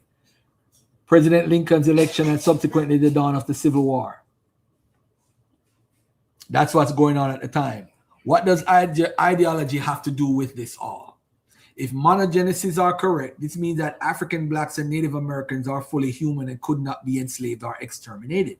Finding an ancient Hebrew artifact within an ancient Native American burial mound means that the Native American would have known about Moses and the Bible, thus providing proof that they originated from Adam and Eve. If Native Americans were fully human, so were African blacks, therefore slavery is immoral and goes against God. Why would someone forge the holy stones? The holy stones were forged as an attempt to provide scientific support for monogenesis. If monogenesis was proven to be true, then support for slavery would decline. It might even be abolished without the need for a bloody civil war. The discovery of the Decalogue stone was carefully timed to coincide with Abraham Lincoln's controversial election. It was meant to sway the minds and votes of those on the fence. Evidence of forgery. It was found in a shallow hole. Hebrew used is modern 1800s typography. You see, that's very important. Let me repeat that. Hebrew used is modern 1800s typography. The shape is more closely associated with Masonic artifacts, not ancient Native American artifacts. Even contemporaries believed it was either a modern artifact or a fraud. William Bickham from the Cincinnati Daily Commercial, July 10, 1860, it was quite possible and even probable that the stone may have been expressly prepared, inscribed, and deposited by some facetious fellow to furnish sport for him at public expense. Evidence of forgery. Wyrick had already found one holy stone a few months back, and many people found it to be very suspect. It seemed to be a better forgery that took the critiques of the keystone into account. This stone was found beneath a small burial mound that had been buried under a 40-foot tall stone mound. Ancient Hebrew typography, but it was written with some mistakes. The ancient-looking typography was created by someone with knowledge of modern Hebrew, but the carver, who likely knew no Hebrew at all, made mistakes as he engraved the text into the stone. Who forged the stone? We do not know for sure, and we likely never will. Key suspects. Reverend McCarty knew Hebrew needed to perpetrate fraud and translated stones once found. Local dentist John Nicole would have had tools to inscribe stone, kept urging Wyrick to dig instead of giving up and excavating elsewhere. Fabricated 2 additional holy stones and Hebrew letters engraved on these now missing stones consists of his initials JHN transliterated into Hebrew. Wow. Yeah, man. Yeah, man. See, one thing, this is the thing that gets me a lot of times, because you have the original like discovery or whatever it is, and the claims made by that person, and then you have the dissenting views that come out like this and say, like it was, for instance, you said it was an 1800s writing style. The way that they came to that conclusion that it was an 1800s writing style wasn't because they analyzed the writing style itself. They actually used a different source where another guy was trying to show what Paleo Hebrew would look like. And they said, see, this guy in the 1800s who's trying to show what Paleo Hebrew looks like, which is obviously way older than the 1800s, is showing a style that looks similar to this writing. So it doesn't actually mean it's an 1800s writing style. It means that it's actually Paleo Hebrew, but it looks similar to a Masonic book that's also showing Paleo Hebrew. That's not really the same thing. And that's why I feel like all of these things need to be not to try to prove anybody's point by any means. I'm just saying every single thing that is written about it, the claims need to be contested, and then the contestation needs to be contested, just to make sure that the way you came to that conclusion isn't biased as well. Like in this case, it is pretty biased saying it's an 1800s writing style when it's actually a Paleo Hebrew writing style that is being matched to something from the 1800s. That's not really honest. And that's why I think people can get confused and start to get entrenched in their positions, because when you start to analyze and critique all of it, none of it really sounds too damn honest to me. Arguments for it or against it don't really sound that honest. And you know what? In Garfield, hold on. Alex, you done lost your mind. Is this Paleo Hebrew? Look at the screen. You done lost your damn mind, bro. You must be talking. You think you're talking to an idiot? No, that's obviously not Paleo Hebrew. Okay, then. So this is one of the evidences. So why would you say that? This is one of the keystones. I understand that, about, and that's why I said I'm not sure. That's why I'm looking at it, and I can't say yes, I agree with this. This makes sense to me. I'm not saying that. What I'm saying, that's not what I'm saying. They did a whole. Listen, that's not the scholars. This actual report is actually from an actual presentation, and I actually took it from the presentation. But this is what I'm gonna say to you. When you look at the actual evidence in this situation, this is different than the Bat Creek Stone. This is fake Hebrew, bro. This is not. And I'm not what you're talking about with the keystone. With the keystone, this is obviously fake. This is fake.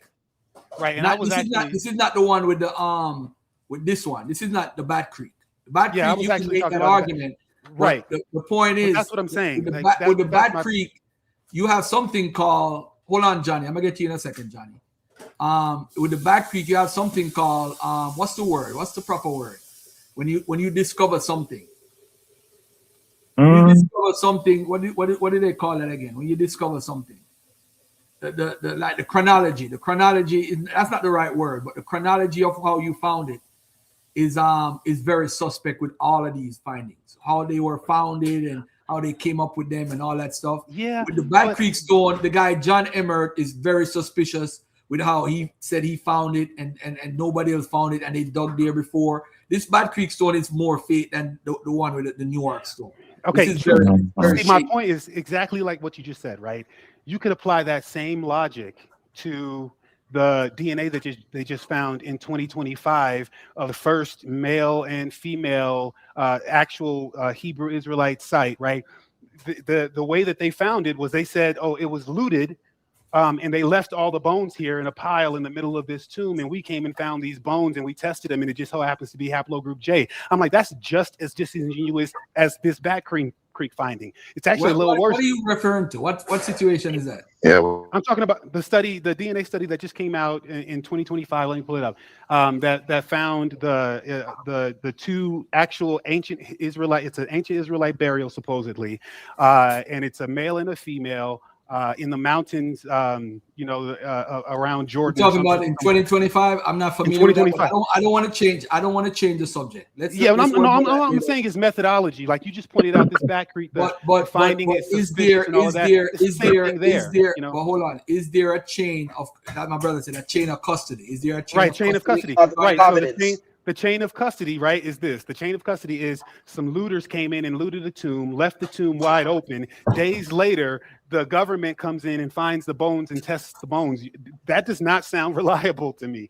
It was sitting there open. But is there, if there's a chain of custody with the scientific, the Backcreek stones is Smithsonian. Hold on. If there's a chain of custody, who am I or you to say who is right or wrong? Because with this here, the chain of custody with the Backcreek stone. Hold on, the chain of custody. Have you ever read the story of the chain of custody? No, I haven't. What you just told me is that the way he found it in a shallow. Alex, you're not being fair to what you're saying, though. You're not holding to your whole standard because you're saying that the chain of custody sounds fake. Pat. It does in both cases. That's what I'm saying. So how do we determine which ones we take seriously and which ones we don't? All right, let me ask you this: are you familiar with the chain of custody with the Backcreek stone?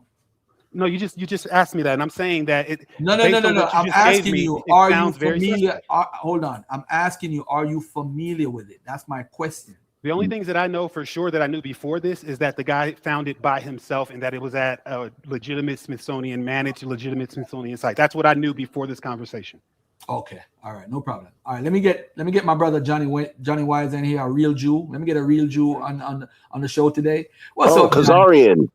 Hey, my wife said providence is the other term, the more technical term for the chain of custody. Right, the provenance. Right, that's the term I was looking for. If there, what is the provenance to all of it? So that's I look into that, my brother. And my only point is, Alex, have you ever looked up Solatreo, the script from Ladino? Alex, you heard the question? I'm sorry, that question was for me once again. Give it to me. Yeah, that's why I used your name. Have you heard of Solatreo? Oh man, I'm not about to get disrespectful, man. No, I haven't. No. Nobody's saying you're getting disrespectful. For what? No. I'm just saying, like the little comment he made. That's why I used your name. I didn't hear you. It doesn't matter if you use my name. Don't talk to me like that. I'd appreciate it. Yeah, Esau. Oh man. You know what Solatreo? Just call me. No, give me. I'm open. Give me the information, man. But just don't. I just asked you a question. No, I don't. And I know I don't. So that's maybe you should look at that before you start talking about this subject. You know what the script is? Do you know what it was used for? The Ladino script? The Solatreo. Oh, Solatreo. No, I don't. Tell me. I mean, I don't need to. I just more proof. Okay. Oh, all right. That was my only point. Never mind. I'm okay. This is arrogant. See, this is Esau right here. The pride of thine heart hath deceived thee. Stop the foolishness about Esau. How you calling him Esau? How you know? Get out of here, man, about Esau. You ain't got no damn sense about Esau. And I don't know why you guys get sensitive when somebody who's not from your culture comes on. It just shows how your doctrine and how your mindset is already. It also shows sorry, Garfield, but it also shows a really big misunderstanding of those stories and what the story of Esau means.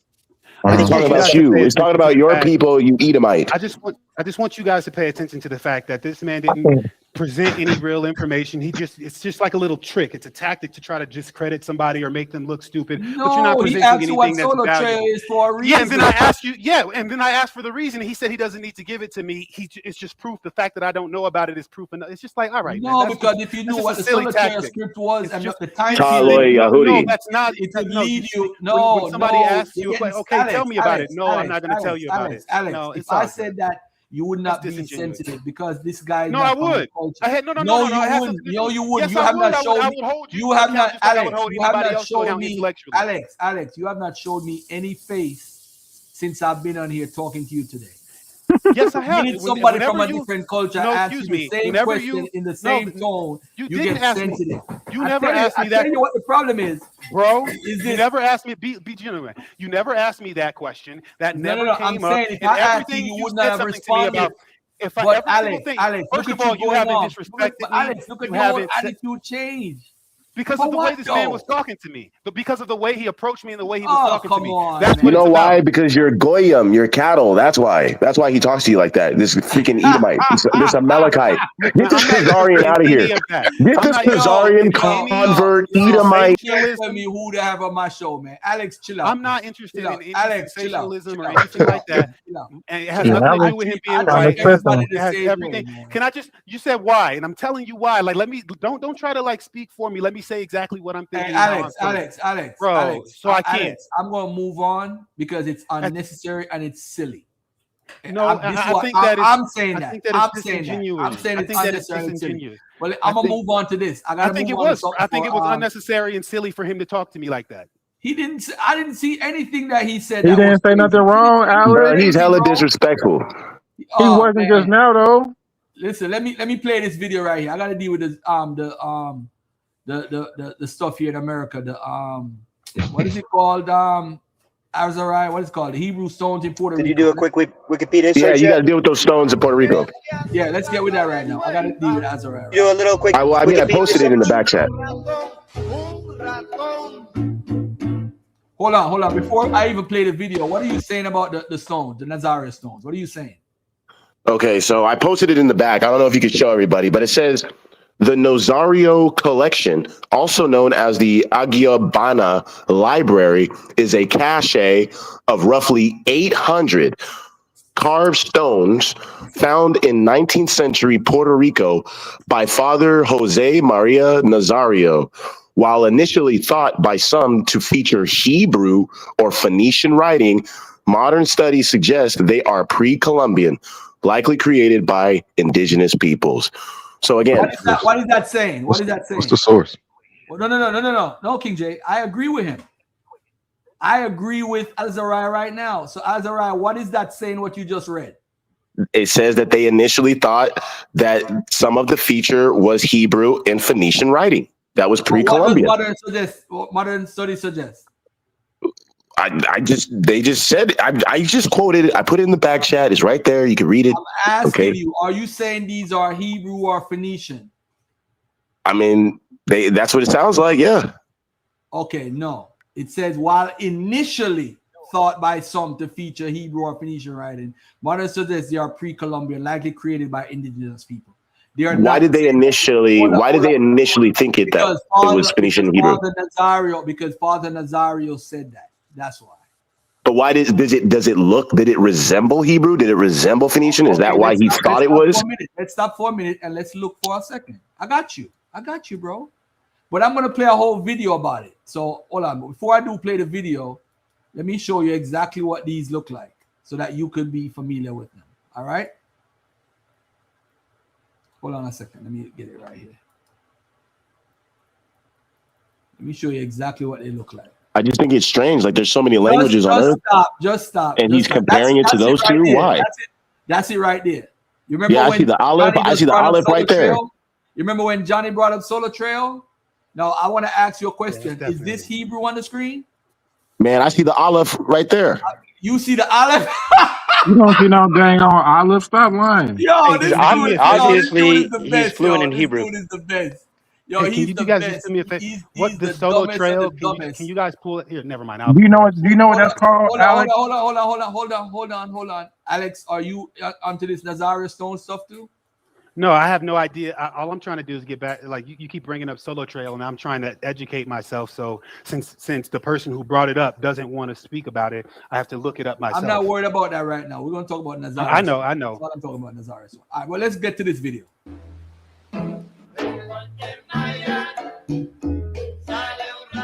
What do you do with the 800 stones that was found and authenticated inside of Puerto Rico, stating that not only... Listen to Katazala. He said the 800 stones was authenticated. This guy is a liar. Look at this guy. Yeah, he made that up. Yeah, he made that up. Look at this guy.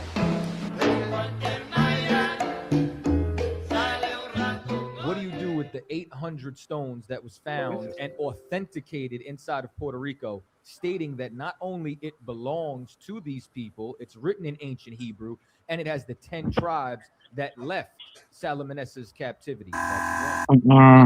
Okay, so I would challenge what you believe is some Hebrew. So you mentioned the stones in broke up in Puerto Rico, the 800 stones. You just broke up. It's never been verified that it was Hebrew.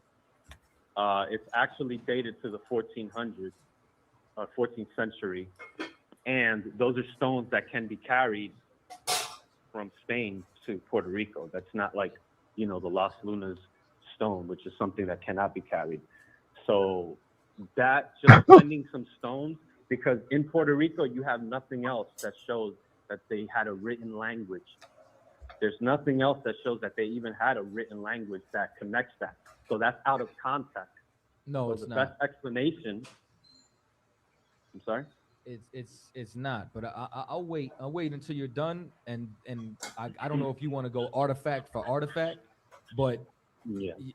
Like the problem is that you haven't done your history on the stones. I don't know if you're on Wikipedia. I've done thorough I research actually on have. it. You haven't, but go ahead. I have done it. It doesn't say that it's Hebrew. They thought it was Phoenician, and now they're saying that it's not even that. I looked at the Miami Herald report on it. There's the Sun report on it, and it doesn't say that it's connected to the Puerto Ricans or the Taínos. There's nothing else in that island that would confirm that, like in a cave or something, where you can't move it from Spain over. So you can say, okay, they had this written language here. It doesn't say it was Hebrew from what I read. And then it dates it to the 14th century, which is really close to when the Spanish started coming there. Where did they find the stones? Say that again? Where did they find the stones? According to Father Nazario, his account, he said he got it from a woman that said these are healing stones. Okay, and she got the so it was stones found from in where? Puerto Rico.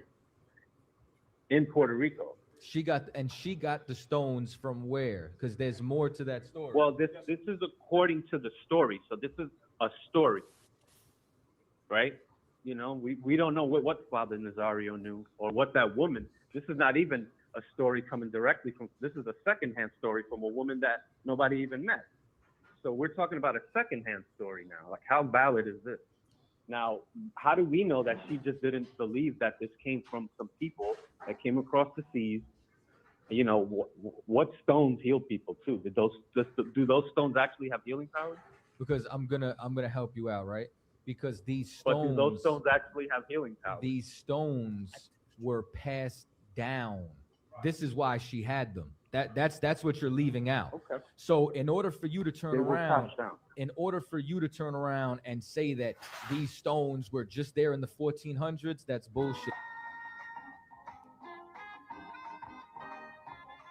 Azariah, you watching? Azariah, you watching? Azariah, Yes, I'm watching. Make sure you're watching. It's bullshit, because once again, I don't know at what point you're reading that, because here's the thing, right? First, they tried to say that the stones were fake, right? But the Smithsonian still wanted to buy them. Why are you buying something that's fake? That doesn't make any sense. You get what I'm saying? Right. Don't make no They wanted sense. to get them away before they could validate it. Two, they said it is Hebrew. That's why when they translated it, it translated into Hebrew words, Hebrew. When did they translate it? Did they translate it, Azariah? Azariah, did they translate it? The Smithsonian or the people who took it? Anybody translate it? I'm not sure. I don't think it's. Hold on. I'm trying to answer. I don't think it's translatable because it's so broken up. I didn't ask you It's that. I did not ask you that. Listen to I gave you my answer. There it is. Did they translate it? Yes or no? It's a simple question. It's hard. It's hard to translate. They couldn't translate. I did not ask you that. I asked you, did they translate it? Yes or no? It's a simple question. I'm not sure. Okay. All right. Now, Alex, this is the problem with people who holds to a Bible mindset. Yeah. Everything. If you notice when you talk about the stones, the bad creed, this is not good enough evidence, is because we listen to people like this guy on the screen. You see, you guys, you would call everybody Esau, but you won't call this guy on the screen Esau, Hold on, who is lighter than Johnny. He is You lighter talking about me? than Johnny. No, not you, Alex. I'm talking about this guy at the end, Arzareth.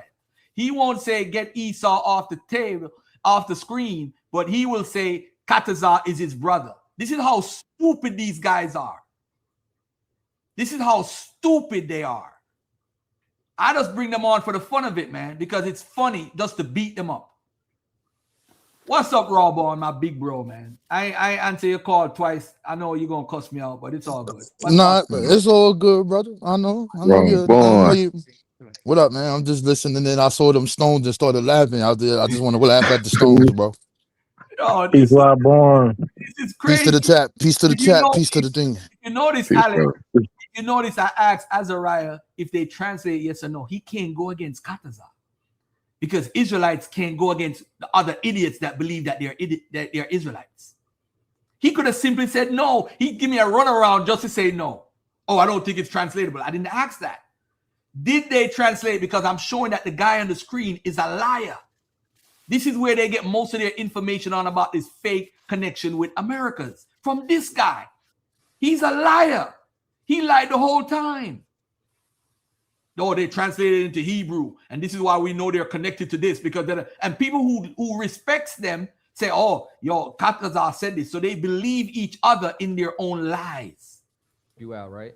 Because these stones. Those stones actually, listen to him. I'm going to help you out. Like I'm the authority. Listen how to do him. we know that she just didn't believe that this came from some people that came across the seas?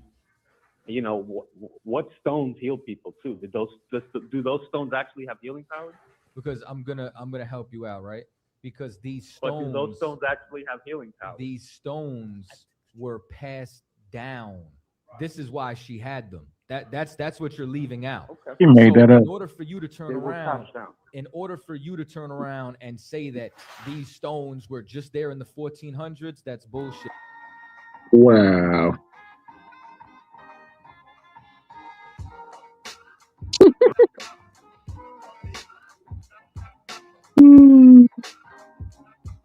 Around 600 years ago. It's bullshit because once again, I don't know at what point you're reading that because here's the thing, right? First, they tried to say that the stones were fake, right? But the Smithsonian still wanted to buy them. Why are you buying something that's fake? That doesn't make any sense. You get what I'm saying? They wanted to get them away before they could validate it. Two, they said it is Hebrew. That's why when they translated it, it translated into Hebrew words, Hebrew names, and the names of the tribes. Wrong! So for it to be any other language would be asinine. You understand? Outside of that, right? When you take a look at these actual writings, they did find them in caves, and not only on this island, but they matched writings that were found also in Cuba and Hispaniola. Maybe you didn't dig deep enough inside the report. So these were not only consistent with the other islands and their migration where other Tainos were, but with them. And the whole point was they were being passed down from cacique to cacique. This was, this woman. Garfield. You believe Hey, Garfield. That's all right. You believe that? Garfield.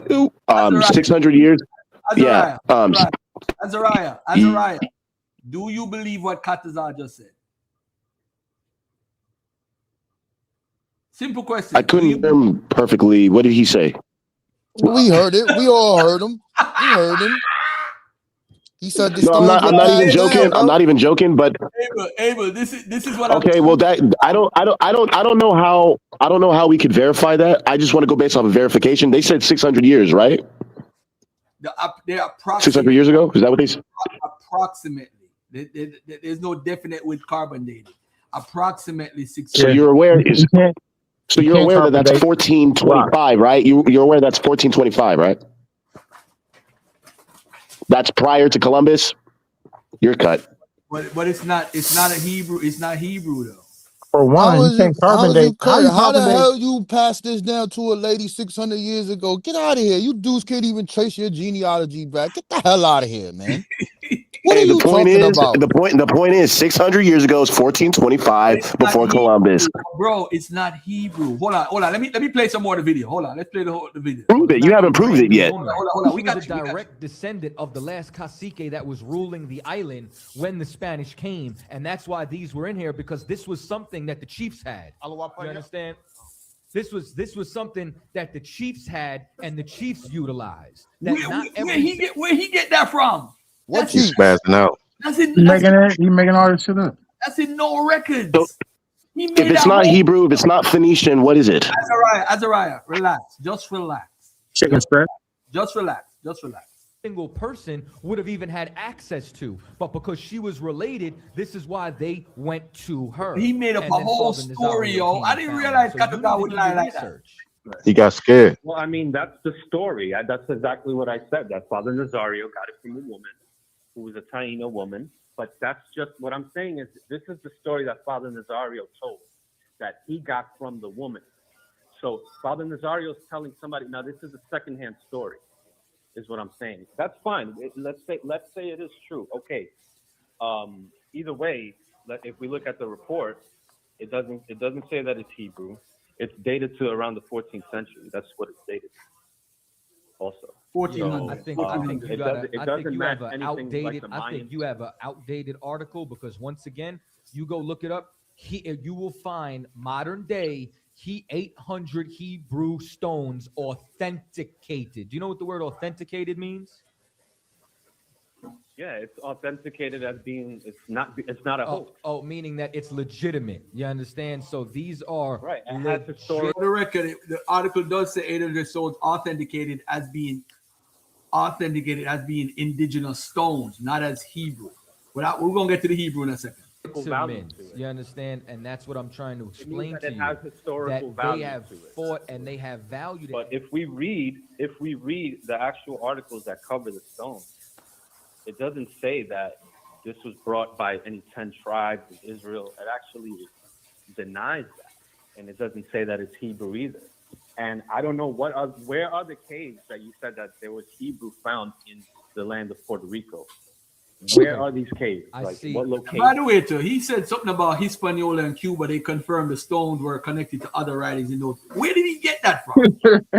Yo, he just made up a whole. Yo, these dudes be lying, and then you got crazy guys like Azariah come on my show to repeat what these liars are saying, and then I gotta argue with him to say, "Yo, come on, bro." No, let me finish playing the video. I ain't got time for you. You want to argue with them? That I said. Yes, I do. Yes, I do. Because Yes, I do. I didn't say anything about a cave inside of Puerto Rico.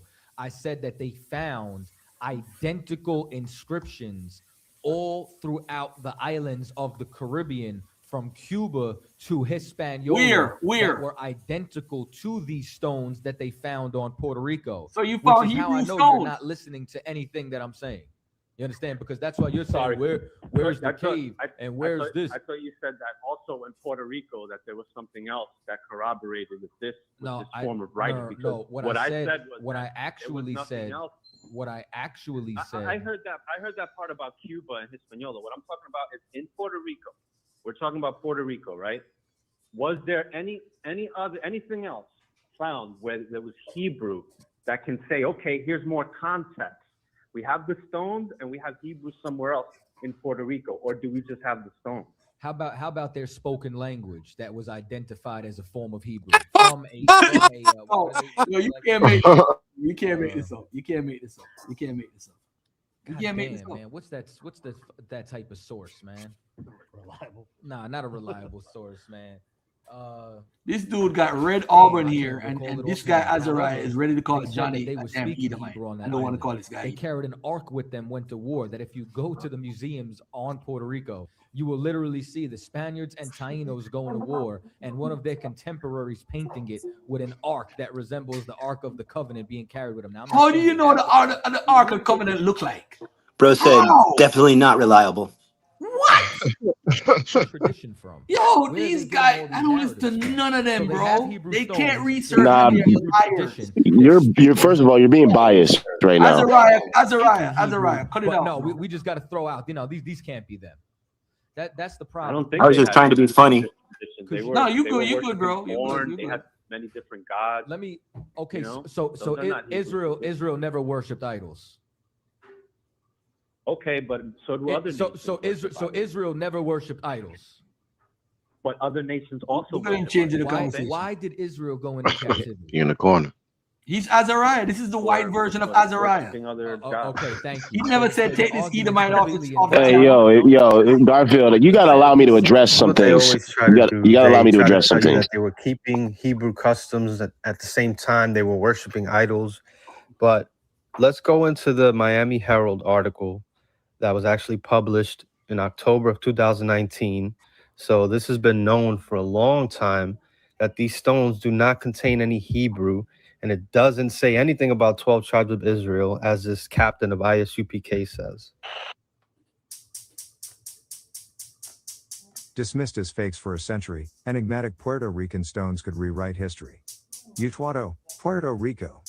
For more than a century, the fist-sized rocks etched with enigmatic patterns were ignored by academics and shunned by cultural power brokers. Discovered in Puerto Rico in the 1880s by a priest who was convinced they were a link to one of the lost tribes of Israel, the stones were declared forgeries in the early 1900s by researchers from the Smithsonian Institution. And so the rocks languished, literally collecting dust. When Puerto Rican archaeologist Reno Rodriguez Ramos first stumbled onto the collection in 2001, So they're pre-Columbian the artifacts forgeries? were so unappreciated that one was being used as a doorstop. These stones were considered garbage, Rodriguez recalls. They were getting no love from any institution or even any archaeologist in Puerto Rico.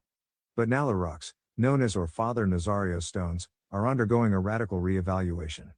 Not only is there growing evidence that they're genuine antiquities, there are also clues that they might represent a lost language, a finding that could rewrite the island's pre-Columbian history. Standing in his cramped lab at the University of Puerto Rico's Utuado campus, Rodriguez puts one of the stones under a magnifying glass and describes the figure he sees chiseled into its surface. It seems to be the profile man wearing something akin to a turban. Lines curving around the stone's surface are pocked with small symbols. Rodriguez has identified about 20 symbols that repeat across the more than 300 stones he's studied. Initially, he thought the angles and sloping lines might be astronomical information, a guide to the cosmos. It's a system of annotation, not a decoration, Rodriguez said, cradling a stone. Is it a commercial or spiritual annotation? Is it a registry of names? We don't know yet, but it's something revolutionary in the Americas. Puerto Rico's original inhabitants, the Tainos, left the English language a colorful array of words, including caiman, barbecue, papaya and hurricane. And the island is scattered with carved stones known as petroglyphs. But there were no traces of a written language as such. When you take a look at these actual writings, they did find them in caves, and not only on this island, but they matched writings that were found.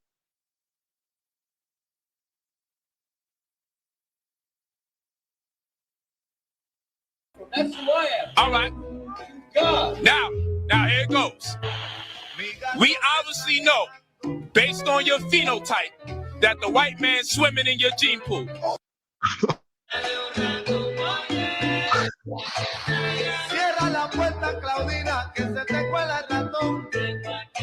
What's going on, Miguel? You got a question or a comment? I do have a question. It's specifically regarding the Father Nazario collection in Puerto Rico. Okay, what's specifically your question concerning Padre Nazario? Okay, I want to know if there's like a reference, how I can read about how this has been authenticated as Hebrew. I mean, offhand, I can't directly. I mean, here's what you could do, right? Email. You're dead. You died. Do some. That's wild. I got some articles that I've synced up as The well dog as, ate my paperwork. There's a brother. I can't find it. His name is Yahweh I Sab, can't who did a think. direct Maybe his interview with name the brother. is. He traveled over to Puerto Rico. You'll be able to check that out. I think he did a whole documentary too. The type of writing that is presented here he thinks. This is the guy, by the way, Azariah, that actually digged up back the stones to research them and get the proper as far as what is on the stones, what the writing is, and everything. This is the guy, Rene, whatever his name is. He's the archaeologist. Okay, he's the one that hired Rolston that actually checked the Semitic expert to check if it's actually Hebrew or not. I want you to listen to what he's saying. Wait, Garfield, just real quick, just hold on, please. I just want to ask you, just for clarification, right? Do archaeologists lie? No. It's not Hebrew. Get out of here. It's not Phoenician. Based on his expertise, he could not say that the stones were, presented Hebrew writing. I'll reach out, even see, you know what I'm saying, what he's doing with the documentary. I'll send you all the information on it. So just hit Cross the Line Radio, and then I'll be able to send you over some things. You know what I'm saying? This Hey, yo, Garfield. Take it up right now and then do. Yo, why they always do that? Whenever we catch them on something, same thing I caught Tazariak on with the joint, and I was like, yo, what about these Vassal treaties? You know what? Give me some time and we'll come back. Why they always do that, son? Never had a source for the shit you talking about, bro. Yeah, always. And they have to be, the archaeologists have to be liars. Everybody's liars because they're covered. No, it's not. It's not that we're calling them liars. And you know what it's like? This is like that Decalogue stone and all that other bullshit, and then we find out it's fake. Bro, bro, what's wrong with these people, bro? They stick in their head. They trying to be Hebrew. They trying to be my brother right here. My brother right here. Let me put him on the stage. Hold on. Let me put my big friend on the stage right here. They're trying to be a real Hebrew. They're trying to be like this guy on the stage. This is a real Jew right here. You want to That is not a real Jew. That's a convert. That's a Khazarian you see on your screen. You want to be him so bad, but you want to say this guy. Hold on. You want to say this guy. Let me take him off the stage for a second. You want to say this guy here is real. This guy right here is real. He's a real guy. And he's lighter than Johnny. Lighter skin. He got auburn here. Look at that. The European genes all over this guy. But you listen to him before you listen to Johnny. You are a sucker, man. That's what you are. You're a damn sucker. That's what it is. Listen why you're Nazaria Stone. Listen to the guy who actually visited the Nazaria Stone and actually did the research. Takes up half the show, so I'll send you some stuff. Right. Okay, because I was trying to contact that Dr. Reniel Rodriguez Ramos. He's at that University of Utuado out there. Because according to the most recent research on this, they're saying that it's actually not Hebrew. I mean, listen, I hear you, but when that joint was directly translated, it had the names of the 10 lost tribes on it in Hebrew. You know what I'm saying? No, that's dangerous. That's dangerous right there. He said they translated it. When did they translate it? By who? Who did that? But you see, nobody's gonna check him. Where's Yawasap at? Yawasap, you in the covers. They said you did a whole documentary on this lie. So you the one that they're pointing to us saying that you went over there. And I know Yawasap don't believe this is Hebrew. It's all lies. Who translated it? This is craziness. And I bet you Azariah can't get off the mic, his mic, unmute himself and say, yo, Katazai is a liar. He can't say another Hebrew claimant is a liar. As well as a handful of other references, you know what I'm saying, back to lands inside of Israel. So I don't know what more you want. All I want is a professional reference, any reference they're using you as a reference, bro. what this guy's talking about. And you can see that he's getting defensive already. Craziness. Well, I mean, is there an epigrapher that you can reference? Because the most recent guy, Christian Rolston, he's saying it's not Hebrew. And by the way, so Christopher Rolston, and even the guy that studied number one epigrapher Yes, he is. of the Semitic ancient world in the world. Facts. That's him. I emailed him. I'm actually supposed to interview him, and I forgot all about it. That's why the interview didn't happen. I was supposed to interview Christopher Rolston about the other thing that they talk about, the proto-Sinaitic, that the other lion guy was telling about the proto-Sinaitic says Moses and Hebrew, and it says all this stuff. He's the one that debunked it. I was going That's the Ebla tablet Now, shit. Dr. Not the Ebla tablet. Nah, Because it's like Yeah. Sinai because they did an 115, interview all with, that. I think. Sinai 115 nonsense. Yeah. Yeah, Yeah, all that but stuff. he's saying it's not Hebrew either. Okay, that's fine. He's not a Hebrew scholar either. So peep how he's trying to discredit the man actually studying these things, who's Dr. Reniel Rodriguez Ramos. Regardless, I had just previously mentioned Christopher A. Ralston, who is a Hebrew scholar. He's not a Hebrew scholar either. But like I said, I told you I'll send you some information. So if you want to send me your email, then I could send you some information. Can't admit that they're wrong. Okay. Okay. No, I'm saying because I know you said you did thorough research. Can't say I on made it. it up either. This So, is I mean, crazy.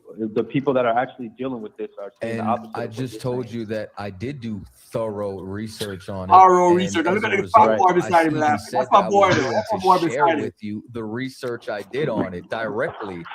See, I'm just trying to get these guys to acknowledge the actual people doing the research and what they have to say. Why would anybody care about what this guy has to say about the Padre Nazario stones? He's never looked at them. He has no expertise in these things. So it doesn't matter what he has to say. We have to go to the people that are actually researching these things, that have looked at these things using forensic studies, epigraphy. You know what I'm saying? But it sounds right, like But we're skeptical though. you want to be a contentious asshole. Right. You know what I'm saying? Like, and you're starting to jog my memory as to who this is. Mhm. Like, you're the same cat who calls up every 3 weeks about Esdras and whatnot, because you just want to deny the Northern Kingdom.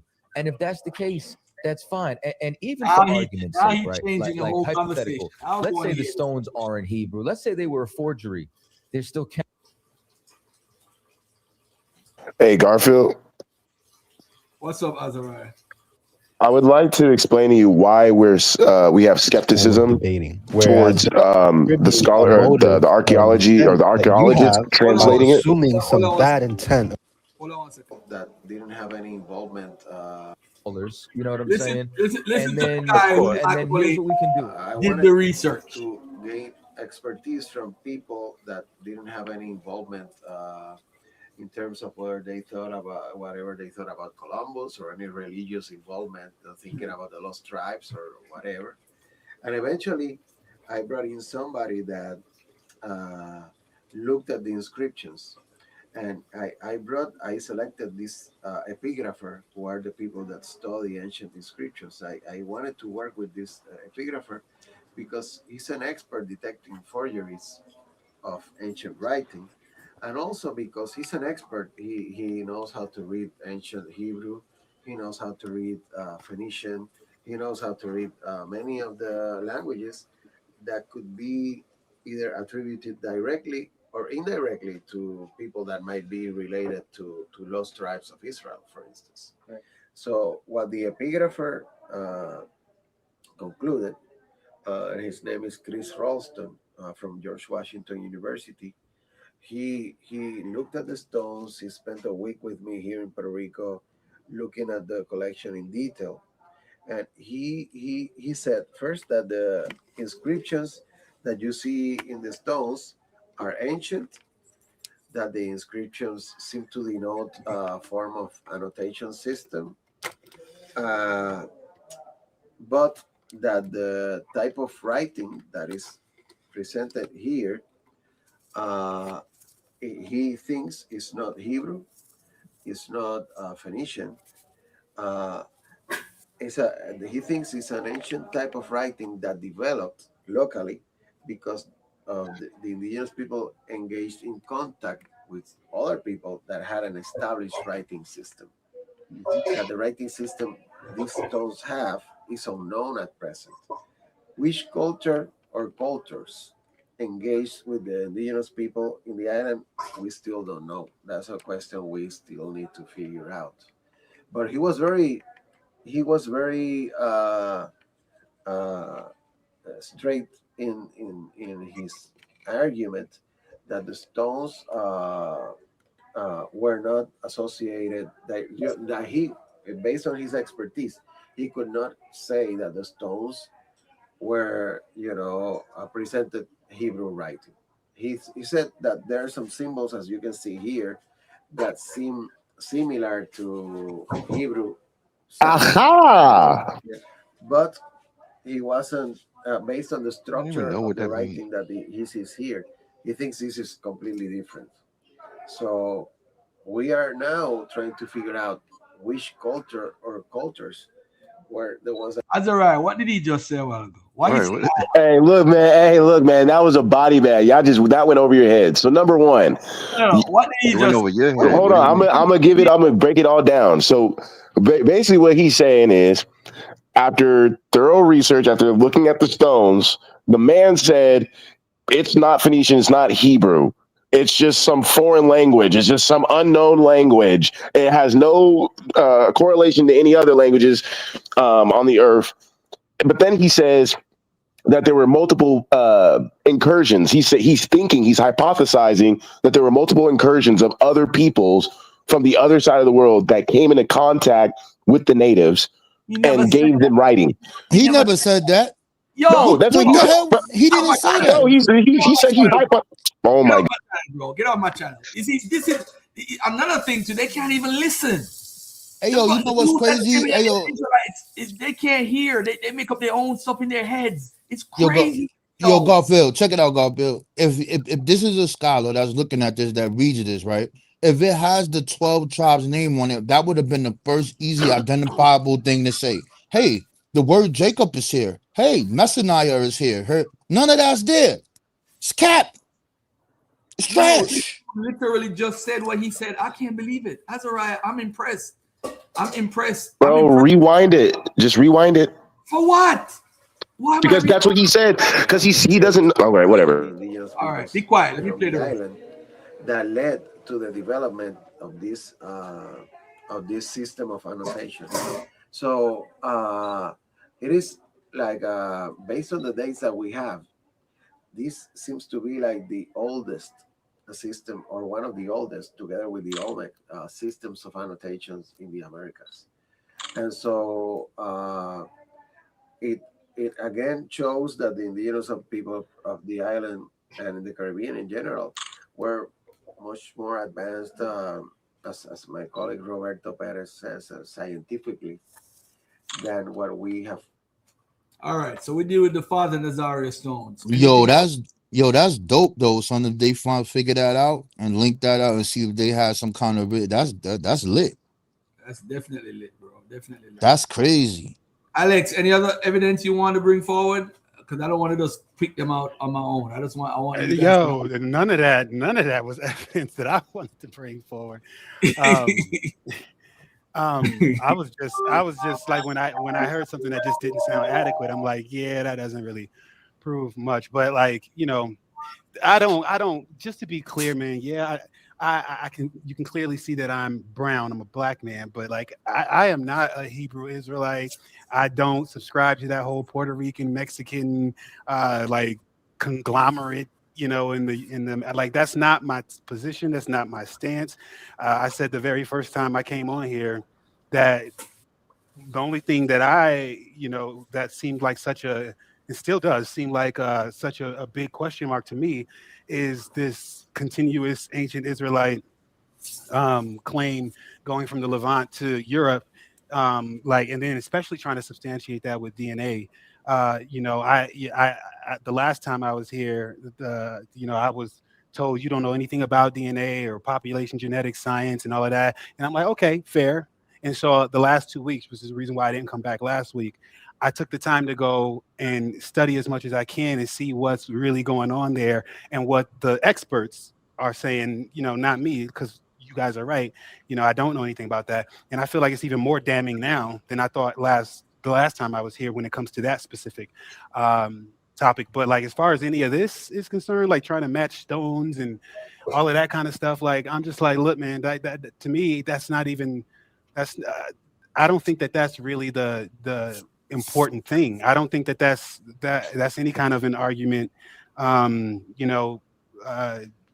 way or another. I just don't, especially coming through the transatlantic slave trade, to try to prove ancestry coming through a system where your names and your religion and everything about you was changing. You were not able to read for a certain amount of hundreds of years and all of that. To try to prove identity through culture that way is is ridiculous, I think. And it's like a straw man argument to try to say, oh, you can't prove your identity. It's like, well, that's what it says in the scriptures, that you wouldn't be able to prove your identity. You would not be able to, you wouldn't know who you were. That's what the scriptures say. So like, to me, I'm like, that's not really an argument one way or another to say these are ancient Israelites or these are not ancient Israelites, using culture. I feel like that's not even really what I'm interested in. Do you have the sickle cell trait? I believe I do, yeah. Trait. How Yeah. you got the sickle cell trait? My guess would be being in West Africa for 200 years plus. Do you know what the Duffinol gene is? No, I don't. The Duffinol gene comes out of the people who were connected to sickle cell, right? And what happened is 70% of African Americans, 90% of Jamaicans, 90% of Black British, 90% of Afro-Brazilians have the Duffinol gene. What happened is the mosquitoes, right, were basically feeding off what's called the protein in the red blood cell. So what happened is, because of evolution, over time period, that specific red blood cell became dormant. So that's the Duffinol. We developed that because we come from West and Central Africa. That's a marker genetically that no one else in the world, white people, not Puerto Ricans, Spanish people in Europe, they can't have it. People can have the Duffinol gene, but not the variant that African Americans and Jamaicans have. We have a specific makeup with the Duffinol gene, that variant that only we can have. The only other people that could have it is Arabs in Yemen. And how they got it is because in the trans-Saharan slave trade, West and Central African men and women were transported to that region. So now, if that's a definitive marker that we don't need DNA for, that we could use to identify we come from West and Central Africa, because the people in the ancient Near East can't have it. Or if they do have it, they have a different variant. White people, Europeans, can't have the same variant that we have. That's a marker. That's a marker outside of DNA that we could use to identify Black people as far as having something that to show that we come from West and Central Africa. So I don't need to pretend to be an Asiatic Black man. I don't need to pretend to be a Moor or a Jew or an Israelite. I know who I am. And I think when you argue the DNA is fine, but look up the Duffinol gene and do your research.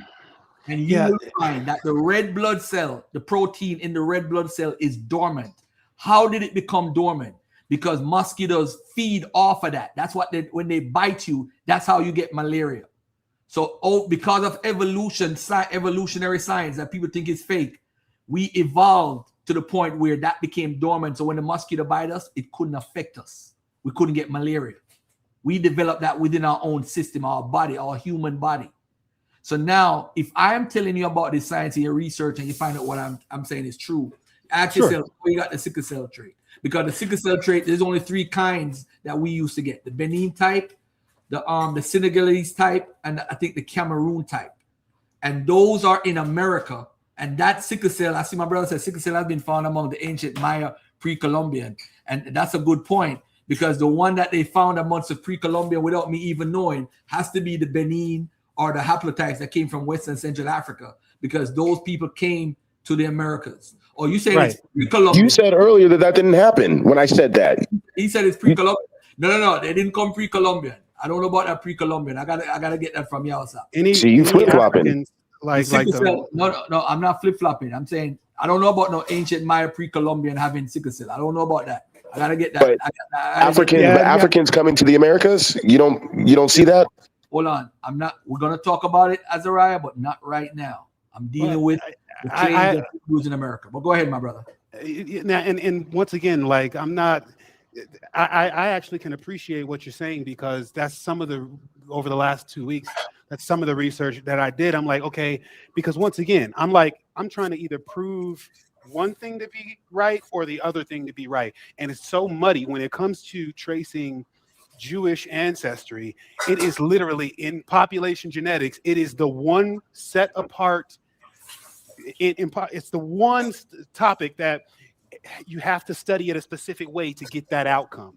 You can't just follow the scientific method to a T, just like they do in all the other studies. You have to kind of tweak it and choose proxy, populations that you kind of work backwards from the assumption in the beginning, and where everybody else works from the past to now. They don't work backwards using proxies. This is the only time that we're doing this, unless they have the only other time they do that is when they have no other gene pool that they can pull from, they have to pull from proxies. That's the only time the scientific method allows that in population genetics, and it's still not even this is the only time that what that the scientific method as applied to the population genetics allows for you to use proxies is in the absence of actual ancient DNA. If you use proxies when you have ancient DNA, then that's looked at as a reason not to believe your outcome, because you're being biased at that point. You're not trying to actually get to the right outcome. And so when I did the same thing. I said, okay, well, Gaucher disease and Tay-Sachs disease and familial dystomia and like Canavan disease, all of these diseases that European Jews get actually point back to a European founding population, not a Levantine one, because they don't get those diseases in the Levant. So that's the same thing being applied as like sickle cell. Which diseases? Okay, yeah. So Tay-Sachs, that's Tay-SACHS disease, Gaucher, Gaucher disease, familial dystomia, DYSAUTONOMIA is how you spell dystomia. Canavan disease. All of these are completely absent in the Levant, but they are clustered in Eastern Europe as far as like founding diseases amongst other populations, not even included. So it's just like, if you apply the same logic of sickle cell to this, then it's just like, okay, like, So then it doesn't point to a Levantine origin. That's all. So then what you're saying is ultimately is that the same way how people, they have a bias, they have an agenda, they don't really want to get to the truth. You're saying that archaeology and science and stuff like that, there are agendas, correct? That they have. Agendas. Absolutely, they are. As a matter of fact, this particular topic of Jewish ancestry is the most contested. Like, it is the most. Let me ask you a question, Alexei. Why would you care about Jewish ancestry? Why? What is it to you?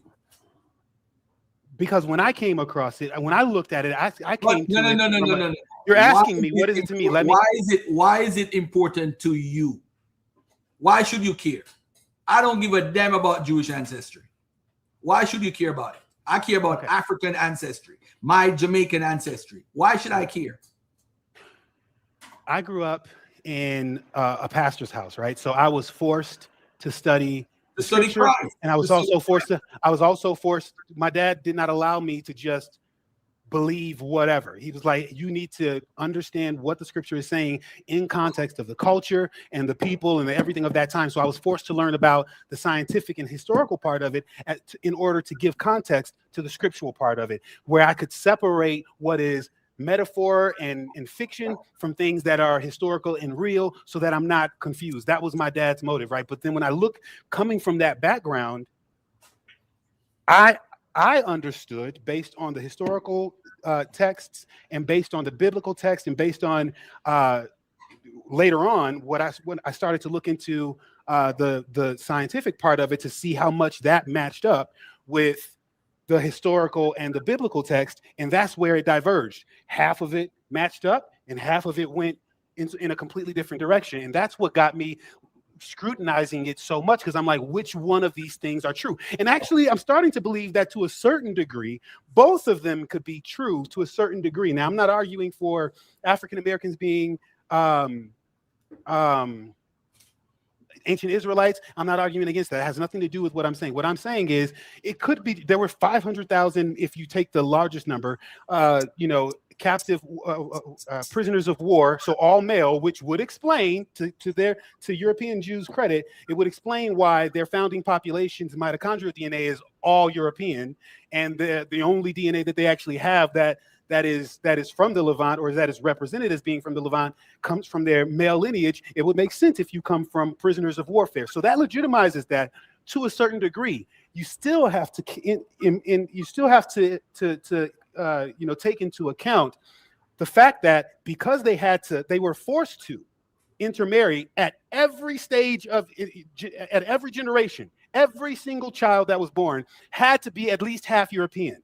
There was no other way about it. So that alone shows mass conversion, right? Because you can't have a wife without mass conversion. How does that show mass conversion? Because every single one of those women had to be converts. They were Europeans. May I? Hold on a second. Oh, here comes the Khazar. Come on, man. No, stop the foolishness, bro. Stop. Grow Okay. up. So what you just explained, I'm sorry if it's windy now, it shows the Ashkenazi experience. So those diseases that you're talking about show the bottleneck. And there's a thing called endogamy, cousin marriage. So when you talk about the founding women of the Ashkenazim, there's new science that's showing that they may actually be of Middle Eastern origin, but that's neither here nor there. What happens? That's all proxies. No, it's not. But that's neither here nor there. With endogamy, you're not marrying somebody from outside of your population. You're marrying within your population. That's the point of it. So when you do that, that's why these diseases start to show up in more and more people. Right. That's the part of it that's a founder effect. But then you have bottlenecks throughout Ashkenazi history where there was only a few people, and because of that, you have these diseases coming about as well. I understand. So let me finish, please. So, like Garfield brought up our haplogroups within the African American population. This doesn't mean that these people aren't black. I don't care about, but what it shows is the differentiation in genetics of African American experience.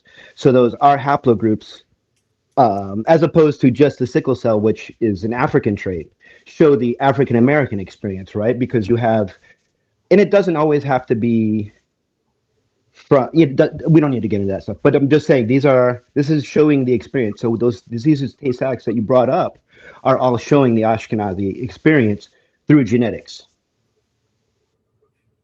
I got you. One second. And this is for my friend in the chat that thinks he knows everything and don't listen. Garfield cap as fuck. Look at what he wrote. Look at what I said. I said the Duffinol phenotype, not sickle cell trait. There's a difference. If you look up Duffinol phenotype, and let me make it bigger for the crazy guy in the audience who don't know what he's talking about. I never said the sickle cell trait was 70%. I said the Duffinol phenotype, meaning the FY is A negative and B negative, is a genetic trait present in approximately 67 to 70% of Black and African American individuals, where the Duffy antigen is what? Absent on the red blood cells. It's a specific protein that is now negative in African Americans. In Jamaicans, it's at 90%. In Black British, it's 90%. It shows a connection directly to your West and Central African origin. Duffy null phenotype. Learn something new. This is how I know I am Black and I am African American, and I know I'm not African American, I'm West and Central African originally. I'm a new person now. Now I'm a Jamaican, but now I'm a Jamaican American. I'm a new guy. But back in the days, I stem from West and Central African. And how you get it transferred mostly from your mother and father having it. That gives you a high potential to carry the Duffinol phenotype. It's not compulsory. That's the only thing I've changed from what I've talked about a couple years ago. It's a recessive gene, but if you have two of them, more than likely you're going to be Duffinol. And if African Americans are 70%, that means you have a high rate of Black people who stem from the slave trade who are sleeping with each other. Now, why is it 70%? Because so endogamy, right? around 30%. So that endogamy, in a sense. Okay, but you can use the same founder effect and bottleneck effect. So it is possible, though. I'm not saying that's what it is, but it is possible. Words matter. So 30%. Hold on. 30% is connected to the males are connected to the R marker. So at the end of the day, we not having that connection to the R marker and so forth, and other markers might play a role in the 30 to 33% not having that. That's all. Okay. No big And deal. real quick, the difference between actual endogamy is you're talking about first cousin marriage, whereas what I believe Garfield is talking about is what would be more separated genes starting to make a more mixed gene pool, meaning that Akan and Igbo are mixing now when they wouldn't necessarily have mixed back in the old world. I think that's what he's saying. And then back to real quick, if Ashkenazic genetics, they're not. When you say European, it's not like it's Polish genes. These are Mediterranean genes still. So these are genes that had been mixing before the Roman expulsion. You understand what I'm saying? So these aren't, and it's not a 50-50 mix. You look at some Ashkenazi genetics, and these are people that lived in Poland for hundreds of years, now live in America, but they still carry 70% Levantine genes. Yeah, I mean, I have an I'm issue with sorry, that. like, yeah, because all of Then the you studies, issue. all of the Then you studies, then okay, you all have of an the studies that say, Yes, I do. all of the studies that say that Jewish DNA is 70% Levantine. First of all, that number is inflated. It's actually really more about 30%, and Hold they on, Alex, I'm inflate the gonna stop numbers you right using there. proxies. But no, Why do you believe that 30%? Why do you believe it? How do you? because when you go and look at the people who contested those results, they give very valid. Who's Okay, contesting it? all right, Why no, do you that's put the people that are contesting it? Why? Why do you? You see, you have a motive when you study, and no, what of when you course, because I research. want to hear. Because you have. If you bring a claim, All right, hold you're on. being Listen, disingenuous because if you bring a claim, hold on, hold on. But so do you, Garfield. You have just it. like with just like with the I Puerto couldn't Rican care less stones, about you want to Ashkenaz. go and look at who's contesting it, just Hold like on, hold on. I'm I not do. There's looking no at reason anything. you I'm should gonna do look. that. That's good science. Hold on.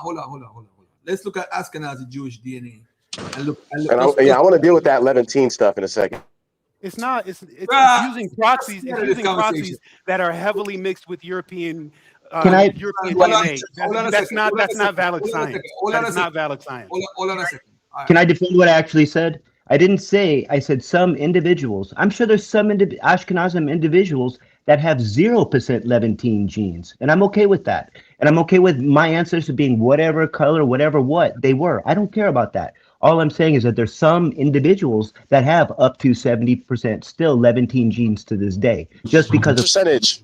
Give us a percentage. How many of the population of Ashkenazim do you think? one. Don't answer that. Don't answer that. Don't answer that. Don't answer that. I have a That was question. actually a good You answer. know what? I'm gonna shift the conversation to back to where we were because I really don't want to talk about DNA right now. But I'm gonna say this: some Ashkenazi Jews can be 70%, and some can be 30%. Garfield, I have approximately 4% Ashkenazi DNA, and some Jamaicans can have 40% Ashkenazi DNA. It just depends. So now there is no study that could say, yes, everybody's 30%, maximum study said 30%. Because remember, you're doing a DNA study that might have 500 people. It can have 300 people. It could have 2,000 people. It just depends on the actual study. So I'm not arguing with you, Alex, to say I like 30% more or 70% more. I couldn't care less. But Ashkenazi, I actually think based on what's actually in the science, it's only about 3%. Hold on. Well, if you believe it's only 3%, that's on you. It depends on where the Ashkenazi is and who is doing the study, bro. So you would say, "Oh, I believe it's 3%." It depends on what the reference populations are. How That's what it depends on. How can you make a declaration that you believe 3% more than 70% or even 30%? Who are you? It's not me. It's not me. It's not me. See, that's the thing. I'm not talking about me. All right, I'm talking about El Hayek. El Hayek. Show me the 3%. I'm gonna show you how crazy you are.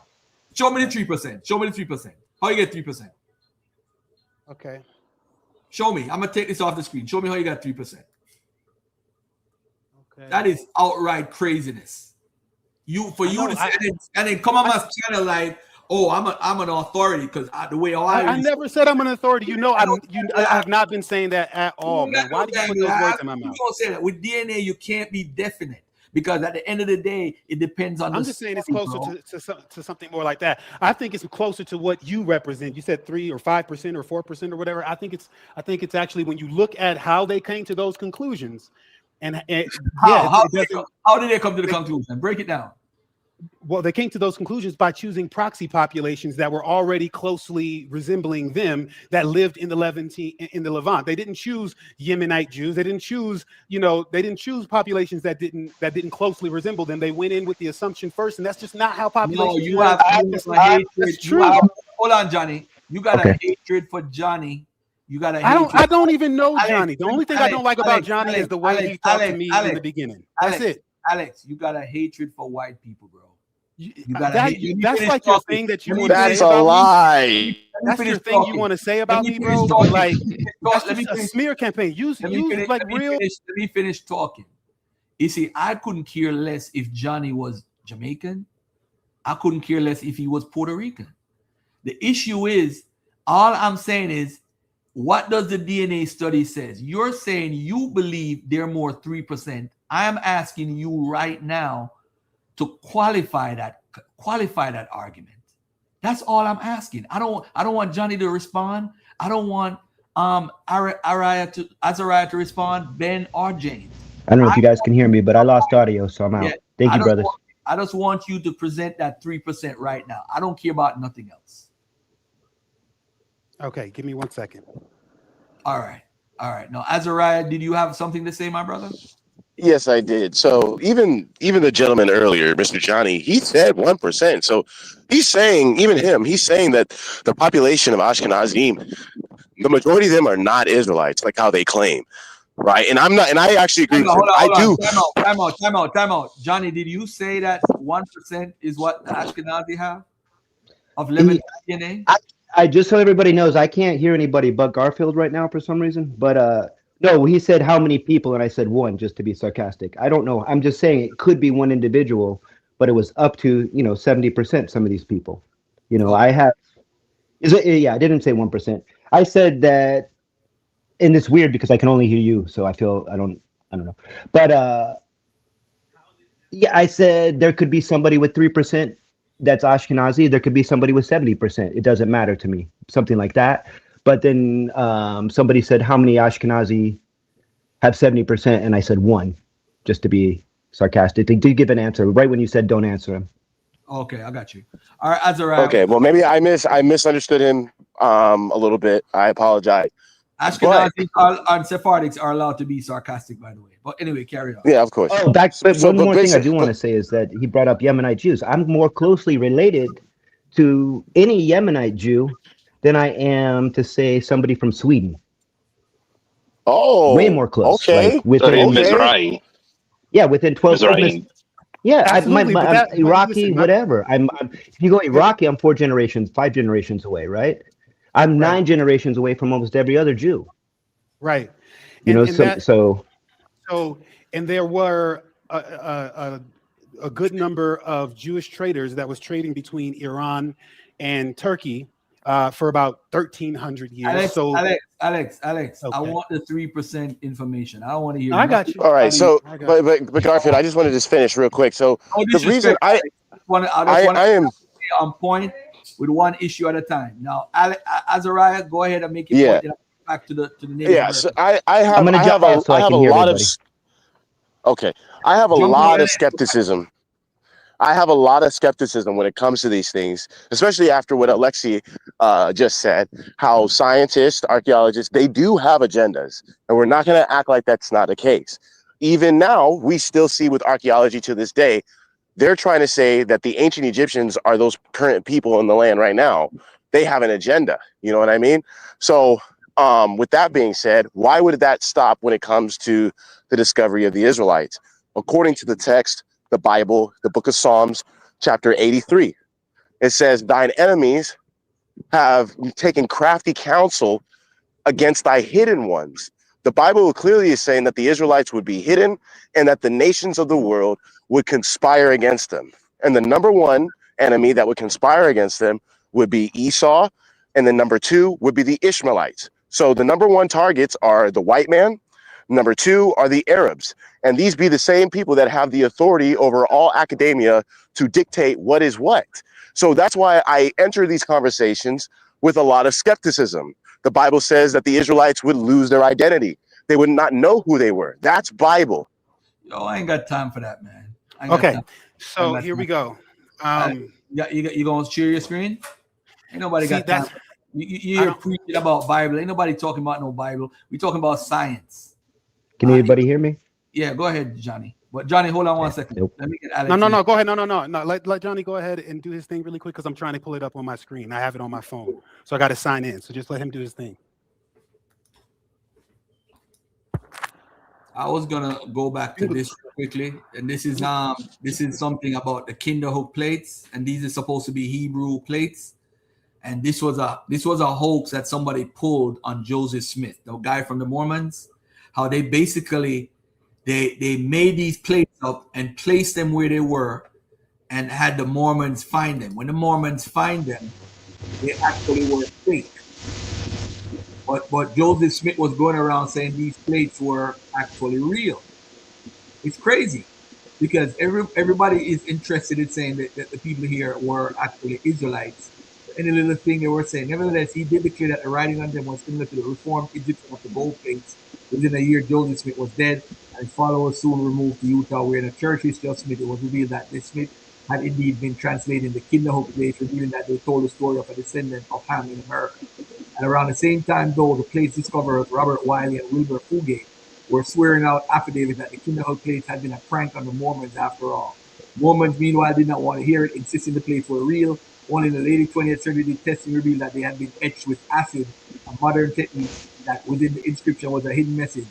Fugate fakes. The deciphered inscription reads April Fool's Day, 1843 for Joseph Smith. Yeah, but this is what I'm trying to tell you, Alex. People are faking it. Then you have the Dighton Rock has at least one of its broad flat surfaces covered with engraved images of petroglyphs.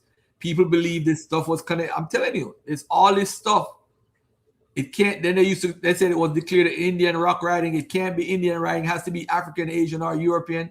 See that at the bottom of the screen? Yeah, they said this stuff was Hebrew. People was faking stuff. Grave Creek stone, the Nazaria stones.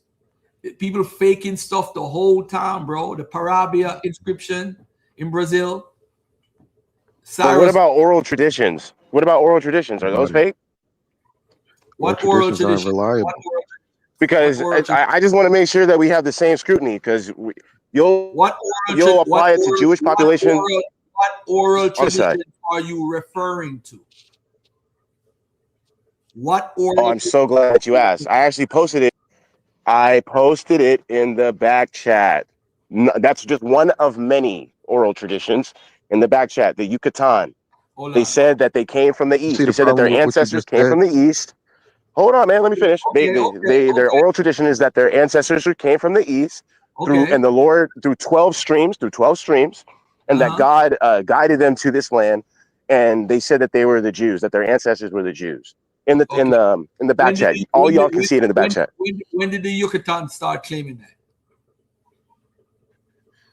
Well, look at the quote. Let me see. Let me look at it. Yeah, but what? Like who?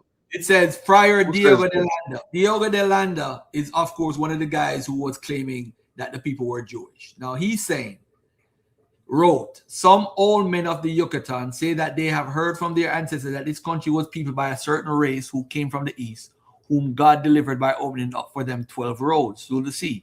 If this is true, all the inhabitants of the Indies must be of Jewish descent.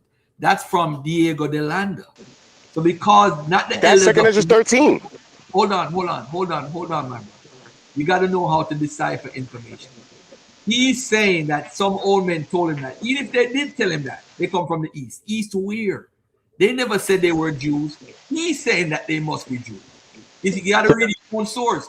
All the inhabitants of the Indies must be of Jewish descent. But wait, the Indies, they were monotheistic. The Indies, they worshipped only the one great spirit. Azariah, listen first. You see, this is why you can't research. You automatically believe these Native Americans are Israelites because you believe in that stupid One West doctrine. So you need to find out. No, because the second Esdras 13. That's why. Hold on, brother. Second Esdras 13. All right, let me ask you this: who wrote Second Esdras 13? They had an original first. It came from an original Hebrew manuscript, and it was transmitted down, and then it was translated. It was translated into Greek. It was translated into Greek, and then it was translated into Latin. Okay, let me ask you a question.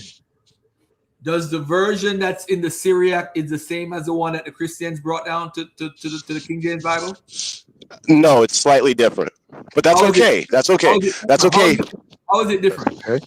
How is it different? It's okay. Yes, it's okay because the Dead Sea Scrolls, the Masoretic text, and the LXX are three different traditions. The Dead Sea Scrolls. Those are different traditions, so it's okay.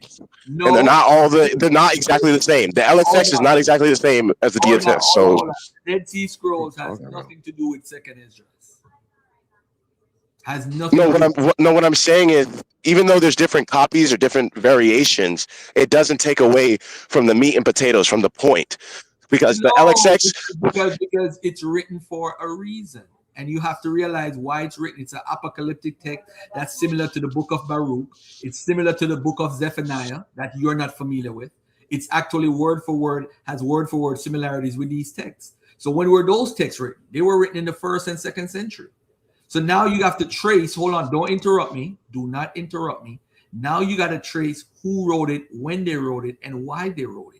And if you don't have those answers, why would you take that scripture to make it holy when nobody made it canon? It's not canon. It's not considered canon by anybody. It's like the book of, hold on, brother. It's like the book of Jasher. Some people hold to Jasher, and Jasher is several different Jashers, but it's late. But because it's mentioned in the Old Testament, people think that's the same Jasher that's mentioned in the Old Testament. It's not. If it was like Jasher, it wouldn't be in the Apocrypha. My brother. What does Apocrypha mean? Or it's not in the Deuterocanonical books. Why is it a part of the Deuterocanonical books then? Why no Israelite why no Israelite is quoting the book of 2nd Esdras? Jesus Christ quotes it. Jesus Christ never quotes the book of Esdras. Yes, he does. All right, let's bring it up. I'm gonna show you right now. Let me take this off the screen so you're changing the Type in Bible Blue Letter. Type in. Type in. I'm not typing in nothing. I'm going to show my slides. I'm not typing in nothing because I got all the information on my slides. I'm not typing in nothing. Okay, so you know about the verse that I'm about to bring up? I don't know Google because what you hold to. No, I'm saying, do you know the verse that I'm bringing? That I'm saying that Jesus Christ is quoting. I know the exact verse that you're going to bring. Exactly. Okay.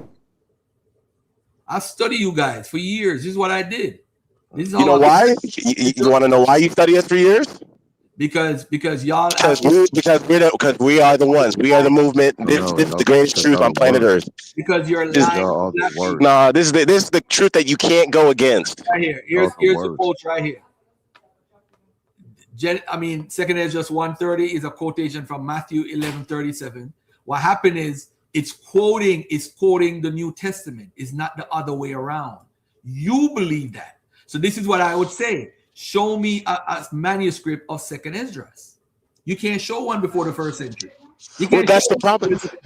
No, because hold on, because it's a late book. So then you start seeing church fathers quoting it. That gives you an idea when the book is popular. But there's no way Israelite. This is how you base a book. We could show Israelites quoting the New Testament. We could show Israelites quoting the Old Testament, but we can't. We could show them quoting Enoch, but we can't show them quoting 2nd Esdras until later. And as a matter of fact, we can't show them quoting 2nd Esdras between chapters 1 and 2. We can't show them quoting chapters 15 and 16 until later on, because 15 and 16 was added to the book later. Chapters 1 and 2 was added after the 1st century. And chapters 1 and 2 says that God was done with Israel. It contradicts the rest of the book. So what are you talking? You don't know the book that you believe in. 1 and 2 does not say the Lord is done with Israel. That's crazy. That's not what it says. It clearly says that they're going to be gathered. And they're going to. What does it say?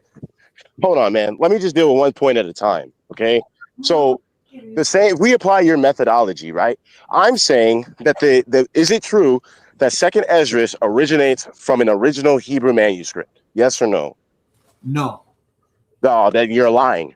It does come from an original Hebrew manuscript. Show me the manuscript. We don't have it. It's lost.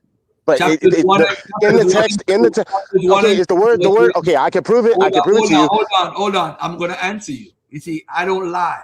Chapters 1 and 2 was originally written in Greek. Chapters 15 and 16 was originally written in Greek. Chapters 3 to 14 was originally allegedly written in Hebrew. Thank you. So why do you try to sit here and act like I'm lying? Why do you try to sit here and deceive the people like I told a lie or something? No, because the whole book And is that's why you're disingenuous, because you oh, know what I'm saying is the truth, and then you. oh man, oh man. Listen, let me teach you something, my brother. I have no reason to lie.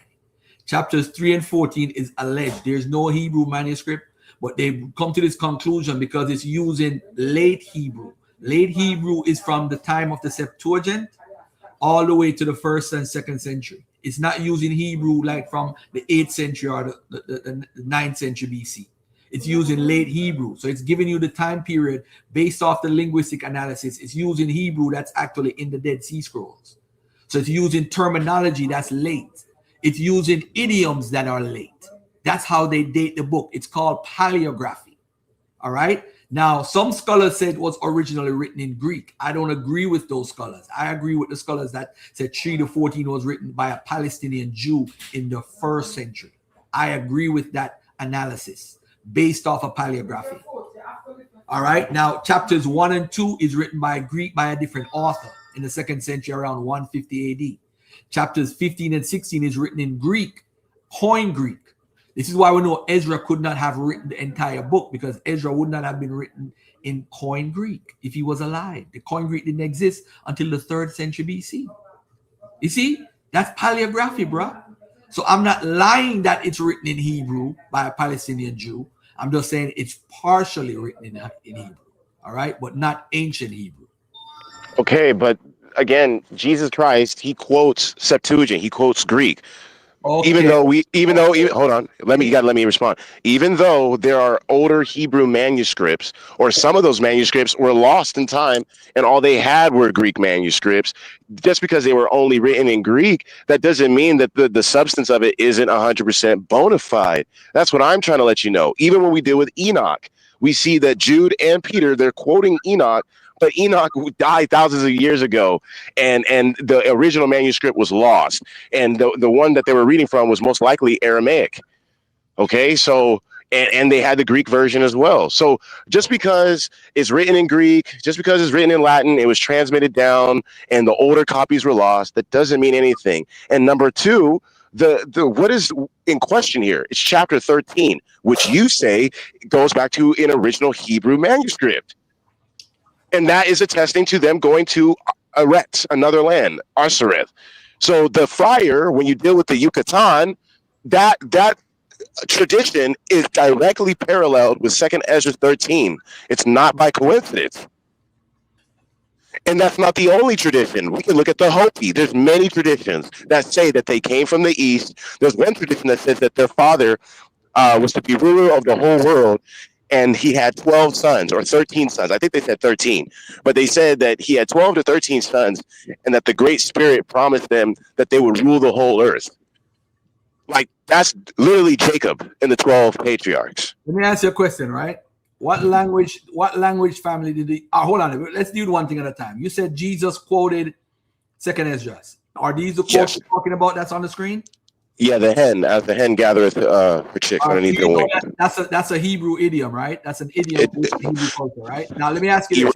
Irrelevant. Let me ask you. No. This is relevant, because if it's a Hebrew idiom that Jesus is quoting, how do you know the writer of 2nd Esdras didn't get it from the New Testament? Because, as we stated earlier, it came from an earlier Hebrew manuscript from a Palestinian Jew. It came from a Palestinian Jew in the 1st century. 2nd Esdras is alleged to have been written by. Hold on one second. I'm gonna show you something real quickly. I'm gonna show you something just to show you that I have academia and everybody. And at the end of the day, Garfield, it's in my Bible. Let me finish, man. Let me finish, bro. Let me finish. Now we have this right here, the new Oxford Annotated Bible, New Revised Version. It tells us when this was written. Hold on one second. I'm gonna show you right now. 2nd Esdras, right? I'm gonna show you something real quickly, right? The date. They said it was written between around 70 CE. This is perhaps around 90 to 96. This is the British Encyclopedia, right? Which is practically the consensus of scholarship, right? Now I'm gonna show you something else. That's opinion, right? Watch this. But the writer shows some knowledge of the Greek apocalypse of Baruch, would bring the date down to the early part of the 2nd century AD. James has, however, shown conclusively that the writer was acquainted with the book of Zephaniah, which would bring the date down to still a later time after the 2nd century AD. So that in its present form, this section of our book must be dated after 150 AD. They're talking about chapters 1 and 2. So these quotes of Jesus would be, because remember, they're saying that it's a Christian interpolated the book. So the Christian who knew the New Testament is writing 2nd Esdras, quoting the New Testament. So chapters 1 and 2 is when you find the similarities with the New Testament, not in chapters 3 to 14. Chapters 3 to 14 is the 1st century, read it in Hebrew, but chapters 1 to 2 is written in the 2nd century. So your argument falls. You see how silly, you see how stupid that was? You see how simple that was? Look at it. Christian interpolations. Additions, Christian interpolation. The Greek form of this book in the Septuagint does not have the first 2 chapters of 2nd Esdras, which appear in the Latin version of the book. For this reason, most scholars hold chapters 1 and 2 of the Latin and English versions to be of Christian origin, probably 2nd century, because they assert God's rejection of the Jews. Remember what I said earlier? What did I say earlier, Alex? Didn't I say that God rejected the Jews in the chapters 1 and 2? Didn't I say that, Alex? And what does it say? It says what? Chapters 1 and 2 of the Latin and English versions to be of Christian origin because they assert God's rejection of the Jews and speak of the Messiah in Christian terms. They describe the rejection of the Jews in favor of the Christian in words resembling Christian theological language. In other words, the replacement theory. Now, this is what he's talking about. I gathered you as a hen gathers her brood under her wings, but now what shall I do to you? I will cast you out from my presence. This is 2nd Esdras 1:30 compared to Matthew 23:37, Luke 13:34, Deuteronomy 32, 10 to 18. Because guess what? This was written in the 2nd century, buddy. This section also contains a vision of the Messiah, the Son of God, who ministers to the martyred saints in heaven. Then I said to the angel, who is that young man who places crowns on them and put palms in their hands? You can't get around. You can't get around what it is, bro. You can't get around. This is 2nd century. And these are taken from Christian interpolations. Dagger. Okay, so I don't know if I agree with that. I see what they're saying. I see what the scholars are saying, but at the end of the day, who put Jesus in there? Who put Jesus in 2nd Esdras, verse chapter 7? Who put Jesus right here? Because Jesus was never in there. Who put it right here? The same Christian. What chapter? Chapter 7? You saying chapter 7? Chapter 7, verses 28 and 29. Who put for my son Jesus? Who put that? Because it was never there. That was never in the manuscript. Who put it there? How do you know it was written in what manuscript are you referring to? The manuscript that the King James is using. As a matter of fact, the Christians are the one that put my son Jesus there. Christians did that. The Latin manuscript. So what manuscript are you basing this off of? All right, let's get to it right now. So we have the. Because you're saying it wasn't written in the original manuscript. I'm like, okay, well, what's the original manuscript, buddy? The oldest manuscripts that we have is the Syriac. The Latin manuscripts is the oldest that we have. And in the oldest manuscripts of the Latin, it doesn't even have my Jesus in it. But in the newer Latin manuscripts that the King James translate from, you see my son Jesus in there.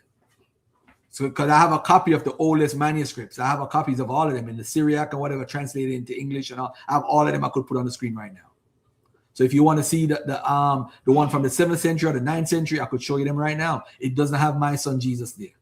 My problem, what I'm trying to say, and I think we're just talking past each other. Time out, pause. Now, I want you to see what the Zondervan Bible says. The Zondervan Bible says that 2nd Esdras was written around 90 AD, the chapters 3 to 14.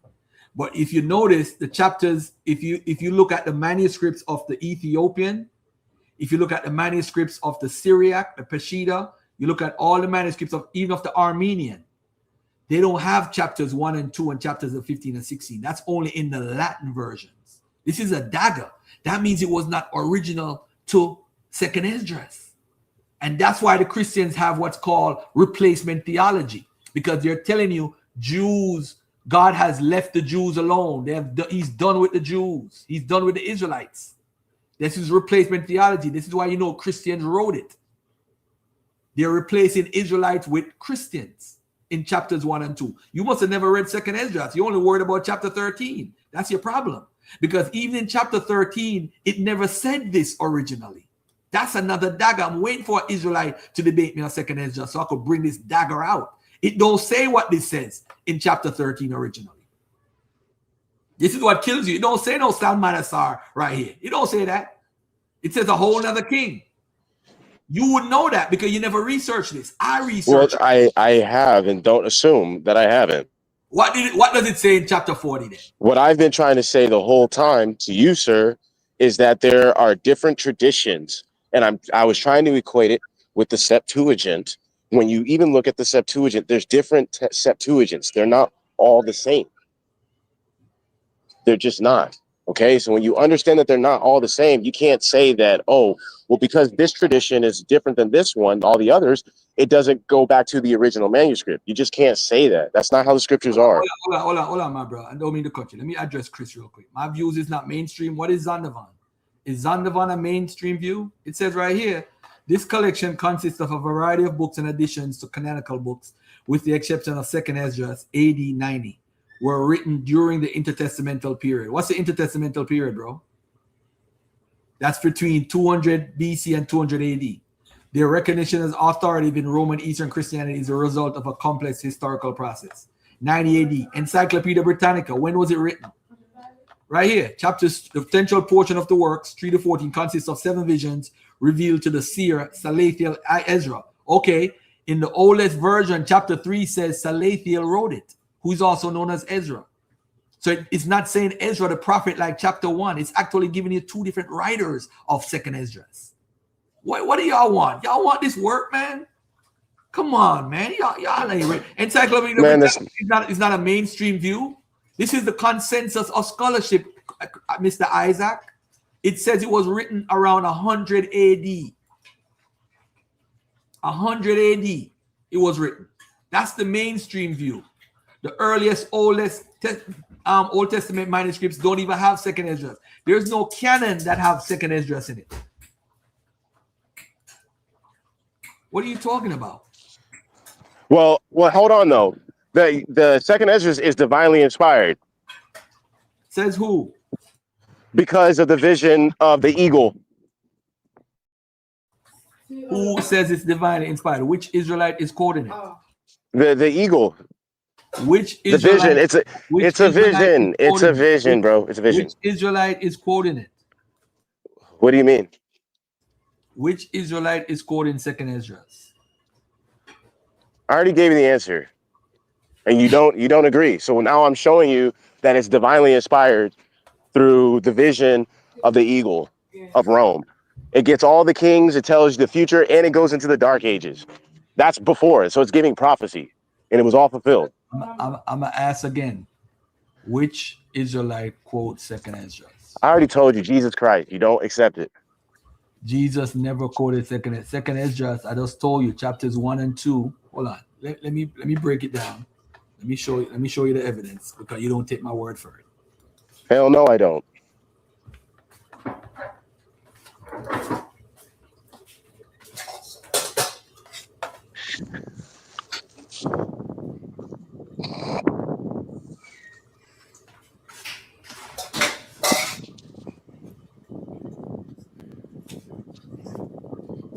In the mid-2nd century AD, a Christian author added an introductory portion, chapters 1 and 2, to the Greek edition of the book, and a century later, another Christian writer appended chapters 15, 16 to the same edition.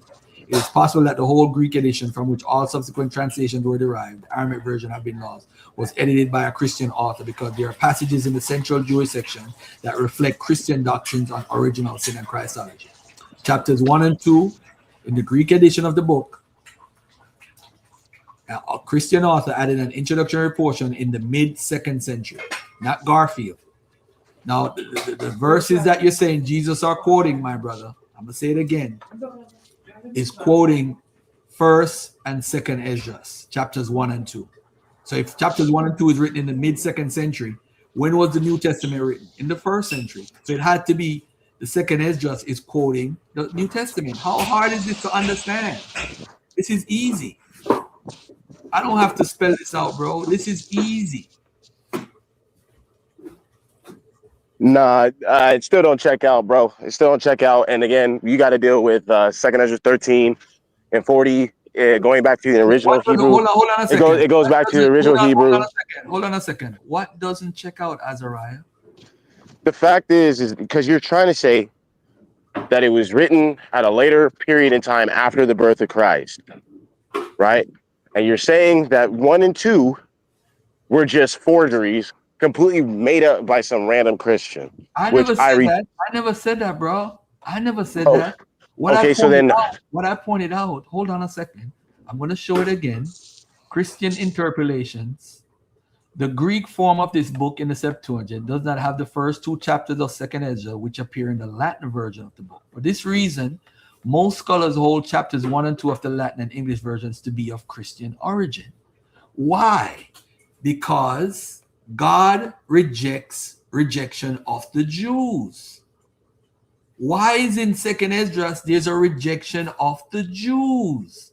Because that's called Christian replacement theology. No, it's not. This is not hard at all, bro. Bro, the Israelites were rejected in the Old Testament. They were rejected in the Old Testament, brother. Hold on a second. That doesn't mean anything. Hold on 1 second. You pointed out, right? This is from the New World Encyclopedia. The Greek form of this book in the Septuagint does not have the first 2 chapters of 2nd Esdras, which appear in the Latin version of the book. The only version of the book that has chapters 1 and 2 and chapters 15 and 16 is the Latin version. The Armenian version don't have it. The Ethiopian version don't have it. The Syriac version don't have it. No other version has chapters 1 and 2 and 15 and 16 except the Latin version. Why is that? Because those other versions don't have it, because the Christians are the one that added on to chapters 3 to 14. That's what you're saying, and I'm trying to tell you that's wrong. I'm saying it's wrong. My brother. I can't help you. I can't help you to understand this. You can't understand it because he has to allow me to explain how it's wrong, and he's not allowing me to explain how it's wrong. Hold on. The reason why you can't understand this because you believe in 2nd Ezra, the complete book. But remember, look at this. I'm gonna show you something about 2nd Ezra right now that you never knew. I'm gonna show you right now on the screen. 2nd Ezra. Let me go to my file and my notes. All right. I'm gonna show you something real quick. I'm gonna show you something real quick.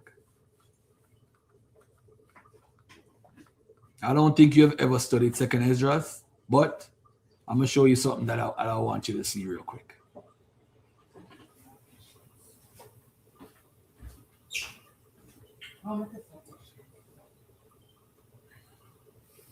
Not biblical trading, not biblical that.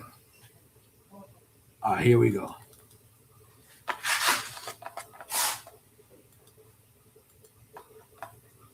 I'm gonna just put it on the screen so that we could have this conversation. I had to show this to my brother Yawasap too, because you guys are study, just believe openly and don't study anything. Now look at this right here. I'm gonna show you on the screen right now. This is what 2nd Ezra 3:1 says. In the 30th year after the destruction of the city, I was in Babylon. I, Scythian, who am also called Ezra, I was troubled as I lay on my bed, and my thoughts welled up in my heart. I, Scythian. Who is Scythian? That's Zerubbabel's father. All right, and I'm going to show you something else. 2nd Ezra, chapter 1. I'm going to show you what it says on 2nd Ezra, chapter 1, King James Version. I'm going to show you both of this so you can be quiet.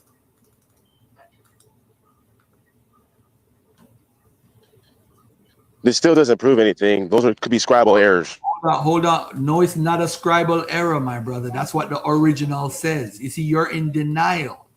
You're getting beat up with your own scripture. Look at what 2nd Ezra chapter 1 says. The second book of prophet Esdras, the son of Sarias, the son of Arzareth, the son of Helchias, he's a prophet here. And it's Esdras, which Esdras is the Greek, which is Ezra. Now look at what it says when we go to different texts. So this is the chapter 1, right? Let's go to the next chapter. This is chapter 2. Look at chapter 3, verse 1, what it says in the King James Version. This is what they did. It says, in the 30th year after the ruin of the city, I was in Babylon and laid trouble upon my bed, and my thoughts came up over my heart, right? Why did they remove Salathiel? The Christians did that. But watch this though. Watch this though. Watch how he kills himself. For I saw the desolation of Zion. What was the desolation of Zion? I'm going to ask you a question right now. What was the desolation of Zion? What was the desolation When the of Zion? Babylonians came. Okay. When the Babylonians came.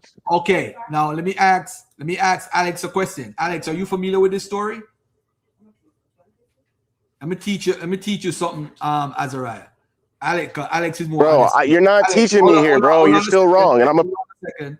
Alex, I'm gonna ask you a question. Are you familiar with this story? Seems like Alex is not available, or he's scared to come on mic. Where Ben at? Ben, you available, Ben? Oh, my bad. My bad. I thought I wasn't me, but it's all good. Alex, are you familiar with the desolation of Zion by Nebuchadnezzar? Yeah, I mean, to a certain degree. I mean, I'm not going to say Now that I know ask yourself this everything. question, right? Look at this. In the 30th year after the ruin of the city, I was in Babylon. 30th year. What context is this 30th year and the desolation of Zion? Because it was 586 or 587 approximately that Nebuchadnezzar destroyed Zion, which is Jerusalem, the temple. Am I correct? In the 30th year, I mean, it would have to be after what, Saul? We talking about the king? After when Zion was destroyed by Nebuchadnezzar. I'm sorry. So you're saying that he's referring to the 30th year of 30 years after the first temple Nebuchadnezzar destroyed it, right? It would be around 557 BC. Okay, yeah, in the 30th year, yeah. So yeah, okay, yeah. All right. No, So now watch this. It says, in the 30th year after the ruin of the city, which is Jerusalem, I was in Babylon and laid trouble upon my bed, and my thoughts came up over my heart. Yeah. On my heart. For I saw the desolation of, how could Ezra see the desolation of Zion? He wasn't around at that time. And the wealth of them that dwelt at Babylon. So now it's 557 BC. But in the original version, Alex, look whose name is on the storyline. It's really Salathiel, who is Zerubbabel's father. That makes sense. This is why Second Esdras is a corrupted book. So who I'm also called Ezra. So it's not the same guy. So what the Christians did was they took it out, Salathiel's name and put that in the 30th year of the Jerusalem. I was in Babylon. I was troubled as I lay on my bed, and my thoughts welled up in my heart. So they removed Salathiel out to remove any doubt that there was somebody else outside of Esdras that wrote the book. But why did the Christians do that? Because in the first 2 chapters, they said that God rejected the Jews. They took the book over. This is why they preserved chapters 1 and 2 and chapters 15 and 16, because those books are favorable towards Christians. And it wasn't about just being a bloodline Israelite. But technically, the 30th year is really after 70 AD. This is a person writing in the 1st century, and they're rewriting it like they're Ezra. It's because it's really a what do you call that type of writing? It's really a what do you call that type of writing again? A pseudepigraphia. It's really a pseudepigraphia. The person is pretending to be Ezra the prophet, but Ezra really wasn't a prophet. But they're trying to be Ezra from the 5th century and then started the tradition that he rewrote the Torah, because there's really no tradition outside of Second Esdras of Ezra rewriting the Torah with help. There's no tradition. So the Christians invented that tradition using the Palestinian Jewish writing of chapters 3 to 14, added first 2 chapters, added 15 and 16 to make themselves that they can be saved, and God rejected the Jews. They made it up. So for you now to use a book that's actually a pseudepigraphia, because we know Salathiel is Zerubbabel's father, it can't be the same Esdras. The book is fake. It can't be. It's not. I'm not hating on the book that you like, bro. If you notice, not one Israelite claims this book. Not one. All right. Are you gonna let me respond? Go ahead, my brother. It's dead in the water. Okay, so no, it's not dead in the water, because if we use that same methodology, then that means that my Torah is corrupted as well. The Masoretes Nope. changed it. Torah is just The fine because you LXX, know the what? We have LX, no. quoted. See, you're not letting me Israelite respond. Torah. You're not You letting don't me quote respond because you got to let me respond, dude. So if we apply your same methodology, I'd have to throw out my Old Testament and I'd have to throw out my New Testament, because in the same methodology where you use a lot, we see the same scribal errors or the same mistakes made in Matthew 1. When you go through the genealogy of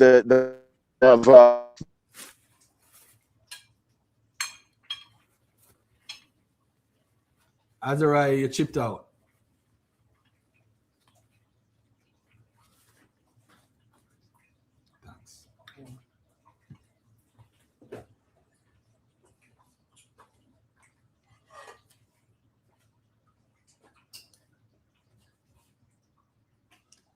All right. Hey, Alex, you have anything to say, man, before I get out of here, bro?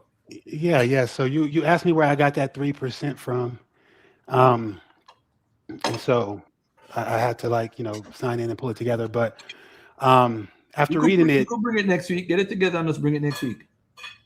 sure. I mean, yeah. I mean, that's cool too. Everybody has a motive, bro. Everybody. That's just human. Yeah, nature. and that's really what I'm trying to point out. I'm not trying to say African Americans are the descendants of the ancient Israelites, and I'm not trying to say that they're not, once again, and I'm not trying to say that Europeans don't descend from those Israelites that came into Rome, but I do believe that it's an extremely inflated number.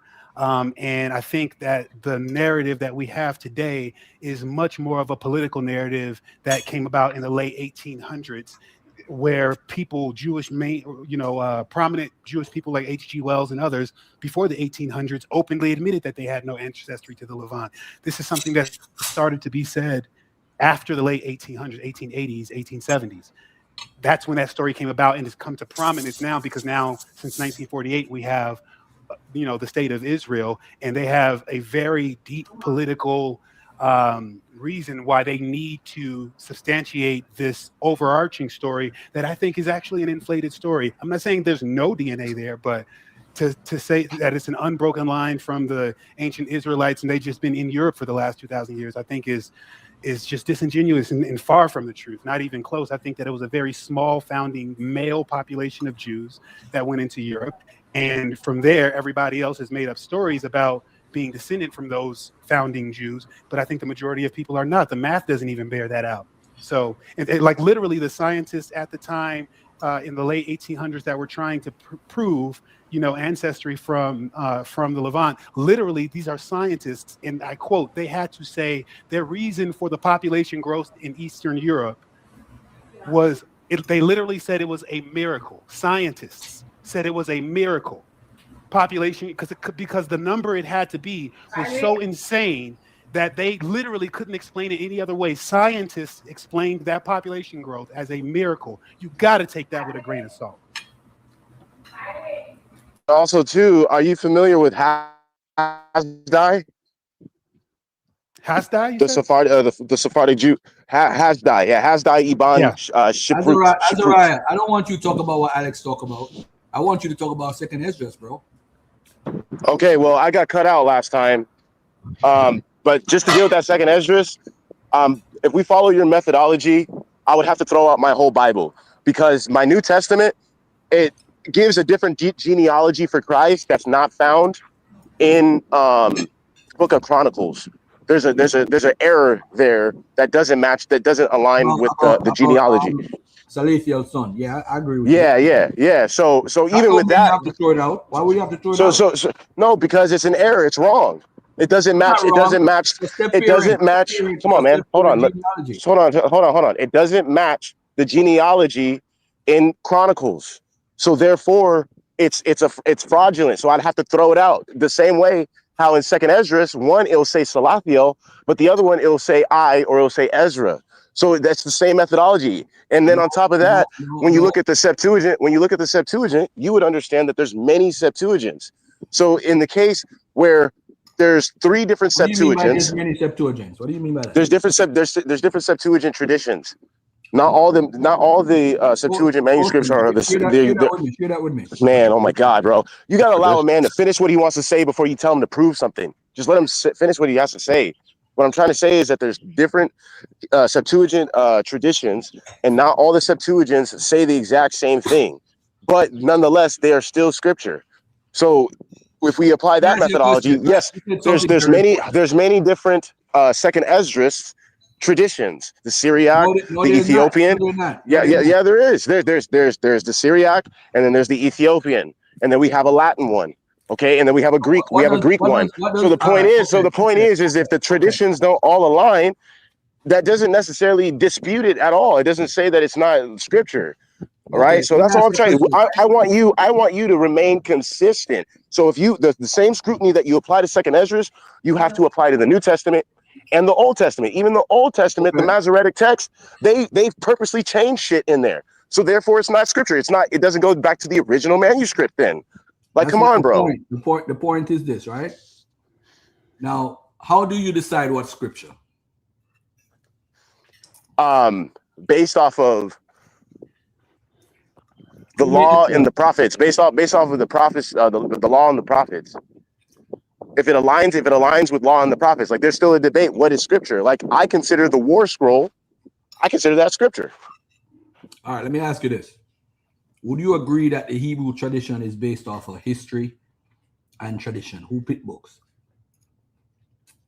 I mean, I can't 100% agree with that because hold on, dude. I'm trying. You gotta allow me to explain. You gotta allow me to explain. Do you agree Chronicles should be in the Bible? Hold on. Let me answer you, because during that time, not all of the Jews agreed with one another. Not all of their canon was exactly the same. The Essenes had a different canon than the Pharisees and the Sadducees. Okay. Which one of the canons had second Esdras in it? It was in the Septuagint. Okay. Now, Alex, right? Alex, are you there? I heard it. All right.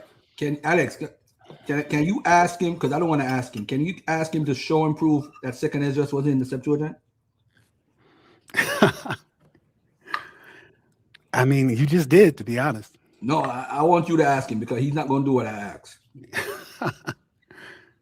I love to beat him up, man. I love to beat this guy because he doesn't know nothing. I don't see that. That's the thing. I don't like to beat anybody up, man. I want to hear what they have to say, and I'm gonna do one of two things. Either if I can tell on his face it's not true, I'm just gonna dismiss it and move on. Watch this, Alex. He don't realize that second Esdras in the Septuagint is not the same second Esdras that he's holding to. He don't know that until we're gonna bring it up on the screen. And I'm gonna have to show him and beat him up again.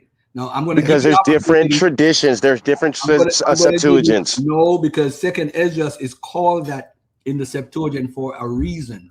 Not that it was ancient, but that's what they called it. First Esdras is Ezra and Nehemiah. Second Esdras in that is actually first Esdras, as far as it's so confusing because you have first Esdras, second Esdras, third Esdras, and fourth Esdras. It would be considered third Esdras today. Second Esdras. So fourth Esdras is from chapters 1 to 16, according to the entire chapters. But originally it was just chapters 3 to 14. When Jerome is writing about it, he don't have chapters 15 and 16. He might not even have chapters 1 and 2. He must just 3 and 14.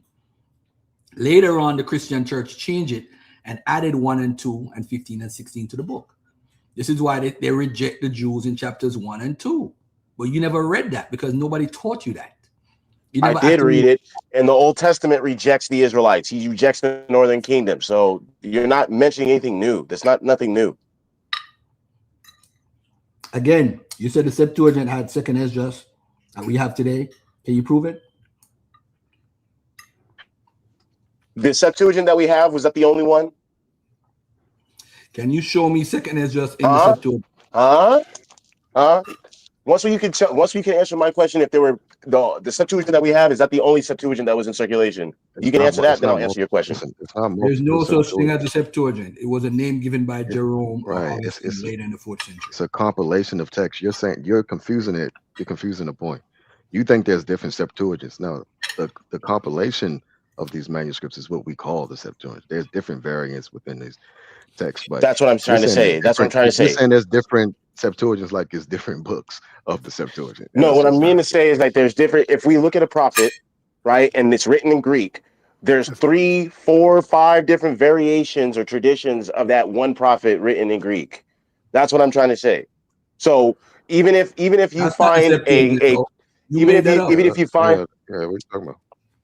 what do you mean? If there's a if it's written in Greek, if it was translated in Greek 100 years or 300, 200 years before the birth of Christ, that's not a part of the Septuagint? No.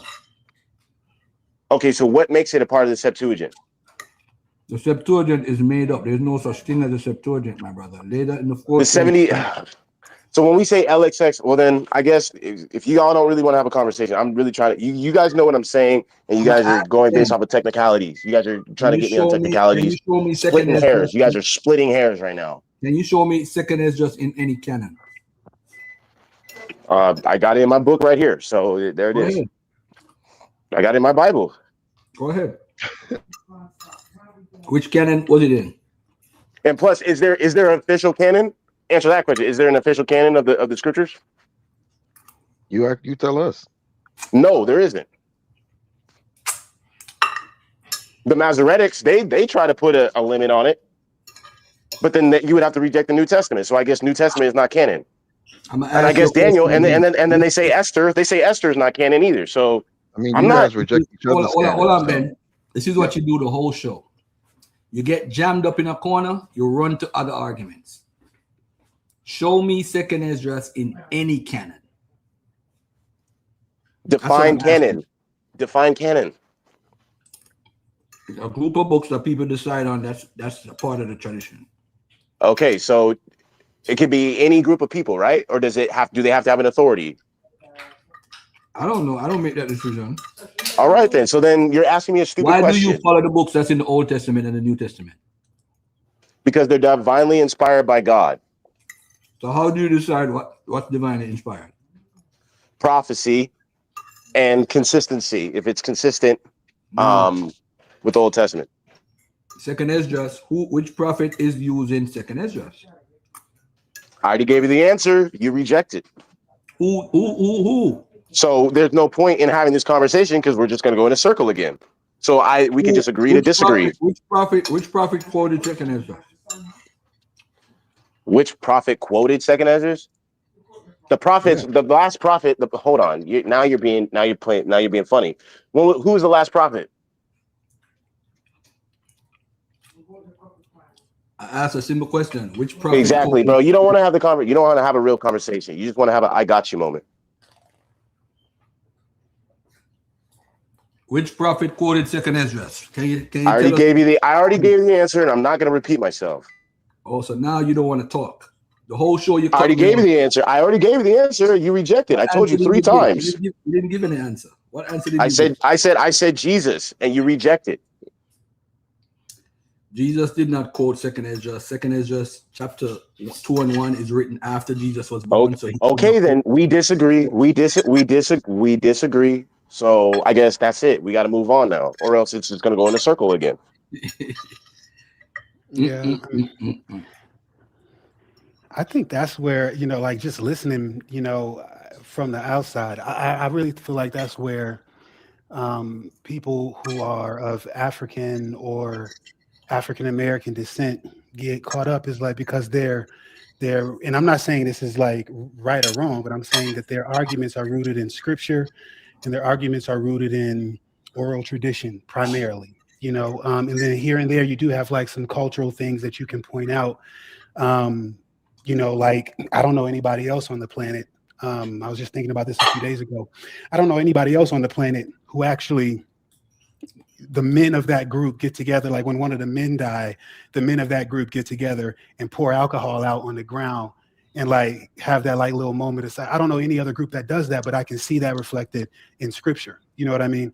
So I mean, I can see those similarities, like when I try to think about it from both ways, but I feel like where African Americans tend to fail at, just Afro Westerners in general tend to fail, is what they're rooting their arguments on. I feel like there's other evidence that is much more compelling than oral tradition, or even though that's has to be considered, but oral tradition, because all of Israelite history was oral tradition up until around the time of Christ. So so you can't just discount oral tradition as something that doesn't prove anything. But taken with just that, and and scripture, like Deuteronomy 28 and some of the things that will be quoted, it's like, yeah, I can clearly see culturally how that is a compelling argument. But if we get into the moment you take it to a scholarly level where you have to start applying certain methodology in order to come to a conclusion that's going to be considered valid, that's where all of those things just don't really they're not really. But you know why? You know why? Because the scholars like Garfield, they reject prophecy. So when you throw prophecy out the book, now that's the issue that we're having. He doesn't accept prophecy. If you deal with prophecy, it's very clear that the Native Americans came to America, and we can foolishness. Hey, Alex, just to let you know that pouring of liquor or water or milk, libation, is something that's done in the ancient Near East. It's also done in Africa. It's done all over the world. It has nothing to do with the Bible. See, but then you'd have to ask if yourself, African Americans do it, their connection to doing it comes from Africa. It doesn't come from the Bible.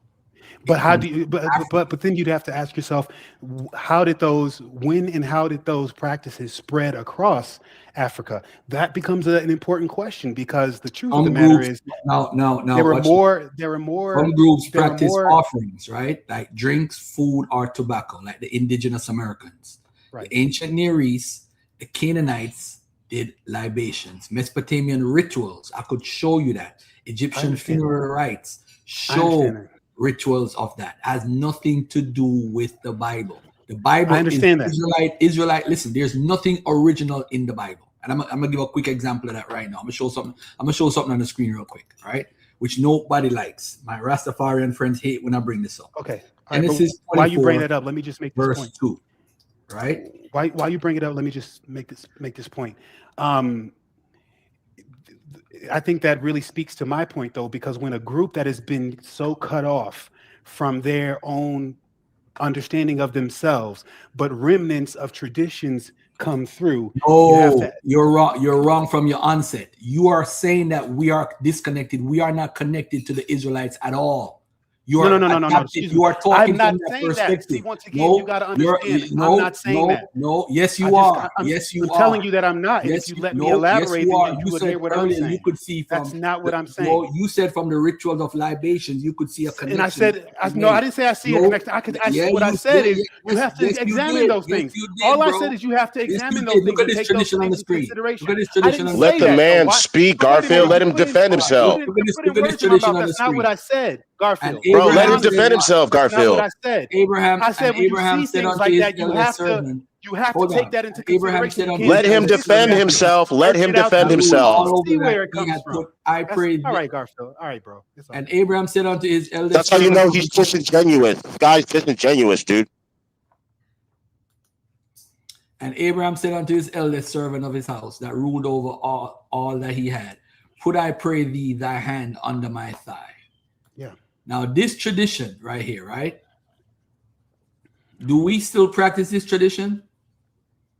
What does that have to do with what I'm saying? No, I'm making a point. This is an Israelite tradition. But the point you're trying to make has nothing to do with what I'm saying. No, because you're saying how come they didn't do that? I don't know why they don't do that. I'm not saying that because they pour out libations. How comes I never hear anyone? All right, man. How comes I never hear anyone saying you don't that, see any? We are practicing this tradition based on the fact that we used to do it back in the days. Okay. Genesis 47. Genesis 47. The truth is everybody is practicing traditions that they got from back in the day. The question is how far back in the day and from where. And I'm not speculating on that. All I'm saying is when you see those things. No, what I said is when I see when you see those things, you have to take those into consideration. You have to say, okay, well, if that's there, then maybe then you can look and say, okay, well, they have this tradition that this is their oral tradition and this is where they come from. Maybe we have to look at and scrutinize that a little bit better, because now we can go through archaeology and everything else. We can say, well, where did you guys get this from? When did this come into tradition for you guys, and where? And like, you have to look at those things. That is all. It's all over African culture. I could look at it pouring libation. Why is it all over Africa? all I'm doing is being curious. Why is it all over Africa? No, because you want to connect us to Israelites. You're not no damn Israelites. No. I'm not saying that. No, you said Deuteronomy 28. This is exactly what they do for Europeans. You said Deuteronomy 28. There were more African Jewish communities after 70 AD. There were more African Jewish communities after 70 AD. That is a fact. There were more African Jewish communities than anywhere else after 70 AD, after the second fall of the temple. There were way more people in Africa. So why in the world? We're at. Just in Alexandria alone, there was 1 million people in one city. After 70 AD? How many 70 people, how much of a population do you think these people, where? 1.8 of them got killed. So I mean, there was a lot. You got it from the Titus War. No, that's fine. Yeah, I know. That's fine. But if that's the case, when you talk about Africa, you're not talking about Africa in the sense of what we look at today. That's different. Because it was known as Africa as the continent, the way how we look at it. No, all I'm talking about is migration of people. There's more. Their motivations more in Mesopotamia. That's it. There was more in Mesopotamia than actually Africa, but that's a whole nother conversation. That was more in Mesopotamia than actually Africa. That's why that became. I'm talking about numbers, just simply numbers. But do you know much of the population just simply moved to the rest of the areas in the Palestinian area? Why they did not, though. They did not. They went primarily south. It's not even practical for them to even go deep into Africa. Come on, man. Nobody said deep into Africa. No, what are you saying? I'm saying this is what I'm saying. It is if it's feasible. If it's feasible, what we do know is 500,000 people, up to 500,000 captives of war went into Europe, Rome. That's what we have documented. Y'all can speculate about whatever else you want. 500,000. Hold on 1 second, Ben. Up to it like wasn't. Chris Isaac said it wasn't in the Septuagint, but predates the New Testament. Some it would have been an additional book. Now, Chris, if you could prove this, I'll get off YouTube. I won't come back on YouTube no more. I'll get off. He coming with receipts. Chris Isaac is talking junk in the chat as usual. Can't face me like a man and bring the information.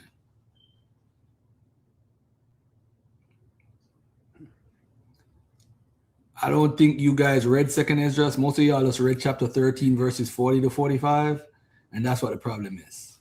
Didn't read verse 46 or 47. But Alex, as I said earlier, you said you could see a connection. You're talking about pouring libation, and I'm gonna tell you, pouring libation is an African thing. It's also an indigenous American thing. It's also an ancient Near East practice. Where did it originate? I don't know, but even in Mesopotamia, you find rituals or Egyptian funerary rites. It's a part of the Canaanite religion. It's a part of many places. The Bible stuff, anything in the Bible is never original, for one. That's the first thing I know about the Bible, because they sponge off every culture around them, whether it's Egypt, whether it's Babylon, whether it's Assyria, whether it's Greece, whether it's Rome. They sponge off people's culture and steal their ideas. That's what the Bible people do. They sponge. There's not many things that's original in the biblical text, but one thing that's semi-original was what I was showing with Abraham with under my thigh. That ritual of putting your hand under the thigh, whether it's a what do you call that? Another word, a usage where you use a euphemism for touching under the man's private part, because in Sumerian culture they used to do that, and I found a primary for it. And then most of the stuff that's in the Bible are rituals, they take it from other cultures. But we won't argue if putting under the thigh is done by you guys today, right? Because you guys wouldn't do that ritual, right? And I was showing you something that Abraham did, putting his hand on, have people put their hand under their thighs.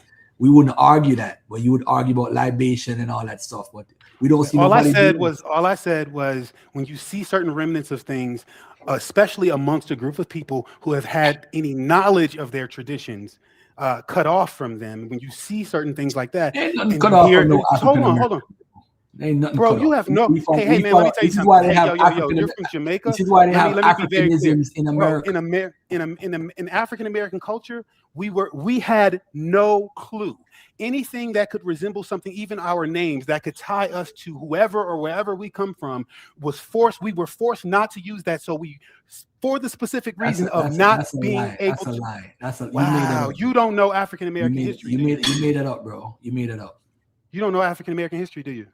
Okay, I can forgive that. I can forgive that. That's fine. I'm telling you my experience. You're Jamaican. You don't know my experience. I know where I come from, bro. I know this. I know the stories of what the masters did to us. I know those stories handed down to me by my parents' parents. I know you're Jamaican. You don't know this story. And I'm not trying to disrespect why you, would but know it? Why would know it? Tell me why because I your story is Jamaican. You don't know what happened in Alabama. You don't I know what lived happened there- in Louisiana. I lived in this country over 20 years, and I studied the history very well. You can study the history all you want, but the stories that you get in Jamaica, I can't tell you about those stories. I don't know nothing about those stories. I don't know where those stories come from. No. You don't know the stories. You don't know the stories because your parents didn't tell you those stories. Because your stories are not connected to my. I learned the stories from my parents, who learned it from their parents, who learned it from their parents. That's how those stories are passed down. And then on top of that, all of those other. No, I ain't talking about Israelites. I'm talking about what happened to us, about how they systemically wanted to make sure we did not know where we came from. You told me that's not true. That is absolutely 1,000% true. That is the experience of any African American you ask. Give me an example. Give me an example. They would not allow us to use our name. Whatever language we use, we were punished for that. And when I say punished, I mean you're stripped down in front of your family, your wife, your kids, your community, and fucked in the ass for doing things like that. Give me an example of that. Give me an evidence. Was that like a universal thing? Go ahead, Give me, no. I'm talking Hold about on. the things. Give I'm me talking about evidence of that. what Give me you can evidence do. of that. What I can do, and I'll do this for you, is I'll point you to books of slave narratives where they're telling their own stories, old ass people telling their own stories, which is where we get this is the information that is being pulled on when they're trying to make movies like Roots, when they're trying to make movies like, all of these slave narratives. They're not pulling on unreal stories. When you hear the actual real stories, they're so much worse than what you can imagine.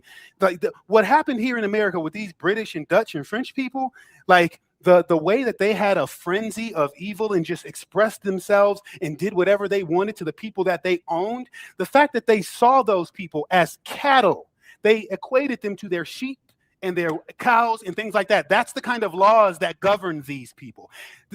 You cannot imagine the psychological toll, that the things that they did to crush the souls of those people. You have no idea. Like I said, I can forgive you, because I know you really don't know. But I'm going to go ahead and I'm going to give you some resources because I want you to know. You know what I mean? Because When LeBron go before a basketball game, what does he do? Him and Kevin Garnett, what do they do? I don't know, man. I don't know what you're getting at. And they throw the powder in the ear. Where they got that from? I don't know. I'm not sure. That's in a con practice when they're about to go to war. That's awesome. Okay, so now that's practice from traditions. We have what's called Yoruba-isms within the African American dialect.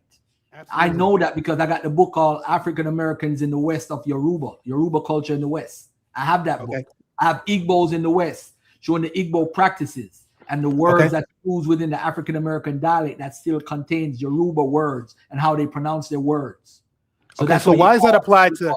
So now all I'm saying is when I look at this, go ahead. Hold on a second, beloved. Hold on 1 second. There is a book called Africanisms in America. And you're an African American, and I'm sure you read that book because I read it. And I read parts of it. Hold on, let me show my screen real quick, right? I'm gonna show my screen real quick. I'm gonna put Africanisms in America, and I'm gonna share the screen and show you what it says. And I want you to look at exactly what it says on the screen. I'm gonna share my screen right now. Because you said, I don't know your culture. Well, I got this book right here. This is from it's called Africanisms in American culture. No, right? there's no amount of books you can read to make you understand my culture. Let him the way finish, that I bro. do. Hold on, beloved, hold on. Let him finish. There's actually a Wikipedia article on it. And the Wikipedia article is quoting from the actual book. The reason why I'm showing you, because I don't have the PDF for the book. I literally have the physical book. So what I'm going to show you is, it shows you Africanism refers to characteristics of African culture that can be traced through societal practices and institutions of the African diaspora throughout history, and the dispersed descendants of Africans have retained many, I didn't say this, it says it, many forms of their ancestral African culture. Also common throughout history is a misunderstanding of these remittances and their meanings. The term usually refers to the cultural and linguistic practices of West and Central Africans who were transported to the Americas during the transatlantic slave trade. American Indians have influenced the cultures of diverse countries in North and South America and the Caribbean through what? Language, music, dance, food, animal husbandry, medicine, and folklore. So you're telling me about the possibility of, again, pouring alcohol or when somebody is dead and referring it to Israelites, and you're trying to run from it. No, I didn't. But the I issue never. now What I is said is you have to recent look at that linguistic and studies scrutinize it. define. That's what I Hold said. on, brother. I'm gonna let you talk. Define Don't a change my language words, barrier though. Don't tell as me Black what I'm saying. English, African American English, or more appropriately, Ebonics. Some West African language do not explicitly distinguish past and present. Instead, context allows statements to be interpreted as past or present. Now, when you go through this article, it's actually referring to the book, but the Gullah dialect of English spoken in the Sea Islands off the coast of Georgia and Carolina has retained many African features. Look at what book they're referring to. Africanisms in the Americas, like I said, Spanish and Brazilian Portuguese, Haitian Creole, Jamaican Patois. It goes into all these different things, but it also goes into North American, African American slaves. The musical instrument, the banjo, was created by African American slaves, copied by memory from African instrument with similar names, like the bania and banjo. The slaves taught European Americans how to play the instrument. Other musical instruments of African origin from the Bantu culture of Angola included drums, diddley bowls, mouthpow, the washtub bass, jugs, gongs, bells, idiophone, the lakima, the five-string harp. African and European musical traditions came together in New Orleans, Missouri, and Mississippi to create the foundation for jazz. Come on, there's just so much that we could add to this conversation. We're talking about food. We're talking about the cuisine. We're talking about stuff that's in Louisiana. The dish gumbo comes from the West African, from okra and koba jambalaya. Come on, fufu. All these different things. The dancing. Come on. We have the whole culture of West Africa here today, and it's still alive today in 2026. So when somebody tells me something we connected to some Israelites, I have no idea what they're talking about. I know I'm attracted to Western Central African. There's nothing that tells me I'm an Israelite in this part of the world. Deuteronomy 28, it doesn't matter what it is. Let me take this phone call.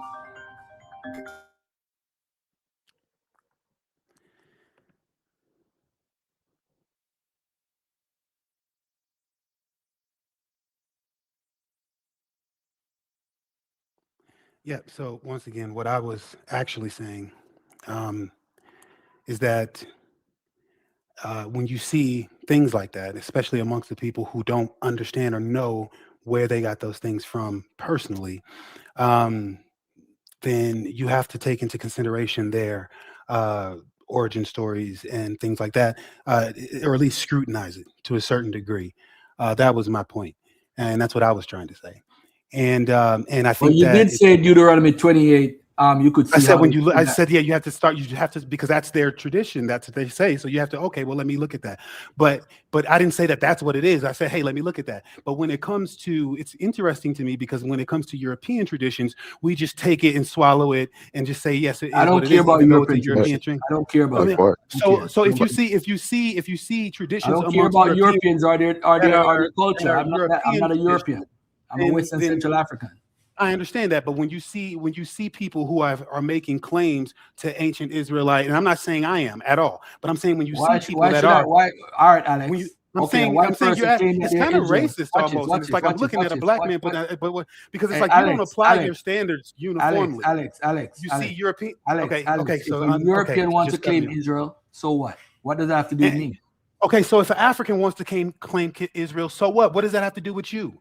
Why are you so entrenched? African, but because I know they're lying to themselves. That's why I know. I don't care about. So what makes you think that these Europeans are not lying? I don't care because I'm not European. Okay. I care about my people being lied to. That's what I care about. I don't care about them. They could do whatever they want to do. You guys are obsessed with them. But I'm not obsessed with them. I'm obsessed with my you Western African culture. That's what I'm obsessed with. You bring them up and you defend them, even when they say things I defend when they are right about something. There's nothing wrong with that. And it's not a them. No, when they're right about something. When they're right about something. It's about truth. Alex, you don't even want me. You don't even want me to even say what opposing scientists said. Alex, when it comes to them, you are obsessed. Remember when you first came on the post, right? You can say that, you said, "I just want to prove that these white folks are not." And all I did was that's not what I said. Hold on, Alex. That's not what. That's not what I said. That's your interpretation, which is biased, and I can see a lot about you. You said your whole argument is them white folks is not the people because you want to imply. This is what you're implying. The people only could be brown skin like you, dark skin like Garfield, or look like Ben. That's the only people that should be allowed to say it. I don't care about. That's not what I'm saying. I care about Africans. Exactly what you said. Africans trying to be Asiatics. That's what I care about. What I'm saying. Lost in the sauce because they lost their identity of being Western Central Africans because it's not good because those are Hamites, and that's why you guys don't want to be that. Because you're ashamed of being Western Central African. That's the only reason why you want to argue. Every single study about hold on. Because that identity is what they're chosen, so you want to be chosen. You are ashamed to be African. That's why you argue about if white people is this. I don't care if they want to claim they're Jews. I don't care. It doesn't matter to me. It doesn't matter to me if you guys want to claim it. I'm just talking just to bring balance to the conversation and say, hey, I don't think we're these people. We're Western Central Africans. And the science points to it. History points to it. Archaeology points to it. Linguistic talk points to it. There's nobody in African-American culture that speaks some form of Hebrew. Judeo-Arabic, Judeo-Persian, Judeo nothing. So if you want to play that game, I could pull a linguistic out. I ain't got to use genetics. Let's use linguistics. If you go to every culture that claims that they're Jewish, they have some sort of linguistic connection to the Hebrew language, whether it's Judeo-Arabic, Judeo-Persian, Judeo this, Judeo that. We don't have no form of connection. No African culture has no connection to no Arab, no Hebrew words. And any word that's similar to a Hebrew word comes through their connection with Arabic. There's nothing. There's no connection. We are trying to invent a connection, and that's why we look stupid. That's why we're bowing down to try to be like them. Plain and simple. Are you finished? Like, so if I start talking, I can talk? Go ahead, bro. Okay. So of all of those people that you're talking about, this is, okay, let me be me, bro. I am not trying to argue for or against either one of these groups right now. What I'm trying to understand is why though the parameters are not applied equally. Because what we're talking about in all of those places where all of those Jews went, Mesopotamia, and to Rome, because there's no evidence that they went anywhere really that much further than Rome until way later. And we don't know who those people were. We just know that they identified religiously as Jewish people. But in all those places that they went, Rome, they went to India, they went to Mesopotamia, or what would be considered that today, the Iraq-Iran area. They went into Egypt and further into Egypt because obviously, if you think about it, they were not trying to just go into Egypt. They were trying to escape the Romans, and they were trying to escape the Roman Empire. That's why only captives of war are the ones who went into Rome, because there wasn't nobody running into Rome. People were trying to get out of the Roman Empire. That's why they were going to Mesopotamia. That's why they were going to the southern Levant. And when they went into Africa, they were going to go beyond the Roman Empire. So you have to use your brain. They were going to be pushing as far as they could away from Rome. And Rome was running all that shit in the north at the time. So you have to use your brain. It only makes sense that the number of people who went into Africa were it only makes sense that at least some of them went further into Africa than just fucking Tunisia and Algeria, because all of that was Rome at the time.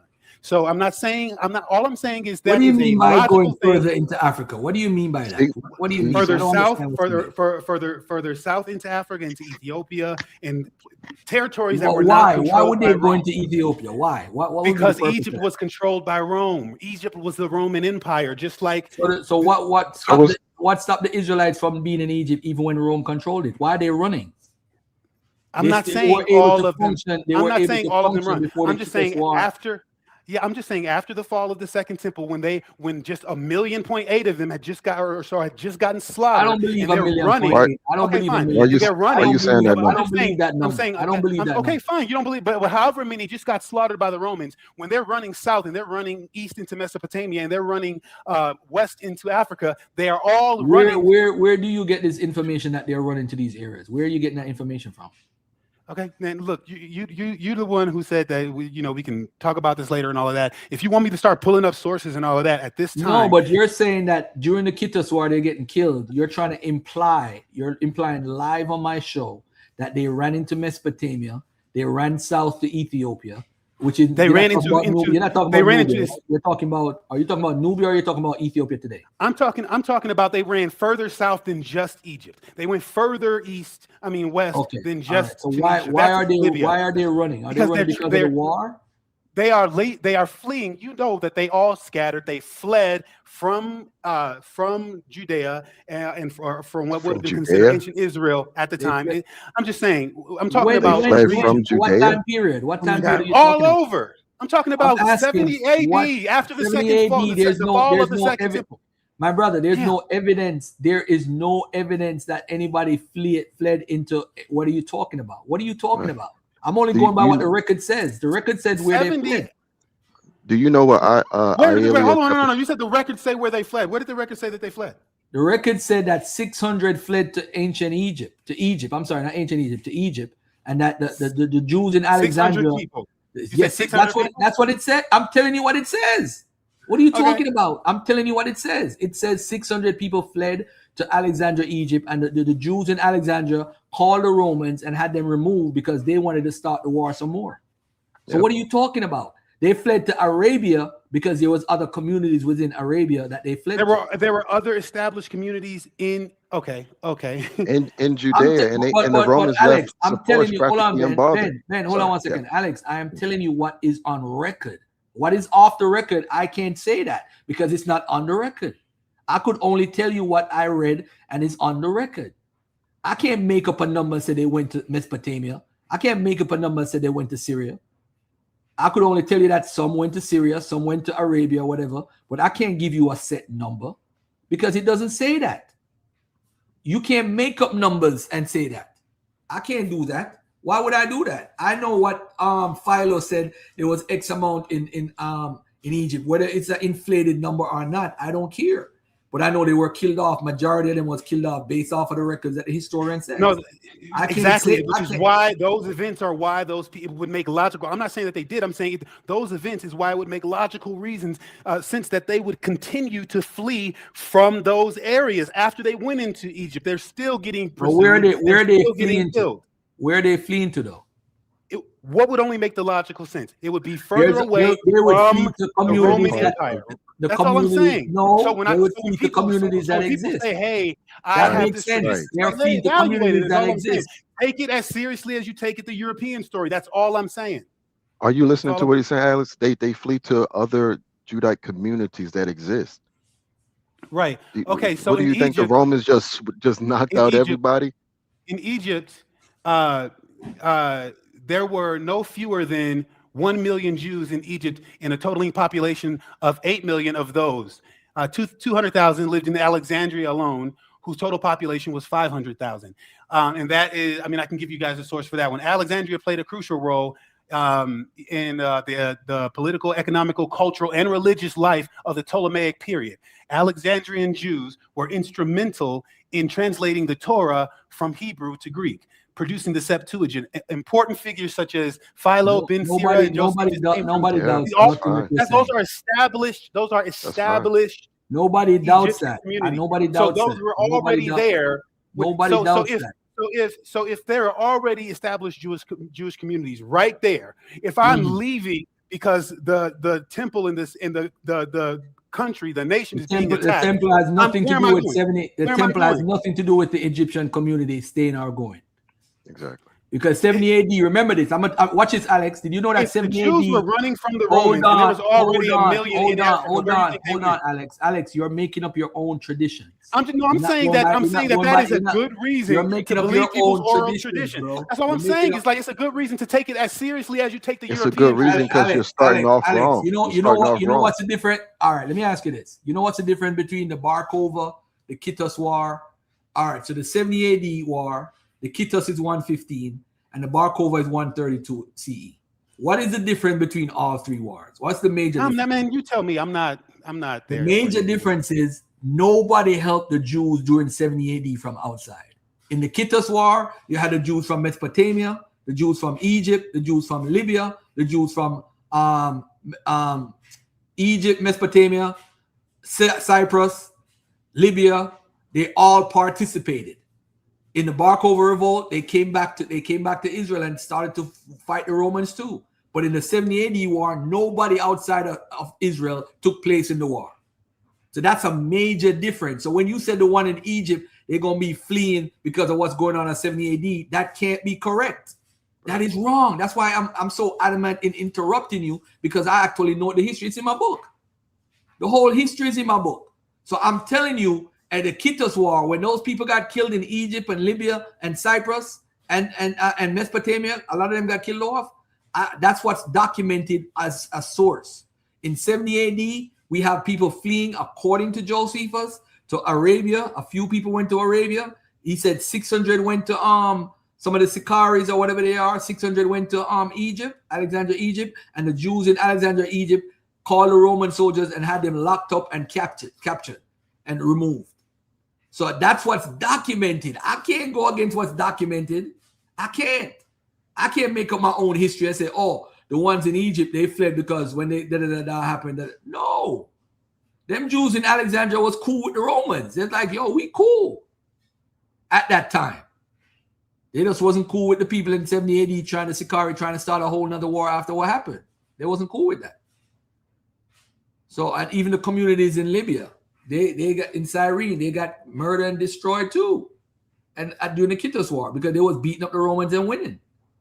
So I can't say people ran into south, they went south. They could have went south, yeah, but still stayed in North Africa and not go across the desert. I agree with that. Because if they went into the desert, they're running, because remember, you need protection from the Tuareg or from the Berbers. And you have to have an alignment with them as far as paying for protection. And also you got to have an army to protect you. So at the end of the day, So I'm just play the rule. And there's no evidence that this occurred at all. There's no records. So I can't make an assumption. I can't make an assumption. With the Kittus War, I could say that, okay, the Egyptians, they said they reported them, so they were trying to move from their community. They reported on their own Jewish brother. So they weren't trying to move. Why would I assume at that point that they're moving south? South where? They chilling. They're like, yo, listen, man. Listen, Roman guys. They got these Sicari guys here that I don't want to be around them. I'm not trying to beef with y'all, but they trying to beef with y'all. Come get them. That's what happened. I can't make up nothing. I got to go with what the evidence says. Okay, so just quickly here, what I'm saying is I don't feel like it's unrealistic to think that people who fled into Egypt, especially if their Egyptian brothers, like you said, would be willing to give them up. I don't think that it would be unrealistic to think that those people could have fled down into places like Ethiopia, or even Tanzania, or even anywhere along those places, trying to get to a place where they actually felt safe. Whether it's 100 or 10 or 50, but to say that nobody did that is just, to me, I'm like, but you would equally believe that these people fled up into Europe and then fled over into Poland and Hungary, where it's cold as hell, and up into Germany. But like that seems feasible and normal. And I'm like, that, like, it seems kind of, I'm talking to two black men, at least it sounds like, it just seems kind of racist to me, though. It sounds like I'm talking like that. It just can't be imagined that people would flee further south. It just seems to me like it takes some bias to feel like that wasn't a possibility. But I'll say, as far as the amount of people, so Josephus claims that 1.1 million people were killed during the siege, that the majority of them were Jewish. He attributes this to the enormous death toll, partly to the Passover festival, which had drawn large numbers of pilgrims into the city when the siege began. So this is civilians, women and children, as well as men, murdered. This is what Josephus claims: 1.1 million. The broader war, the great revolt, ultimately led to a massive casualty amounting to perhaps a quarter of Judea's entire population. Word on fire. The Bar Kokhba revolt. It says that there were Judea through a combination of battlefield casualties, mass killings, and widespread enslavement survivors. So, like the revolt, he said the revolt was arguably worse than the Romans' brutal suppression of the Bar Kokhba uprising. Led to near total depopulation of Judea through a combination of battlefield casualties, mass killings, and then widespread enslavement. So it would only make sense that the psychology of these people would be to get the hell out of there. That's what they're thinking, and they're not running into Rome. That's my point. I just told you they ran to other Judean communities. Right, and some of the largest Judean communities were right there in Africa. So why do we exclude those? Why do we act like they didn't go into those? And it's like, oh well, they all got killed off. So if they're still being pursued, then don't you think there's some of them are still going to be running to other Jewish communities? Who did that? The people that were living in the temple area, in the area that would be known as Palestine now. That they went north. They went to Pella. That's what we have documentation of. We have no documentation we have no significant population flow that is documented going into Europe, except for the two huge waves of male slave captives of war. That's what we have documented. Like if we're talking about these like little. Hold on. So did Romans take Jews up into Europe? They took prisoners of war into Europe. Okay. What did the prisoners of war? Hold on. What did the prisoners of war do? What did they do? Did they have them openly working? What did they have them doing? They were taken as slaves, as prisoners of war, into Europe. To do what? What were they doing? They were being slaves, whatever slave work was at that time. Okay. All right. So you just said that I could believe that a large amount of Jews went into Europe. But you just admitted that the Romans. But if they took 500,000, if they took up to 500,000 prisoners of war, and I don't know about the population. The population that is fleeing is going to be larger than the population that is. Hold on, Alex. You're saying a lot of stuff. You're getting emotional, bro. Like that's you said 500,000. Who took 500,000? The Roman captives of war were taken. The largest one was 97. It's 97,000. That's what it says. So yeah, 90. So what's wrong with 97,000 people going into There were Europe? others. But there were other. I'm just saying. But if there was 97,000, there was 97,000 men. It wasn't because you're trying to make it seem like Judeans were fleeing or Israelites were fleeing into Europe. They were not. They were fleeing everywhere else. Hold on. Who said they were fleeing into Europe? Who said that? All right. That's what I was asking. Sound like that's what you said. You said we have evidence. Oh, they went into Pella. Like that's Pella is northern Israel. What are you talking about? You're saying, okay, but either way it goes, what you're trying to say is that these people were fleeing north. These people were fleeing. Yo, you're obsessed with white people, bro. Listen, I'm convinced. okay, I'm not I get talking it. about you. I asked you how many fled into Europe. You said 700. Okay. Now I said it fled into Pella. Pella is northern Israel. That's what's on record. That's on record. That's just one record. That's just one person. That's just one document that's saying, oh, this thing happened. That has nothing to do with what actually happened on a whole. You know what I mean? Like on a whole, this is documented. That's the tradition. They said they went to northern Israel, bro. That's what they said. They went from Jerusalem to northern Israel. And that's what they led to. No, that's what those particulars, that small band of on their Jews. That's what those people, that small band of people who descend from those people say that's so what they did. What are you concerned about? Then why are you trying? You want to say a bunch of them went into Africa? That's what you want to say? I'm saying that Josephus you're said obsessed with color, Josephus bro. You're obsessed with color. You're obsessed with trying to make sure that no African can legitimize their claims. All you want to do is delegitimize African claims. You try to validate all of these claims of European ancestry, but your whole point is to you can't even acknowledge there's a no logical truth. There's no argument. how can I delegitimize a claim that's not true? There's no claim to make. There's no claim. Josephus said Josephus that said there what? were large groups of Jews that fled into Africa. Josephus Josephus reported also that say himself. Josephus also said say he that trained large for groups of $60,000. hold on, Ben. Josephus said large groups of Jews went into Africa. When did he say that? Yes. When did he say Oh my that? God. God dang, man, you always want. You can pull up you can ask Google yourself. Why are you asking me? Oh no! So now you're getting temperamental for no reason. Now No, you're because it's asking a just like you question. could get the You're saying that. information. Like, what are you trying to get?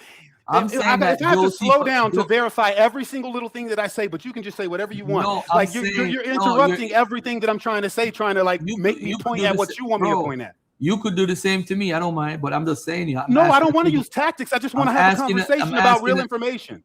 I'm asking a simple question. How many people went into Africa according to Josephus? How many people went into Europe? I don't know. Besides, how many people actually chose to flee and go into Europe? I don't know about anybody. No I don't know about any Nobody. Jews fleeing into Egypt, into Europe. I don't know nothing about that.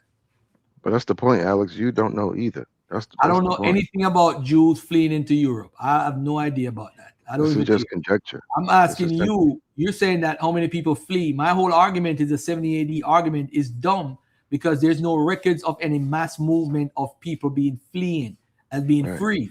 It says that Josephus said that around 600 people fled into Egypt. Some fled into Arabia. He didn't say the amount, and some may have fled into Syria, which makes sense because if you're fleeing, you want to go where the Romans are not.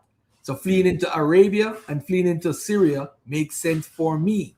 That makes sense if you're running from your enemy. So if you say running into Egypt, why would you run to Egypt if your enemy controls Egypt? Why would you run into other areas like in Europe where your enemy controls Europe? It makes no sense. So I'm going to go to Syria, to North Israel. I'm going to run up to Syria. That makes the most sense. So when they went to Pella, that makes sense because they're going to northern Israel where they are free, but they could have movements on their own. So now you're saying they're running into Egypt to go south. How are they going to run to where the enemy is? Because the Romans control Egypt. That makes no damn sense. They wouldn't even go to Arabia. Romans The did not oral control tradition Arabia. of the limba Arabia the oral tradition of the limba is that after the fall of the temple, they fled Fuck south. the limba. That's bullshit. That is all bullshit. I'm talking about what can you prove? Can you prove people ran into the area and went to the limba? That's bullshit. That is total bullshit. Can you prove anybody fled You into can't Europe? prove 70 AD the limba went there. The limba comes from 70 AD. You cannot prove that. You cannot prove that. You just wanted to add that bullshit on it. You think you're an Israelite, man. Get the fuck out of here, bro. No, I That shit don't. is But bullshit. I think that you're very biased against African people's Yes, claims. I am. You're Yes, I am. Yeah, exactly. And what? Okay. And what? And I'm that's for the to me, truth. that's just disingenuous. Well, I'm because for the the claims that truth. are coming from Europeans aren't You're true. making up shit, bro. You said that thousands of people left when Josephus said it. Ain't no fucking documentation of that, bro. You made that up, bro. You made that up just now while you live on my show. And I'm going to ask you right now, show and prove. You can't. You're going to get mad. I don't like bullshit. That's what I don't like. It's not about an African, a Jamaican, because I beat up the Rastas too. They're on the same bullshit you on. And I beat them up every day. So now you tell me, where is these thousands of people that ran into Africa that you're saying? They're trying to bring up the limba. The limba says da-da-da. The limba circumcised teenagers. They ain't nothing but they ain't no Jew, they Arabs, bro. That's crazy. Where does Josephus said thousands of people ran into Africa? Please show me that. I'm gonna wait for that one, bro. I'm gonna wait for that one. Since I made it up and I'm a liar, show me where he said that. Yep, just give me a second. Since you're trying to make me go and like search for I'm not making information, you like I got nothing. the books I'm on the trying to fucking force you shelf. not to make shit up. That's what I'm trying to force you All right, to do. all right, but just don't make sit shit there. up while you're on Don't my sit there show. Make acting it up like on you took your Facebook. sword Don't off make it before up while you're on my so live you stream. can put it on. Is all I'm saying. Like you don't. Just show me. You said thousands of people went there, and then you try to bring up the limbo. Oh, the limbo. Get the hell out of here, that limbo bullshit, man. That shit is bullshit. That's bullshit. And why do you say that that's bullshit, by the way? Because it's bullshit. I already showed that last week. It's bullshit. I already showed it. Like showed it based on what? Just give me the synopsis. I'm gonna put it on the screen right now. But you could, in the meantime, you could show me. I know, and that's what I'm doing. So just like, come on, man, you don't got to. Yeah, I'm gonna wait for you to show me Josephus. But that shit is bullshit. I've been doing that shit bullshit. It's in my book. It's bullshit. It's bullshit. Shit is bullshit.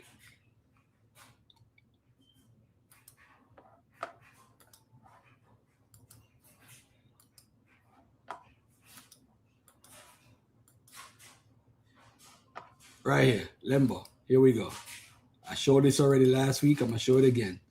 Journal of International Academic Research for Multidisciplinary, Ephraim Chicano and Tudor Prophet, two scholars at Crossroad, Reflections of the Remba Origins.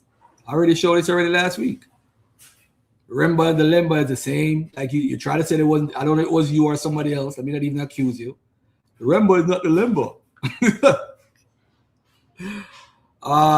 To similar circumcision patterns and similar Ngoma names, Madivenga's argument leans closely to W.D. Hammond Took. Hammond Took notes that, like Muslims, the Remba circumcise their sons between 7 and 15 instead of at infancy. Now, that's a marker, and that's what they do culturally. All right? He maintains that the marriage and dietary laws are aligned to the Muslim practice. The names of the Remba tribal groupings are actually Arabic and generally used by Muslims. Sadiqi, Hussein, Hamisi, Haji, Bakiri, Sarifo, Saidi. For him, the Remba descended from Muslims, at least in part. These Remba skilled in mining and metalwork were believed to be foreigners in Dustpanburg. They are believed to be the source among the Venda, Sotha, and the Svanka. Nowhere is Madivenga clear in his advancement of Muslim Remba thesis than in the abstract to his PhD thesis. Chapter 2 identifies and describes vestiges of Muslim influence among the Varemba people in the southern interior, among whom traces of Islamic culture have survived.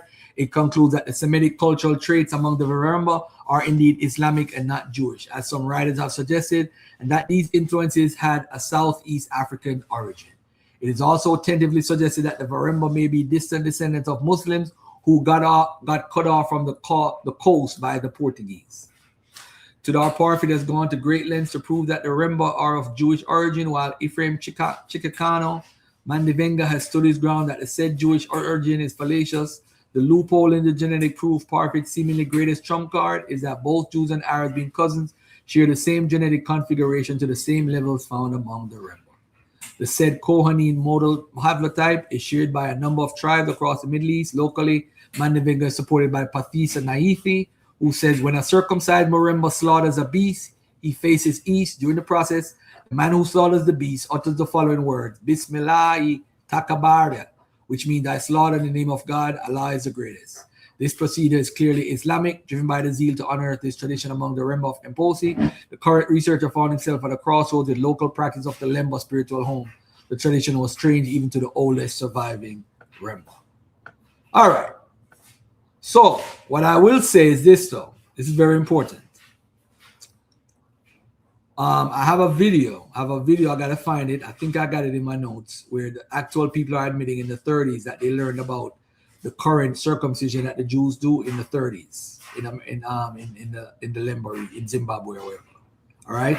Now, if you want to believe that the Lemba are Jews, they are using the J marker, and the irony is, you want to say that these people are using the J marker the whole time last week, and say that how we know this is Jewish or whatever, using the J marker, and that's how they use the conclusion to claim that that's the main argument that they're Jews, because they're J markers. So if you want to use the J marker, go ahead, bro. Have fun. No, I mean, I honestly, when I look at I know you're going to try to say, like, if we had ancient DNA, actual ancient Israelite DNA from a known, like, more homogenous inland, like Israelite population, that's actually a really good sample, and then that matched European Jews, I'd be like, oh, okay, I can. There you go. Why are we talking about European Jews? I don't care about European Jews. African Jews. Why are we talking about European Jews? There you go. Why are we talking about European Jews, bro? You said the Lemba is J, though. If that matches African Jews, then I would say that matches. No. What I'm saying is I don't believe. I'm saying, listen, what I'm saying is I don't. What I'm saying is that has nothing to do with what I'm saying. I don't know why you're asking me that. It doesn't matter. I'm not claiming that. I'm not claiming that. Why do you keep trying to put that on me? Lemba could have left 70 AD. So what are you saying now? Wait. Why are you trying to make it seem like I'm trying to say I'm an Israelite? I'm not trying to say that, man. Stop trying to push that on me. Why do you keep trying to do that? I'm not trying to say that. I'm arguing what I am saying. I am not trying to play no games or like do no diversions or play like, that's not what I'm doing. What the fuck does it matter if I have J or if I give a fuck about the rim? Like that. My point is, why are these things not being applied symmetrically to people who have African claims as opposed to people who have Indian claims or Mesopotamian claims or European claims? Okay. No, it's not. So if Africans have J, do they have the J marker? No. I don't even believe that the J marker is actually what ancient Israelites are. We don't have any evidence to prove that we're. Well, you're advocating for the limba, and the limba is based off of the J marker. So what are you saying? No, the European claim of the limba is based off of their J marker. I'm not saying any of it. I'm saying, so what is your limba claim based off of? I'm curious.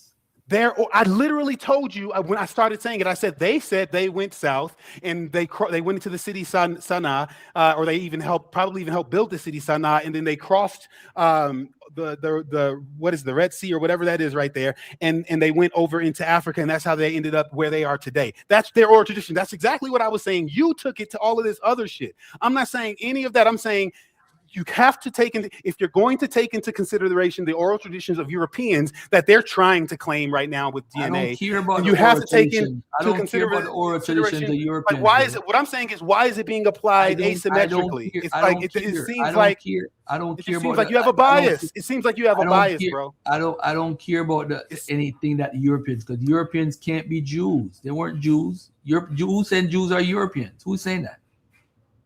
Who's saying that? Jews have never been Europeans. I think that it's clearly well documented that Eastern European Jews are Eastern European Jews.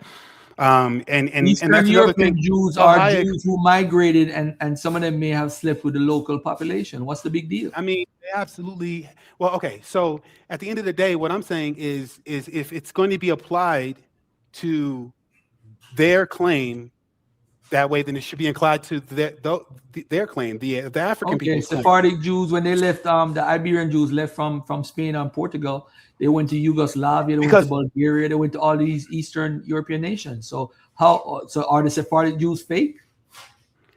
I have no idea what the Sephardic Jew, because at the end of the day, we don't know any of that because we really have never tested. We don't know what ancient Israelite DNA actually looks like. We don't. The people who are practicing the tradition and have a linguistic connection. I already told you 3 factors. They are practicing the religion, and they have a linguistic connection, and there's a genetic connection to the ancient Near East. Those 3 things match. For Africans, for Africans, that don't match. We don't have a linguistic connection. There's hardly any genetic connection, and there's hardly any cultural connection, because those people who are practicing in Africa today, even the Igbos, they are practicing rabbinical Judaism. And we like to say that's fake, but they are practicing rabbinical Judaism. Some of them didn't even know the Torah until in the 1990s. So at the end of the day, through computers. So what are you talking about? What I'm saying is all of that can be applied to Europeans too. They weren't speaking Hebrew before the 1940s and 50s. They weren't doing that when they were in Europe. They started to do that to build an identity in the late 1940s and 50s. You said Jews weren't. Hold on, Ben. You said what? Repeat that. Jews were not what? Jews were, the Hebrew language was not a common language amongst Jewish people until after. What? Yes. That's a what? Lie. That's a lie. The European Jewish people. Okay. That's a lie. Okay. There's no such thing as European documented. Jewish people. There's Jewish people all over the world, bro. That's not true. Spread it all if over you the world. Test, if There's you Jewish test people all over the world. If you Jews test in the Caribbean are people, Caribbean Jews. What are the Jews in the Caribbean? If you test Sean Paul is a Jew. all over the world, the reggae artist. His family, if you test is Jewish Jews. people all over the world, and you test them in the right manner, like to prove that test they them. actually. How would you test them? What would make you test them? So and this is from El Hayek. He is a geneticist. He's El talking to other Hayek geneticists. you know what? I'm gonna end the show. This is your problem. You like information that supports your argument. That guy has been renounced by every single geneticist. And I mean, literally. That's not true. Yes, he has been. No, yes, only he 4. has been. Only 4. And he has, bro. Only 4, and 2 of them were Jewish, and one of them was getting their funding from Mark Zuckerberg and David Gold. Like, come on, man. Why would you use him? And I told you this, bro. You're not serious about your research, bro. You're not serious. You're front. I use him because he's the only one being honest. You use him because he agrees with your garbage. Everybody else, you asked me, and I'm going to tell you, everybody else is only trying to go and pick proxies that they feel like will tie Jewish people to the Levant. He's the only one that picked those kinds of proxies and proxies that come from Eastern Europe to see what they actually tested closer to. That is more honest. He's the only one that looked at both groups to see what they tested closer to, and they tested far closer to Eastern Europeans and Iranians. And the only time they test high for these numbers of 5 or 50% to 70%. Let me ask you one question, right? Let me ask you one question. Let me ask you one question. You've read El Haik's works, right? Yes, I've read over it. How many Khazarians has he tested? He tested Armenians and I'm gonna ask a simple Caucasian question. people. How many Khazarians? Hold on. He tested people who lived in that area today as proxies. I'm gonna ask the question again. How many Khazarians has he tested? How many ancient Israelites has anybody tested? Like, that's a stupid question. You don't have any. It's okay, bro. I'll talk to you next week, man. You see, people don't know how to research. They have their agenda. You see, when I'm researching the Hebrew Israelites, I got to look at their side. That's why I know so much about Second Esdras. I had to go to their side to see their arguments. And the reason why I have to look at their arguments is because I could look at both sides of the argument. I can't say they use proxies from the Middle East, and they use proxies. Let me talk, bro. That's more honest. Let me talk. You're being this, man. You're doing that bullshit, bro. That's crazy, man. Like, the reason why the Hebrew Israelites believe King James. I don't give a fuck about Hebrew Israelites. Hold on. Please don't talk to me about them. I don't care about them. Listen, bro. Listen. I don't even like them. I had to learn why the Hebrew Israelites said King James is black. You know why? Because I had to know both sides of the argument. And that's the reason why I had to look at El Hayek as well as. You know why? And this might shock a lot of people. They have a legitimate argument to believe it based off of the information that they hold to. Hebrew Israelites? Yes. That's bullshit. Yeah, man. they have a legitimate reason to say King James is black based off of the okay. I don't know about their King James. The problem is hold on, my brother, relax. The problem is I had to see why they believed it. I know they were wrong, but I had to study it. Why can't I see why El Hayek believes El Hayek, or whatever his name is? I studied him because I wanted to see what his arguments were. Okay. And he's one of the most disingenuous geneticists I've ever read on. And the reason why I hold to that conclusion, the reason why I hold to that conclusion is one thing with his Khazarian study, right? And this is why I asked you, how many Khazars did he test? But he has a whole conclusion of the Khazarians. And what did he test? You just got to go to his testing that he's Armenians and Caucasians. And once you read his testing, you realize he's full of shit. Because guess what? He's another guy, and this is why I'll box you in with the Hebrew Israelites. And he said, "Oh, I don't give a effort." Yeah, now you're saying that, but your arguments flow with their arguments. Benaiah Ben Israel, Dante Fordson, the sister on what do they say that has anything to do with what I'm saying? El Hayek, because he told them, and he even interviewed with the Hebrew Israelites to agree that some of y'all might be this and da. He's fake as a $2 bill, as a $3 bill. This is what he is. And hey, listen, you could do whatever you want to do with research. You can't research. Because if you hold to El Hayek so strongly, there's no way you could call yourself a researcher. There's one no thing way. You give up whatever you're doing, start all the way over. Look at this comment by my brother Ben in the audience. Hold on. El Hayek thinks every commercial DNA company is involved in a conspiracy to hide the truth, and now baits BHI to buy his test. Yeah, it's true. Because that's why he went on Benaiah's Israel channel and said, "Yo, buy my test," and they started to use his test. And then one of them woke up and exposed the test. Now they stopped using it. They stopped using it because they found out he was a liar. So shout out to the Hebrew Israelites that stood up against this fake guy El Hayek. Okay. He's a liar. So one thing he did that nobody else is willing to do when they're trying to prove Jewish ancestry is test the DNA from populations that are representative or are living in the Levant right now, who should have at least some ancestry, right? That's the assumption that they're making. So we're going to test them against these people. It's like, okay, but he's the only one that said, I'm going to test them against them, and I'm going to test them against these other people over here who have haplogroup J, and we're going to see which ones they test closer to. He's the only one that has been willing to do that. Did he actually do the test? I'm gonna ask you a question again. Did he actually do the test? He drew on earlier studies. Bro, you're a waste of time. You're a waste of time. Hey Ben, I'm out of here, bro. Peace and love to you. Peace, brother. Yes, sir. Hold on, let me see what my brother. But remember, Jaffe, actual peer review published research that is legit. Yeah, he does, but he lies about a lot of stuff. But anyway, family, I'm out of here. Peace and love, man. Them Lembo, they some